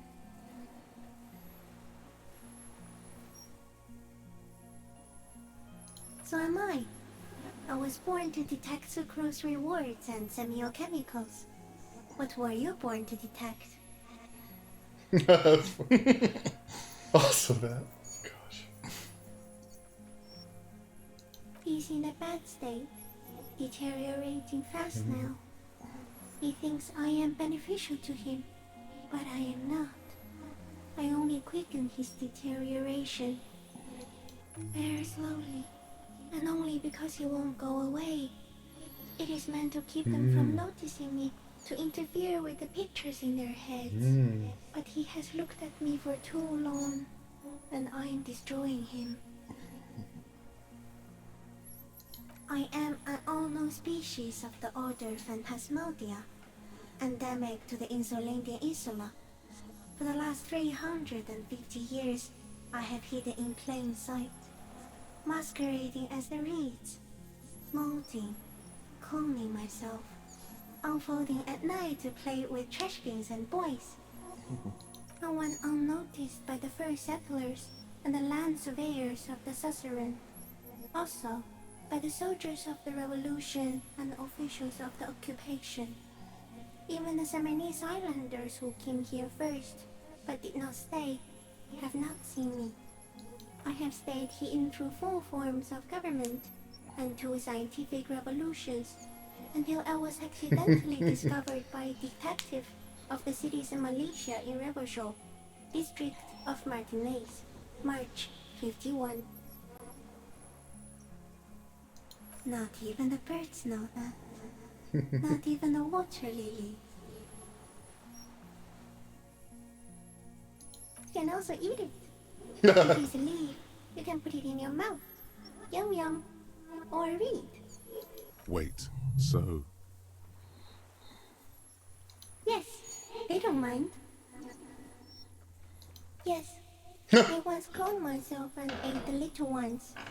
It was winter, and I woke up at the wrong time. It was an accident. No, you're awake. I am real. Light is forming me. This is real. No, you are. The moral of our encounter is, I am a relatively medium life form, while it is you who are a total extreme madness. A volatile simian nerve system ominously new to the planet. The Pale too came with you. No one remembers it before you. The Nidarians do not.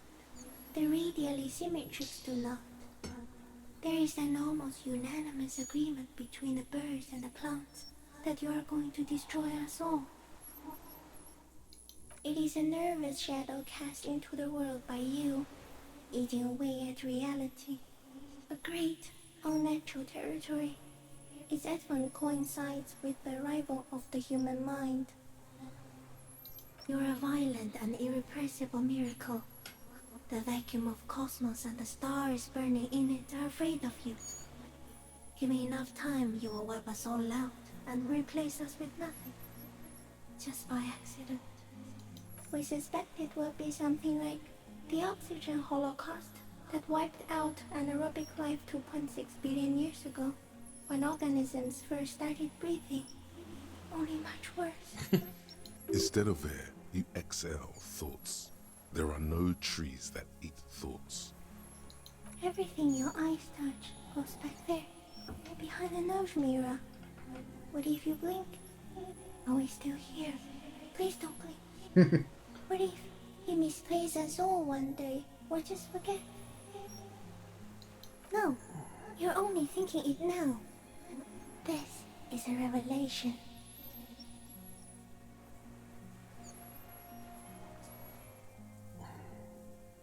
So it is already happening. Soon, one of you will close your eyes and open them to see that none of this ever existed. It doesn't look like that, no. You're just staring at it.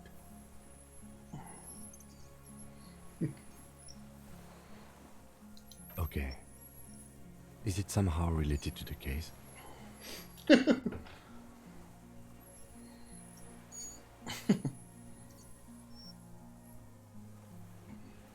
I think we should take the picture, and then you should back away from the unstudied species. Just ran out of power. Let's see. Yeah, if there's any other options you want to try out, you can go back now. Was Kim taking a picture within one of these options? No, okay. It's after you back out. No, there is one more.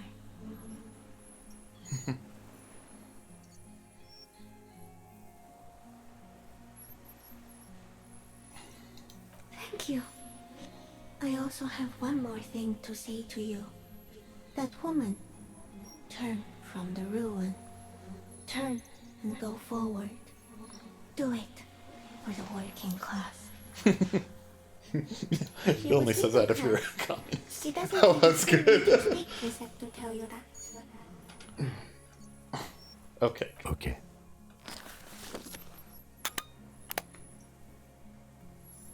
There is no change in the insect's motion while it's being aimed by the camera.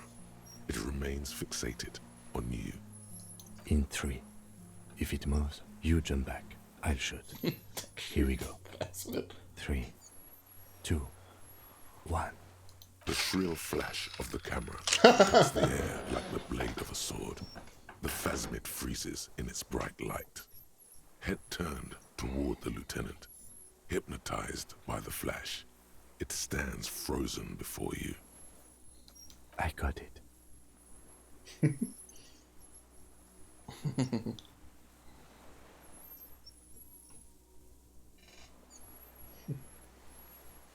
The antennae hang from a great height. With your hand shaking, you barely touch the tip of the left whisker. On contact, the kiting curls into a spiral, like the tip of a poison ivy. Its touch on your fingertip feels cold, ticklish. The sensation is electrifying, resounding through your body. It is surprisingly delicate, the curly end of the whisker, like a young vine. It's even a bit wet. Be careful, detective. It's moving. You were right. It glistens with some kind of moisture. The creature in front of you stays frozen. The limb before you is incredibly light, like eggshell. It's much lighter than a reed. You feel a soft push could tip the creature over. Its hollow exoskeleton collapsing. Warning! A sudden shiver passes the limb.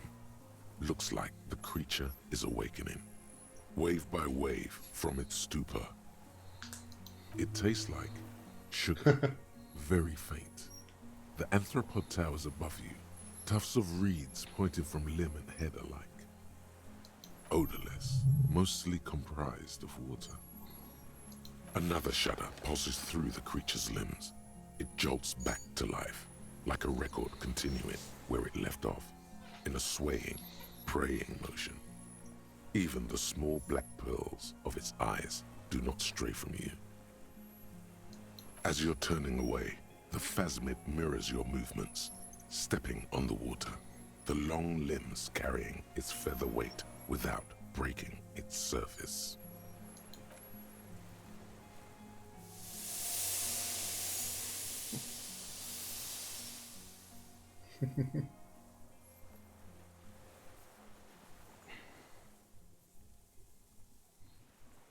And just like that, it's gone, skating away across the sea's calm mirror like a skipping stone, leaving nothing but circles on the water.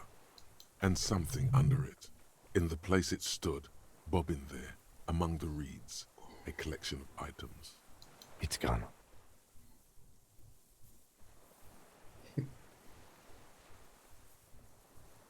Apparently, yes, like a water strider.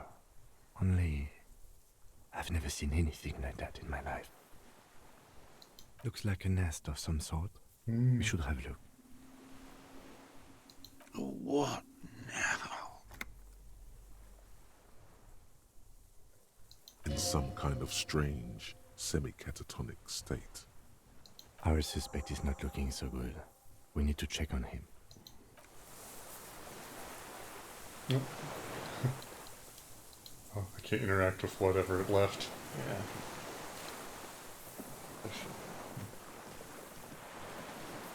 What is it? What do you want from me?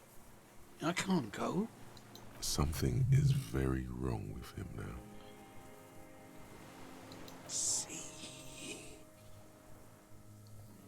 Mr. Doras?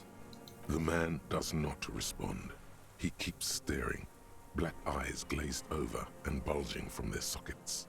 His gap-toothed mouth shaking, with fear and longing, like an addict of some terrible substance. The plastic cape feels coarse. A light shiver passes the man. Other than that, no reaction. He feels small and frail. He's going into some kind of psychomotor immobility. The good news is, this solves our transportation problem, doesn't it, Mr. Dross? The trembling mouth appears to sigh.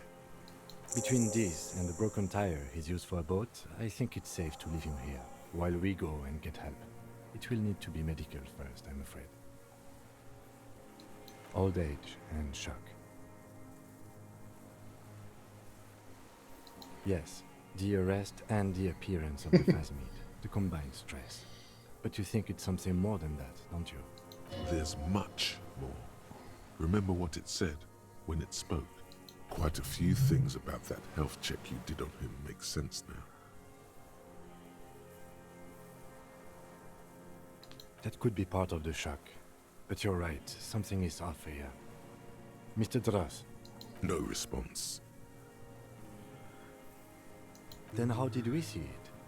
Oh, you mean, whatever does this, does it over time? Teenagers, kids, drunks, sightings are brief, and hence not credible. But anyone who spends a long time with it. Mr. Dross, have you ever seen a stick insect pretending to be the reeds? The doctors will have to look at this. I hope your station has better medical personnel than 57. This is a little advanced for a nurse. He was energetic and articulate. After all these years alone, with little hygiene or medication, I would expect worse. It does not seem to be animated now it's left. Honestly, I'm ready to believe anything at this point. Maybe it is psychoactive. I mean, why not? It's 3 meters tall.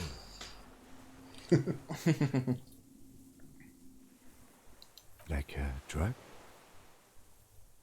His pupils appear to be dilated. They still are.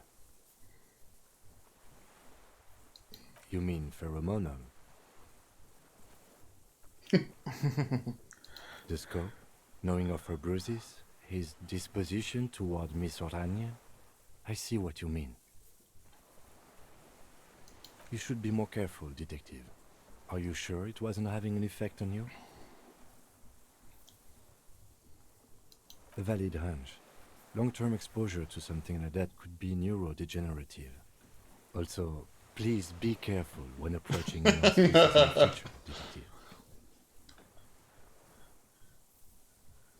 He did seem distressed when it finally came to arresting him, like he didn't want to leave this place, and the insect maybe. I have absolutely forgotten to take note. I hope I remember all of this. This will be one hell of a report. Thank God we have the photo. We should think about getting back to the mainland, to get help. He'll be safe here, if we don't take too long. Let me see if you can, like, examine the nest up there now.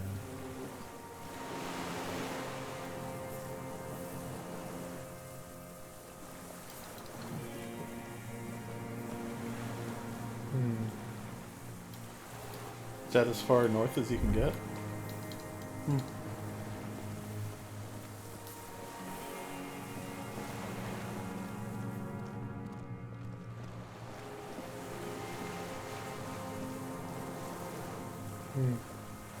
Yeah. Weird. Can't seem to move any further than that. Oh, internet says leave the area and come back. Oh, that's odd. Must be. Oh, it's a bug. This island is kind of buggy in many ways. Damn it, you beat me to the bug joke. It is one of the most common jokes made about Disco Elysium. Oh, right here? Yeah. That the island you go to at the end is full of bugs.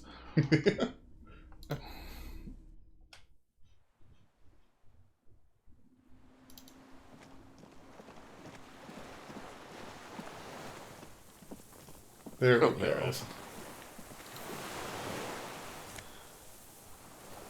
Fairweather. Oh, it's the helmet. Yeah.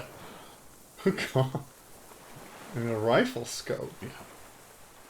Huh. Yeah, the bug collects all sorts of things. Okay. I guess that completes the set of armor. I guess the boots are gone. Yeah. I guess I could save now. Yeah.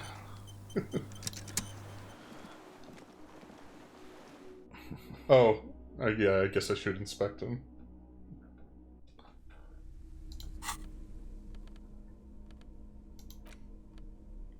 Maybe the scope might be under interact. Yeah. Still has some reeds sticking out of it, and it smells of seawater. But it's otherwise wearable, not exactly comfortable. We don't feel scary somehow. Plus the half-light, minus the suggestion. And, okay, and then 30mm sniper scope attachable to almost any bolt action. 4.46 caliber, used an old-style non-dotted range-finding reticle. Seaweed is still stuck on the lens, and it suffered water damage from its time in the Phasmid's dowry. Huh.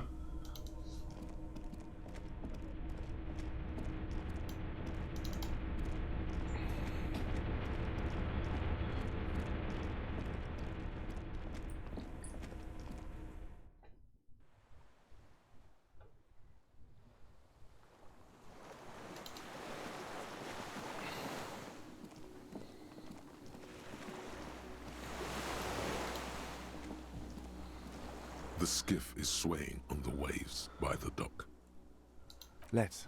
We are done here. I guess you don't see it, but I like to think he also played the boombox on the way back. Oh, yeah. The skiff rocks gently under your weight as you get in. The ride back is uneventful and quiet. But for the sound of conversation on the water, there is someone inland waiting for you. 2 men and a woman stand on the concrete square of a nameless village, looking at a small yellow boat as it draws closer. The sea is calm. You reach the jetty and climb out of the skiff.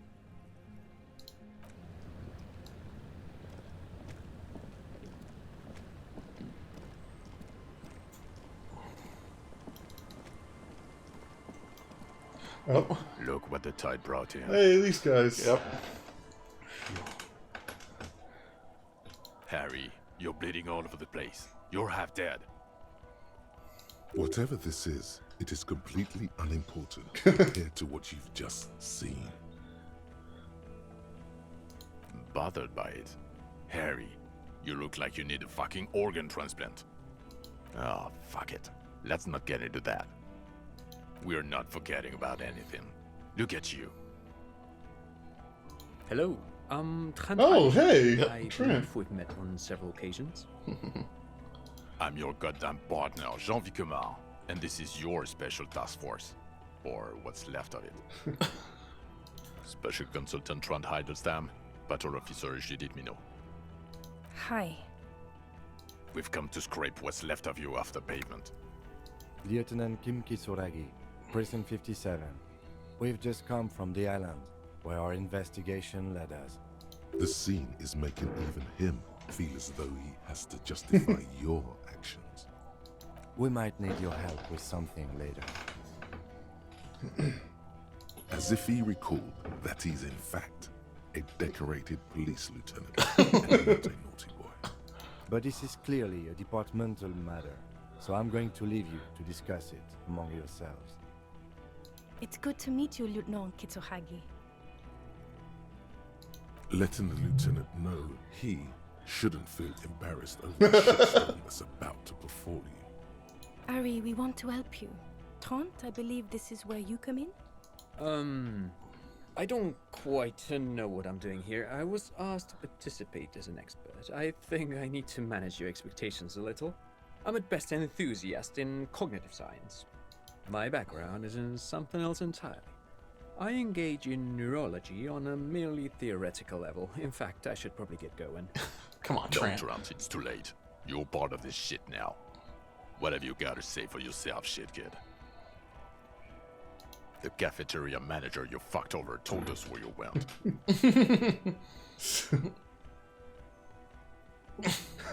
You betrayed for less. And people on the street helped us too, with your whereabouts. You're a legend among the drunks, Harry. A legendary local drunk. Guilty as charged. I heard you'd lost your mind and your memory. I wanted to see if it was true. And it was. Good work, Harry. You're insane now. There's one less person for me and everyone else to rely on. He was too sarcastic for you to realize who he was. I'm clinically depressed, Harry. Sorry if I wasn't in the mood to batter you up after you told us to fuck off. Did you? Or did you literally not recognize my face? We've been partners for how long, Harry? Don't answer that. You don't remember. Judging by the familiarity you feel toward him, 2 years minimum? Or maybe a short but close stint on the task force.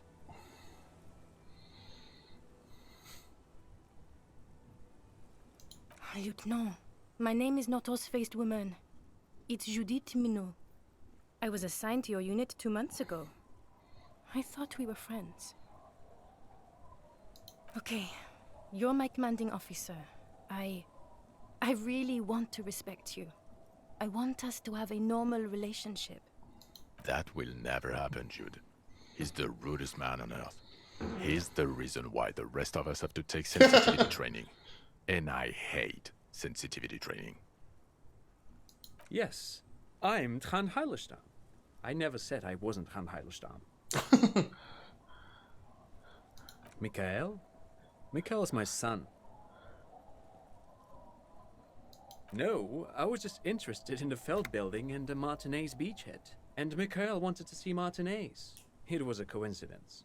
Him being there with his son, it was not a coincidence. It's difficult to see, but he was worried about you. And also interested in the Feld building.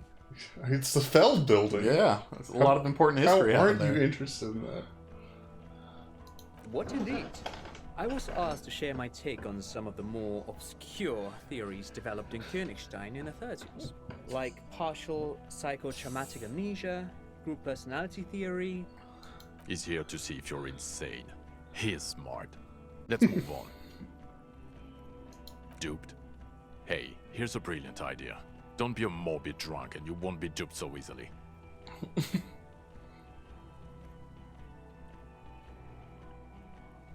Yes, I'm still Kinkisuragi. Still a lieutenant from Prison 57.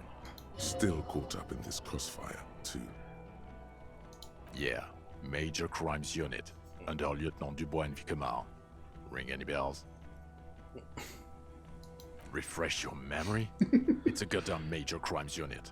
There's you, me, Jude, Trond fucking Heidelstam, and Guillaume Baby. I'm technically just a civilian advisor.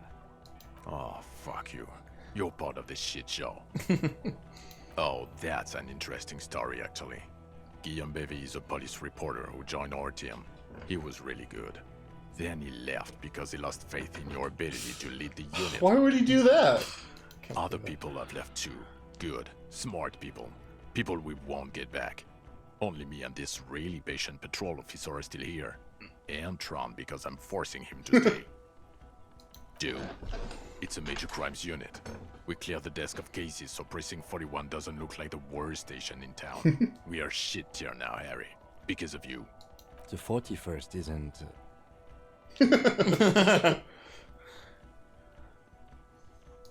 Where have we been? We've been fucking off as far as I remember. You told us to fuck off. You said we're cramping your style. Your detective god. Fuck everything. All we burn. Detect or die.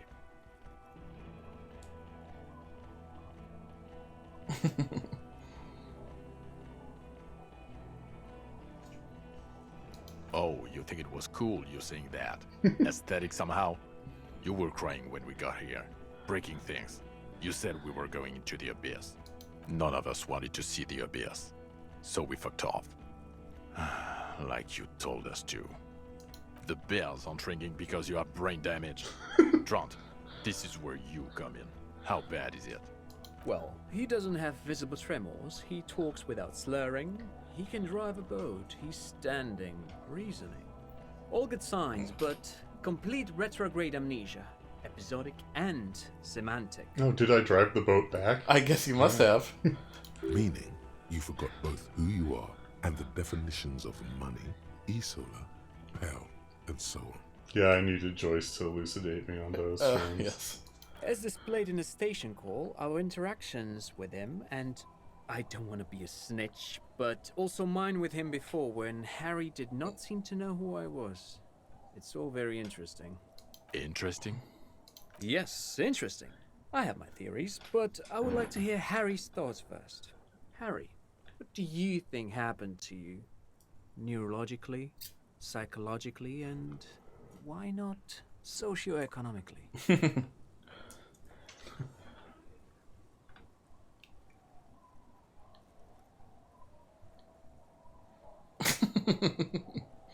Yeah, well.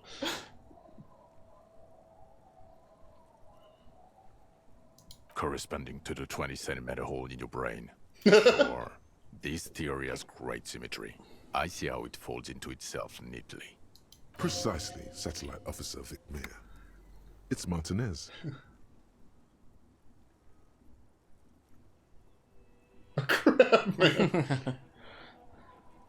Crabman is an unfortunate choice of words, but I was there. The church on the coast shook from an audio-spatial anomaly.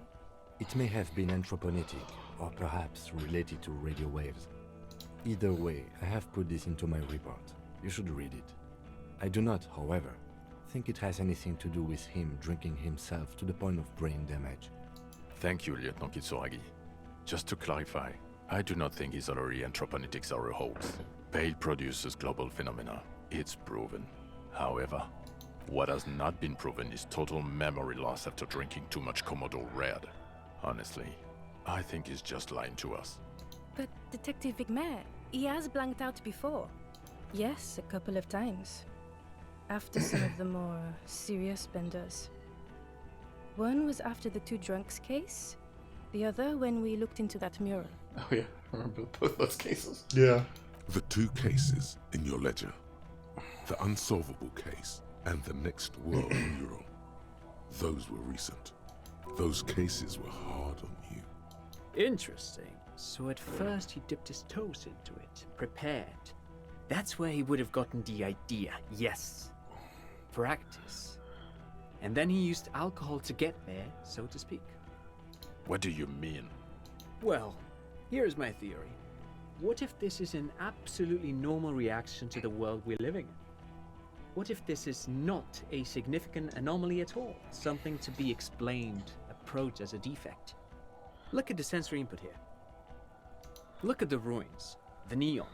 Listen to the radio, the multitudes, the people.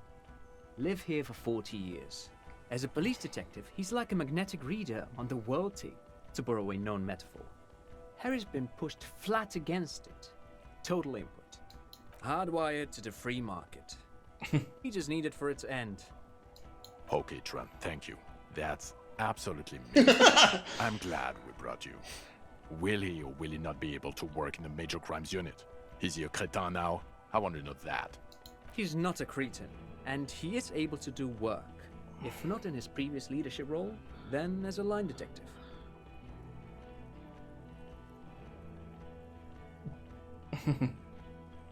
Agreed, Harry. Just don't expect us to get you a disability pension. Cops who actually gave a shit are waiting in line. You're not gonna hog their seat. Now nothing. Now we're just going to stand here. No. Now we discuss that. What the fuck did you do to a motor carriage? There, Harry. In the ocean, under the sea. Our work vehicle, with fish and clams and other sea shit. By Jacob. That was a race car driver, I think we showed up once, twice, in like dialogue. I like this one. That's a good one too. Ha ha ha. Ho ho ho. Underwater killer. So funny, Harry. Thank you for fucking me. Thank you for destroying 45,000 real of police property that's coming out of my payslip. You know that, right? You're gonna get fired, and I'm gonna pay till I die. It doesn't matter. Your badge, Harry. Show me your badge. The thing that tells people you're a police officer. In a rush to demonstrate your badge, Your Oh, eager no. fingers can't sustain a grip on the smooth plastic. Oh, and no. The badge slips out of your hand. Oh no! I stole the You tear juggle the back. badge for a second, unsuccessfully, and it lands on the ground, some 2 meters away. Ouch! You strained your elbow trying to catch that stupid thing. Damn it. He found it. He found it, Jean. It's his badge. And your gun? As if having your badge and gun are natural states, not achievements. Yeah, gun. The thing that was given to you to kill people. Upgraded it. I don't care about your weapon mania, Harry. I only care about your official sidearm, which you lost. I don't care. Where is the gun the RCM gave you to kill people with? Where is that one? He has it. And he didn't drop it. You're drunk like a bum, Harry. Put that thing away before you kill someone.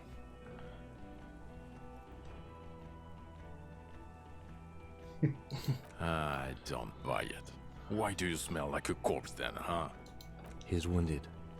It's been a long week, and he's handled an actual corpse.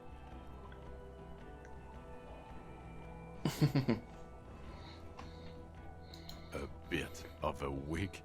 You're drunk, and you let a suspect escape, a certain Clasier, because you were too drunk to assess a flight risk.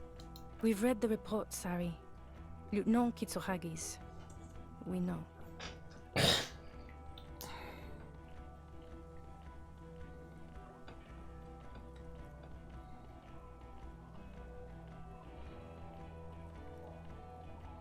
Oh well, if she was nice. I'm not even gonna get into the other suspect, the one who shot herself, in the head. Or the fact that you very likely sold your gun for booze. That's peanuts. That's nothing. That's a humorous anecdote. Compared to the 7 people who were gunned down, the streets are literally red with blood, Harry. It was fucking mass murder. He did everything he could. We did everything we could. The company hired and vetted mercenaries. Lieutenant Dubois got between them and the locals. He did so at considerable risk to his own life. He was shot and survived only because of his armor. We stopped an execution, not a negotiation. The loss of life was minimal compared to what it could have been. Don't make this harder for yourself. Thank you for the input, Lieutenant Kitsuragi. I didn't mean to suggest you didn't handle the situation. You've spent the week with him on this case. What is your take? On the case? On Lieutenant Yefretor Dubois. Well, the drinking, the gun losing, also losing the badge. That's so true. Although he has not been drinking on the job this week. See? 1 week. Then there's the superstar. He likes to, from time to time, allude to being a superstar law official. At first I thought it was a joke, but now I'm not so sure. He says disco about 20 times a day. It's worrying, especially considering his political views. Detective Dubois is, as you may know, a Mazovian socio-economist. He wants to liquidate the ruling class, which, again, for a police officer, is a little odd. You should yell something. The RCM consists of policemen of the state that is, so a little discrepancy there. And then there's the motor carriage in the sea, something I was not present for. But despite all this, he is a great detective, one of the best I have seen, in fact. He can talk human beings into telling him everything, and he doesn't stop. In all the time I've spent with him, he has not once stopped pursuing leads, however far-fetched and tangential. He is tireless, madly driven. Well, except that one time when he stopped to sing karaoke, which, by the way, was a valiant effort. He really sang his heart out. Yeah, it was what it was. Other than that one time, he has tirelessly worked on the case, and he solved it. We have a confession, a murder weapon, and the perpetrator, locked on the island right now, awaiting transportation. He apprehended a straggler who stayed hidden for 50 years, ever since the revolution, who's probably committed other murders over those years. Oh, and he also discovered a new species. A new species? A colossal stick insect. It was on the island, camouflaged as the reeds. It unfolded from the reeds. I think we may be dealing with the Insulindian phasmid. He takes out the photo of the phasmid and shows it to the officers across the yard. The wind blows, flapping the glossy rectangle in his hand. You hear gasps beneath the howling of the wind. As you can see, it's about 3 meters tall. In fact, we think it may be the largest land invertebrate ever discovered. Absolutely giant communist. Fucking hell is that? Is this somehow connected to the case? Detective? The old man was not aware of the phasmid's presence. Exhibiting a strange, atypical dementia, he fell into a stupor after its appearance. He became near catatonic. So it is connected. I must say, this is absolutely extraordinary. I don't even have words for it. Yes, it really does make it hard to fire the drunk. This is a very, very sad man who has just seen something that's made him forget his sadness. Now you make your case. Now is the time. Now or never.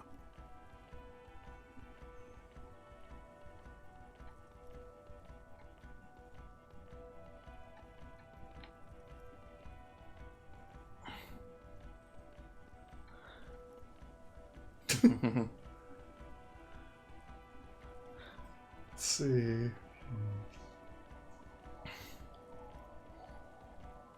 Lilianovich, a revolutionary matronym.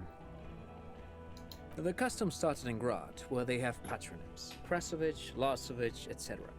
The revolutionaries saw this as a chauvinist atavism, so they used matronyms, derived from the mother's name instead. This man's mother was Lilian, his Lilian's son, Lilianovich.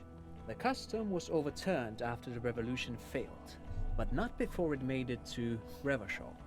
So, it is what a soldier of the ICM would be called. Thank you, Trant. Thank you for that piece of cultural theory. You said you have a motive? Of course, excuse me, I just thought it was noteworthy.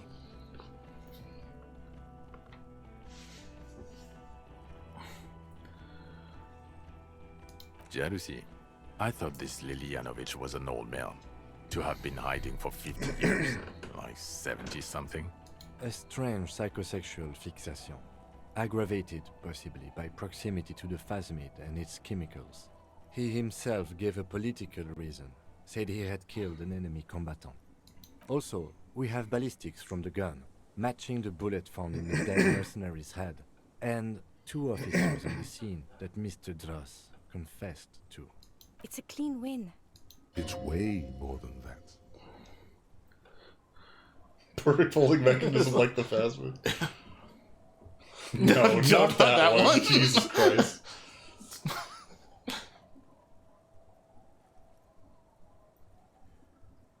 Perfect vaulting mechanism. Get over yourself, Harry. I can still smell the booze on the wind. God damn it. Doesn't it ever leave? It is there. Like in your bones or something. It will pass in time. This is a conversation for when we are no longer out in the open. In Martinez, where Evrard and Edgar Clare have ears everywhere. Good point. Eyes, too. Your return from the island must not have gone unnoticed. Understood, of course. But a case against Everard would be big. I would prefer not to partake in anything union-related, for political neutrality. Female? What makes you think so? You had to see it. It had the subdued colors of a female.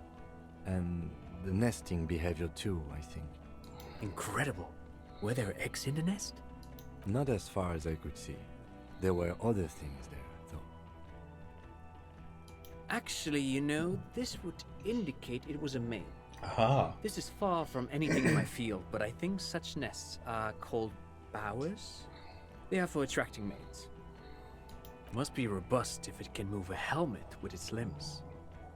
It could maybe roll it, like a dung beetle.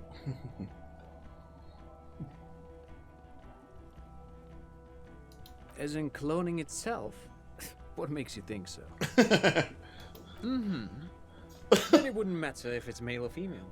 The bower would just be rudimentary behavior from before the parthenogenetic mutation. That makes sense, yes. Yeah, my Very phone's power sapped, so I can't check. Such organisms are chat, extremely vulnerable to disease. I imagine A there's single something strain of interesting in bacteria could wipe out the whole It's saying species. something about Ruby that We're I probably don't know if looking I at want to read. conservation efforts here. Yes, but also reed-colored, beige and brown, a little green on the outside. After unfolding from a single stalk, it still retained parts that looked like reed tufts on its limbs. Incredible. The PR value of this is exceptional. Carp discovers new species. Maybe even discovers the Insulindian phasmid. No, that's too much. This would really help with some of the problems we've been having. Absolutely, this is great. This does not say vigilante murderers to me at all. This says science, news, human interest. You know, it's a really good thing you have that photo. Without it,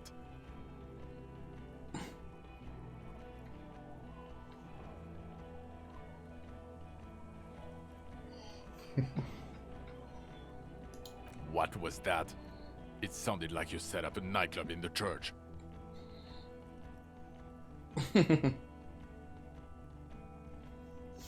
Get a grip. No one cares about your anthroponetic adventures right now. 4 kids were living in a tent on the ice. They were going to drown when it melted. It's not optimal, but the building was abandoned, so he put them in there. It's okay. Yes. Fallen through a gap in a boardwalk. Drunk. The body was transported to Precinct 41, our morgue. I had Tilbrook and Mullins take care of funeral arrangements and family stuff. You're not the only cop in the world, Harry. This all comes back to us. Still, good work with the missing person, Detective. I don't know what a doomed commercial area is.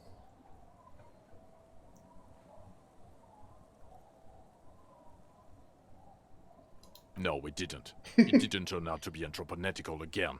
Enough with the solitary pale 2mm hole in the word line. This isn't Paradox B. We're a police force. Paradox B is a fringe science magazine published in Grad. Its mission is to explain theories like telekinesis and intra-esoleri power before they get out of hand. It doesn't look like the lieutenant wishes you to push this angle further. Cut it out is indeed what he is thinking. Who's Kuno? You don't want to know. You're right, Lieutenant. I don't. You snorted the drugs, I know you did. It's alright. I mean, at this point, anything is but the drink. I don't want to, but you discovered a new species and solved the murder. So I have to. Jude? Anything that ends the trial is okay with me. Agreed. The public relations potential of this is too valuable to let go. Okay. We have vehicles in the square, and the perpetrator needs to be taken into custody. Let's go. Now you will finally get to know who you are. The man looks westward, impatiently, jingling his car keys in his pocket. Who are you? You're a gym teacher, Harry. Well, obviously you're not a gym teacher anymore, but... Before you were a cop, you were a gym teacher in Coron. It's getting really cold outside. Should we maybe... Harry, it explains everything. The running around, the jumping, the bicep girth, your inexplicable facial hair. Collection of... The fact that you don't seem to know what homosexuality is, and your moves on the church floor. which honestly were just jump aerobics. The raw, robust stamina output. Also, this guy. Just everything about this guy. And this guy, too. God, even this javelin throwing freak here. In your 20s or late 20s, you've really let yourself go since then. Yes, you taught gym in school. I believe that's the term. Taught gym at a high school. You were a high school gym teacher. The smell of sweat and glue. The worn floorboards. Kuro is just east of Jamrock. It was a short walk every morning to the baseball field or the sports building. High school. Harry, your goings-on with Kuno, Andre, Acel, the whole thing on the ice. That's why you are so juvie. His smirk suggests barely contained laughter. The regular. You found some chick. She inspired you to fight the big fight. Be more than you are. All that. You, every morning, walking from Voyager Road to teach gym. She, leaving for the academy with her spring coat on. The air filled with the smell of smoke and raspberries and incredible hope. An ocean full of hope.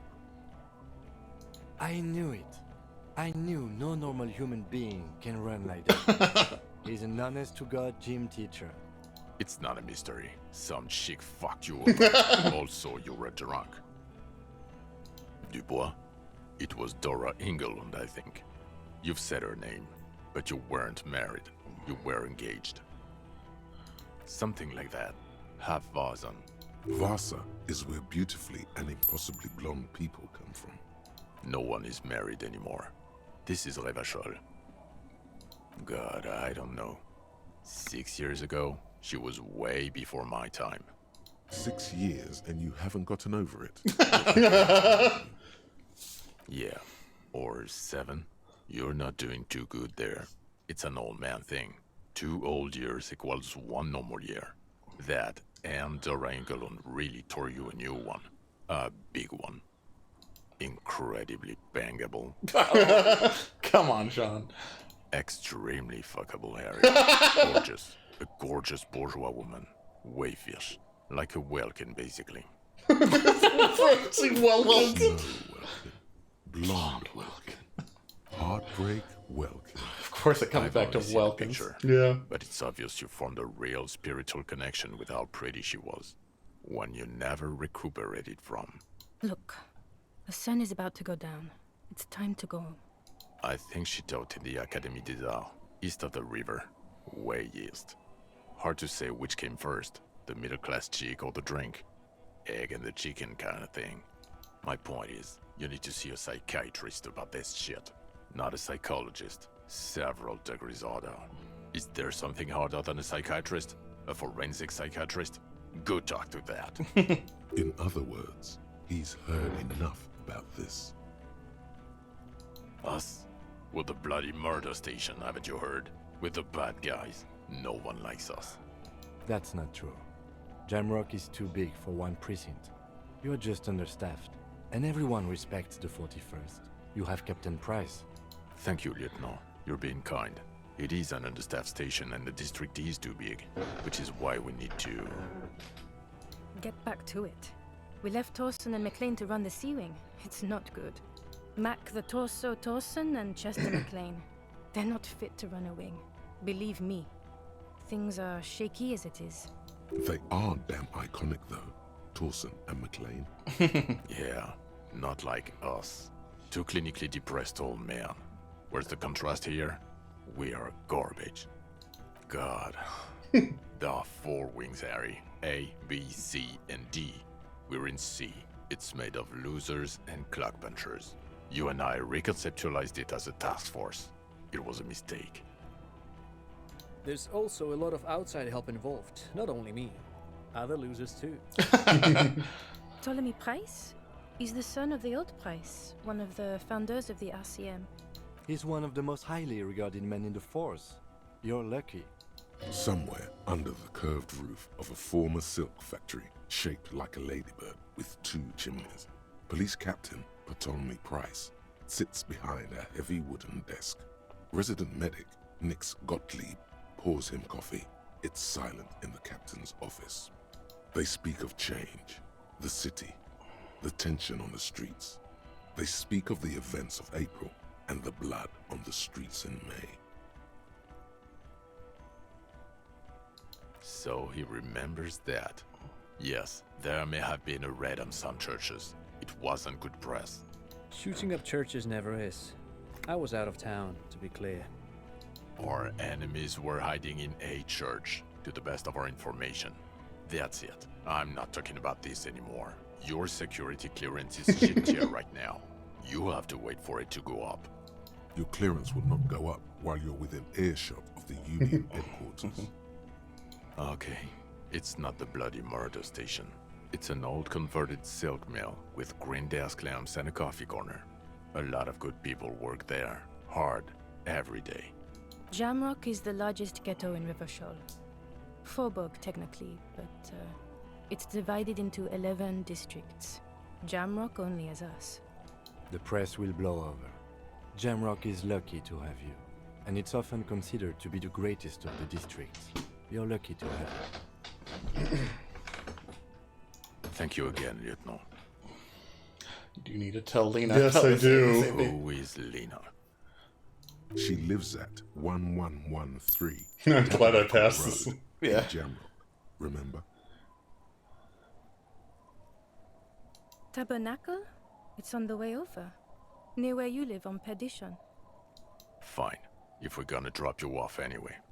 She and her husband were conducting the search for the Phasmid.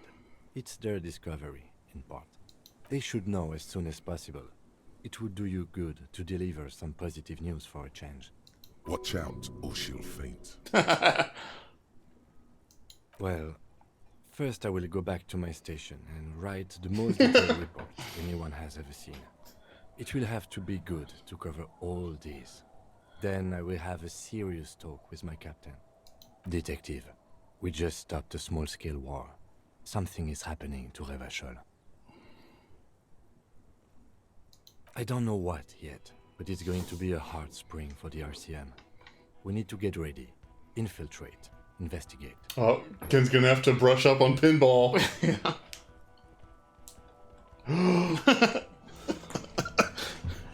Who in God's name would pick this up? Yeah. Talk to Captain Price? I'd rather not ruffle the feathers of two captains with my doom-mongering. Work with Price? I'm flattered, but I don't know if I... Kim, come on, Kim. Would fit in. And crazy enough. Can take the stress. He doesn't know how to finish the sentence. This truly came as a surprise to him. Not a bad one, but he's at a loss. Flattered? You're Lieutenant Kitsuragi. We would be flattered if you even considered. I would have to tie things up in GRIH first. But, I mean, whatever is coming, Jamrock will be more central to it than the harbor. And we also have a huge caseload, Lieutenant. Piles that we need to get back to. Mountains, even. I do like the sound of that. He's really considering it.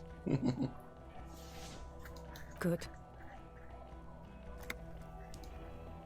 Fuck it, let's go. Tron brought his motor carriage. It's a 20-minute drive to Jamrock. Under the afternoon sky, the great district hums. A chessboard of wooden houses, 80,000 living souls, and chimney stacks. Fire traps as far as the eye can see. From Main Street to Precinct 41, to Boogie Street, forking into the snow-swept horizon. You close your eyes and hear the dogs bark. A lone woman sits by a factory window, dreaming of meteorite strikes. On Rue de Saint-Jérôme, a square bullet slides into a square-shaped chamber. In Old South, a man without eyelids smiles. Spring has come. It's time. Dawson? Yes. McLean? Yes. Heidelstein? No. Vicmair? Yes. Dubois? Of course. Really? Nix Gottlieb looks up from the list. I hear he's unstable. You say that like it's a bad thing. Captain Ptolemy Price gestures with a ballpoint pen. It's dim in his office, and the curtains are drawn. Harry's our man. He'll pull through. When he does, he'll side with the people. Understood. Gottlieb returns to the list. Minnow? Of course. Wonderful. Then can we please just go back to Jamrock now?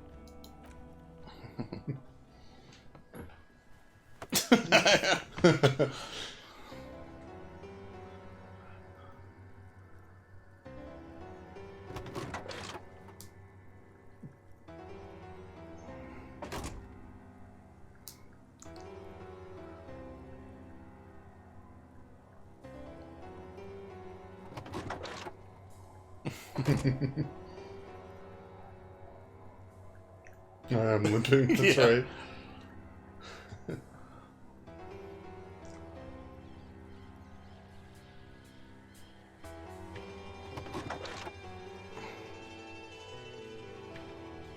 The door probably should have opened. Yeah, probably clipping through it.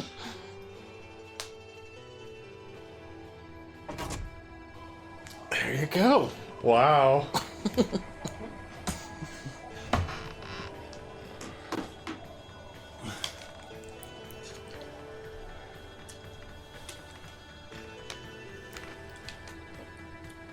Daisy, they solved the murder. You don't even care. Yeah. Daisy, you got stick bugged. That's right. I was caught off guard by that. that is a great scene. Yeah. Square heat bullet he's got me hard at the end. Yeah, I have to know what's going on with the square bullet hole murders. Yeah. I really enjoyed that. I was kind of worried that with like the kind of apocalyptic stuff happening with the Pale that they wouldn't be setting up for a sequel, but it does sound like that this is kind of a setting that they want to stick with. Definitely. Yeah, I was surprised. They did way more world building than I expected them to. So one of the things I heard was that like before they made the game, they like ran the setting as like a role-playing game. They did a bunch of sessions, which some of the like case files are related to. Oh, okay. So that really helped them build out the whole world. And yeah, I really hope they return to it. Good night, Jeff. Yeah, it's pretty late. Pretty late, yes. I'm also very tired, but I had to see this through to the end. Yeah. I just had momentum to finish it. Mm-hmm. I did waste like an hour and a half. Yeah, it's really unfortunate that they communist quest. They locked it out. I was really disappointed with that. I'll have to do that again on another playthrough. Yeah. I'd also like to see some of those quests. I've heard the one for fascism is very funny. Oh, okay. Yeah. And does that one also manifest through like a thought? I imagine so. I think you like pick a lot of fascisty dialogue options and eventually you get a thought. Makes sense. I think it involves like Measurehead and Renee and like the other fascists you meet. Probably the lorry driver. Oh yeah. God. Never did talk to like the other lorry drivers about how to find Ruby. Yeah, I think because of some of the checks you passed with Titus, you can bypass it. Because I remember I had to talk to all the lorry drivers. Oh, okay. Interesting.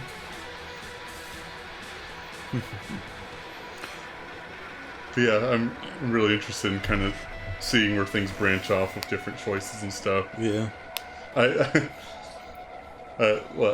might even like load up that Ruby save I made just to see what happens there.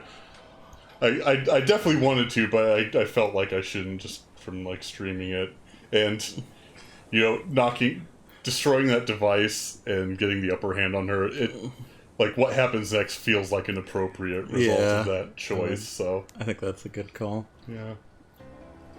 I did reload the tribunal once. Yeah. I was just.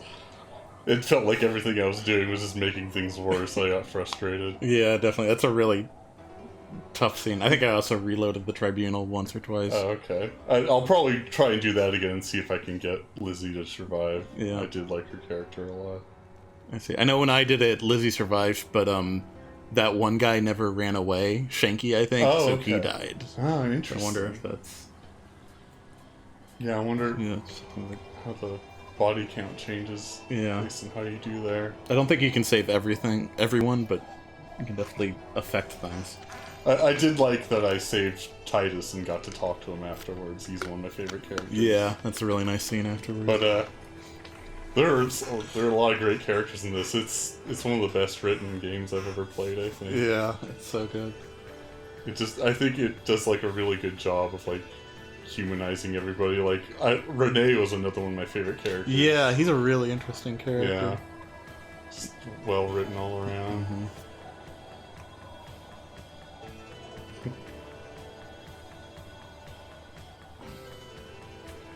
Yeah, so I'm interested to see what a sequel might be about. If it'd still be in Martinez or if it'll be somewhere else in Revachol. Definitely sounds like they could do something set in Jamrock. Jamrock. Yeah. That's where Harry's precinct is, right? Yeah. Okay. Yeah, I had a good time playing it. Mm-hmm. Oh yeah, Ted speculates it'll be Jamrock. Yeah. But yeah, I really enjoyed this. It's a very good stream game. Yeah, I think so. Very story focused, lots of like dialogue and decision making. Yeah. I think it really sets itself to be a good stream game. Mm-hmm. I wonder what the sequel will be called. Yeah. If they just go like a Disco Elysium 2 or like something else Elysium or Disco something else. Tequila Sunset. Oh yeah, Price did mention something about that did kind of come off as revolutionary. Something about the people. Yeah. I wonder if like the RCM is going to throw their lot in with a sort of revolutionary movement. Maybe. Yeah. Get the coalition out. That'd be interesting. Price, I don't think we ever talked to. No. I don't think so. Unless he was like on that call, did like early with the precinct, but I don't think he was. I think Torsen and McLean were. Yeah. I remember those two. Lots of fun threads that they drop there at the end that could be explored in the next installment. I would like to see the next world mural sometime in person. Oh yeah. Oh yeah, and another thing I wanted to mention in addition to like the writing, creating really good characterization, I was also really impressed by the voice acting. Yeah. Though I guess a lot of it's like new. Yeah, a lot of things got switched up in the final cut, and they brought in some more professional voice actors. Okay. Like although some are still the same. Like Kim's the same. Okay, because I was gonna say I particularly really liked Kim's. Yeah. One, because it was well acted, but two, it's just a really unique voice. Yeah. Like, it speaks perfect English, but with like a thick French accent, but still with like a touch of like East Asian ancestry. Yeah. It's just really unique. Yeah, definitely. It's really interesting to listen to.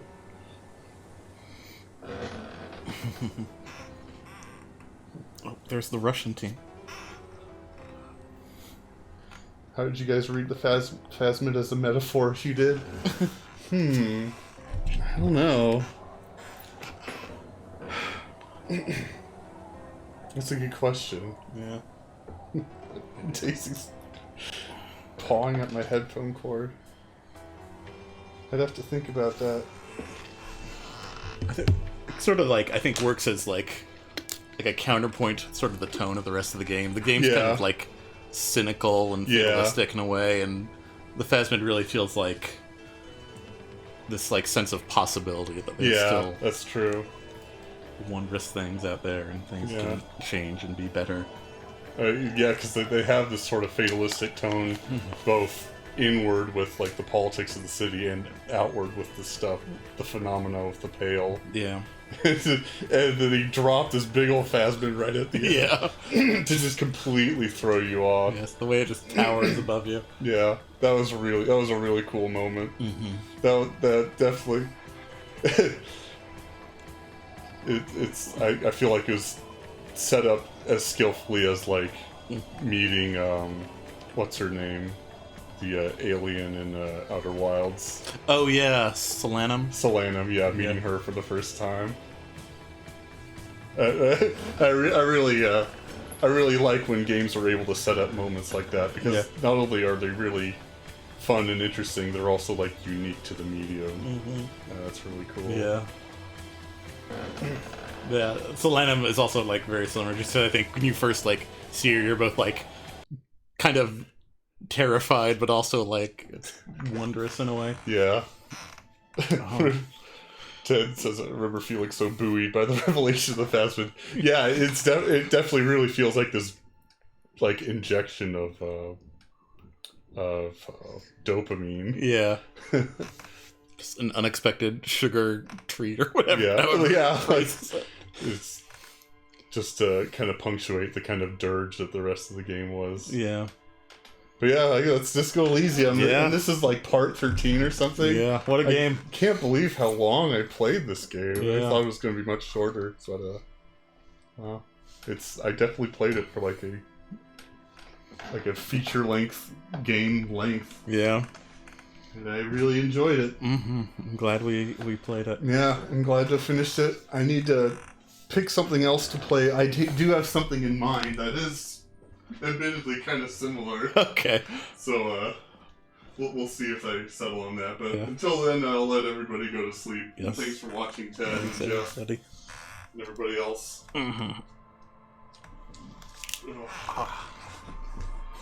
We'll see you on Friday or the weekend sometime for more Yakuza. And good night.